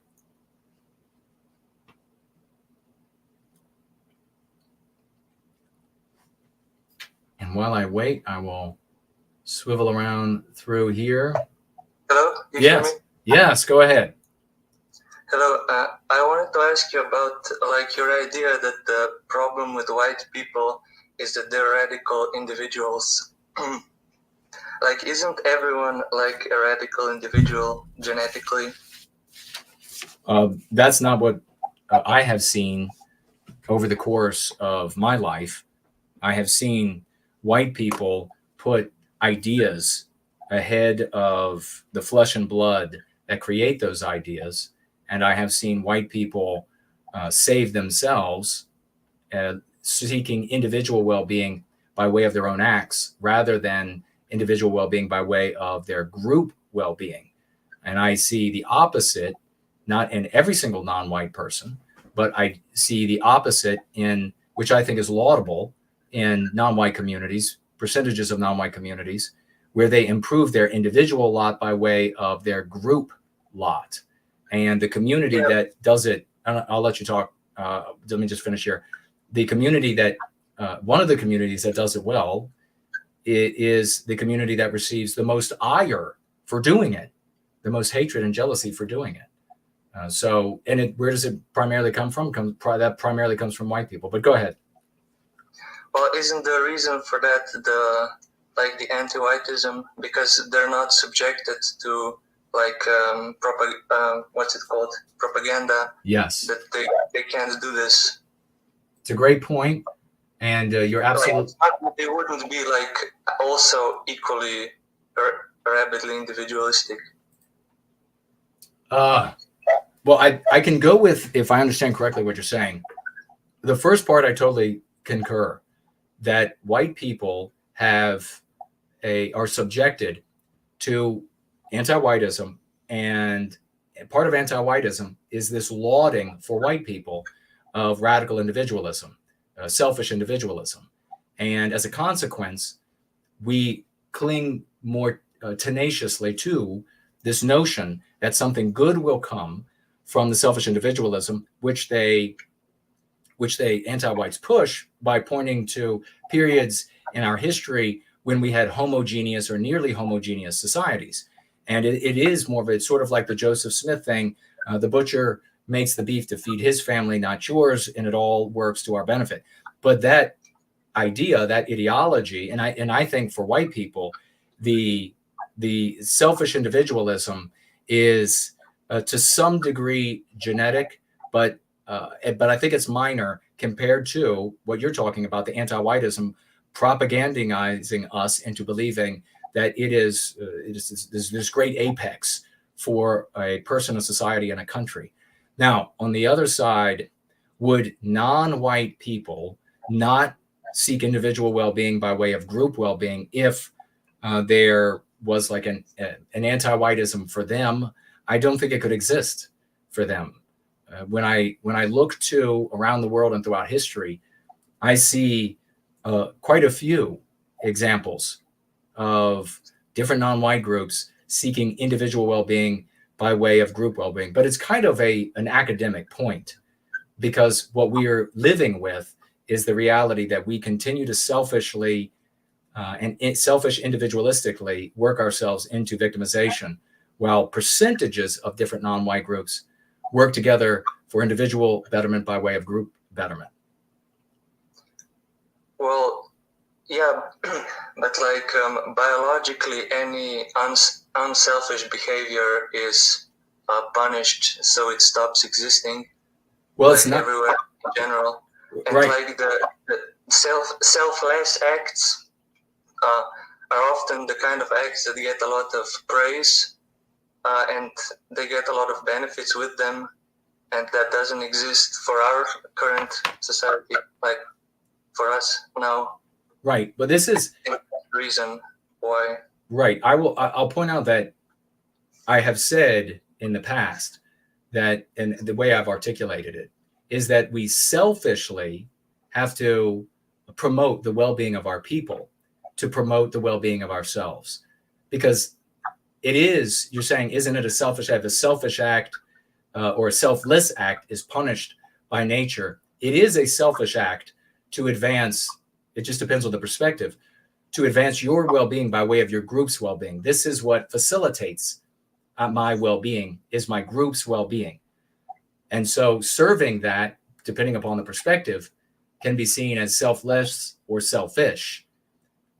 But nonetheless, the outcome is that for the groups that do it, they do achieve individual well-being by way of their group well-being. It's a strategy that seems a bit more natural for other groups, perhaps, but something we have to adopt in very short order if we're going to survive. So you can think about it as a selfish act to advance the well-being of our people, because as a consequence of that, you will have individual well-being. Yes. Okay, thank you. Yeah, thank you, man. I appreciate you. And you can Can I add to that? Yeah, go ahead, Slaughtz. So I know Richard Dawkins is controversial, being anti-white and atheist, but he did do I think it was called Game Theory, and it showed that craven individualism, selfishness, and versus in-group preference versus universal preference demonstrated that in-group preference always won, and by significant margins, in all game theory. Yes. And that's something, I think it's an important lesson, even if it's, it could be incomplete in some ways. It's still a model of behavior where you can't be individual. You have to be a group, but you can't just embrace everything, because then you lose a distinction of what your group is. Precisely. That's the way you get ahead in, really, even if there was no other division in humanity of any sort, you have to be able to distinguish, human from environment in order to get ahead in that environment. Right. So, and also when it comes to this idea of inherent selfish individualism, I'm kind of skeptical of it. I think a lot of it is anti-whiteism that's affecting our people. And really there's this other drive, maybe it's for creativity, distinction, or glory, that combines with the anti-white narrative saying that collective well-being is a sin of some sort. Right. And that's what causes this extreme anti-white individualism. Yes. Yeah, we can absolutely quibble over that point of where exactly, what degree is it genetic in the white population, and what degree is it the anti-whiteism that we've been infected with? Because we're still talking about the reality that we have to deal with. Helen said, excellent answer. Thank you, by the way. That was over on Twitter. Yeah, we can quibble over that sort of thing. It's relevant as far as trying to understand our situation and how to remedy it. But at the same time, it isn't as much of a factor as other things when it comes to applying the lexical and dialectical power of the Go Free practice to liberate ourselves from the situation. The thing about the thing about the lexicon that back in the day, and we're about to wrap up here because we've reached the 4.5 hour mark for the gathering, And it's been glorious. It's been a wonderful gathering. And I want to thank everybody for showing up and everybody who's participated and financially gifted. God bless you all. The thing about the lexicon that was a prerequisite when I was originally working and when I've been working all along, but it was the trajectory, the criteria for what these concepts needed to do. They needed to do a few things for us. And not the least of which is something we're talking about right now. And that is to back, if you will, white people into thinking about their individual well-being by way of their group well-being.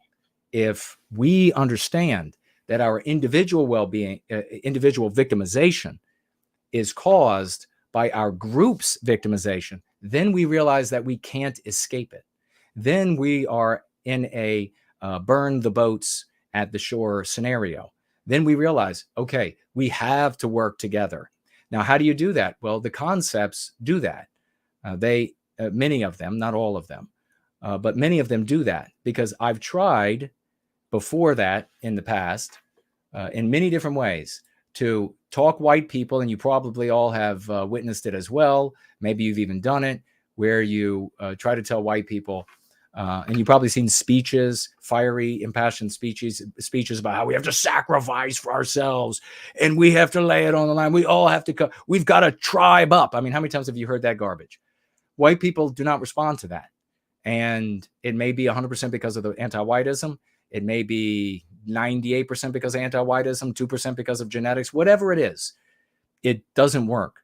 So I realized that we needed concepts that by using them, people would find themselves in the position of serving individual well-being by way of group well-being. It's another one of the many ways that the concepts that we use in the Go Free practice work for us without even realizing how it's working. That's how psychological warfare works. That's how psychological warfare that has been waged against us has undermined us. When we use their concepts, like Elon Musk was using racist, there are a dozen or more ways in which the use of that concept undermines the arresting of our victimization. You can't get around it.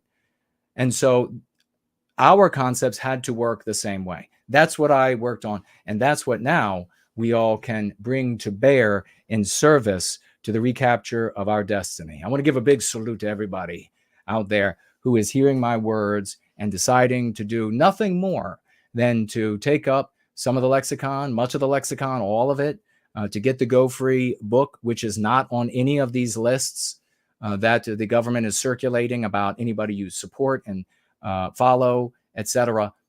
To get the book, it's a manual that you're supposed to get dirty and write in and practice on a daily basis, just like a meal program. And I invite everybody, QWAW, to show up with us regularly, and everybody who is hearing my voice live or in replay. Join us on Sundays at 5 p.m. Eastern Standard Time for these Going Free gatherings, where we teach everything that we're talking about here right now. Join us on Wednesday evenings. It's usually Wednesday evenings around 8 p.m. Eastern Standard Time for our roll-in Go Frees, where we're doing the same kind of thing, maybe a little bit more laid back, and hold Twitter spaces. Be with us on those days, and you will become one of the fiery change agents that recapture the destiny of our Western countries, so that we, hopefully for the rest of our lives, and certainly the white children to come and the non-white children and people to come in the future, will live in safe, civil, law-abiding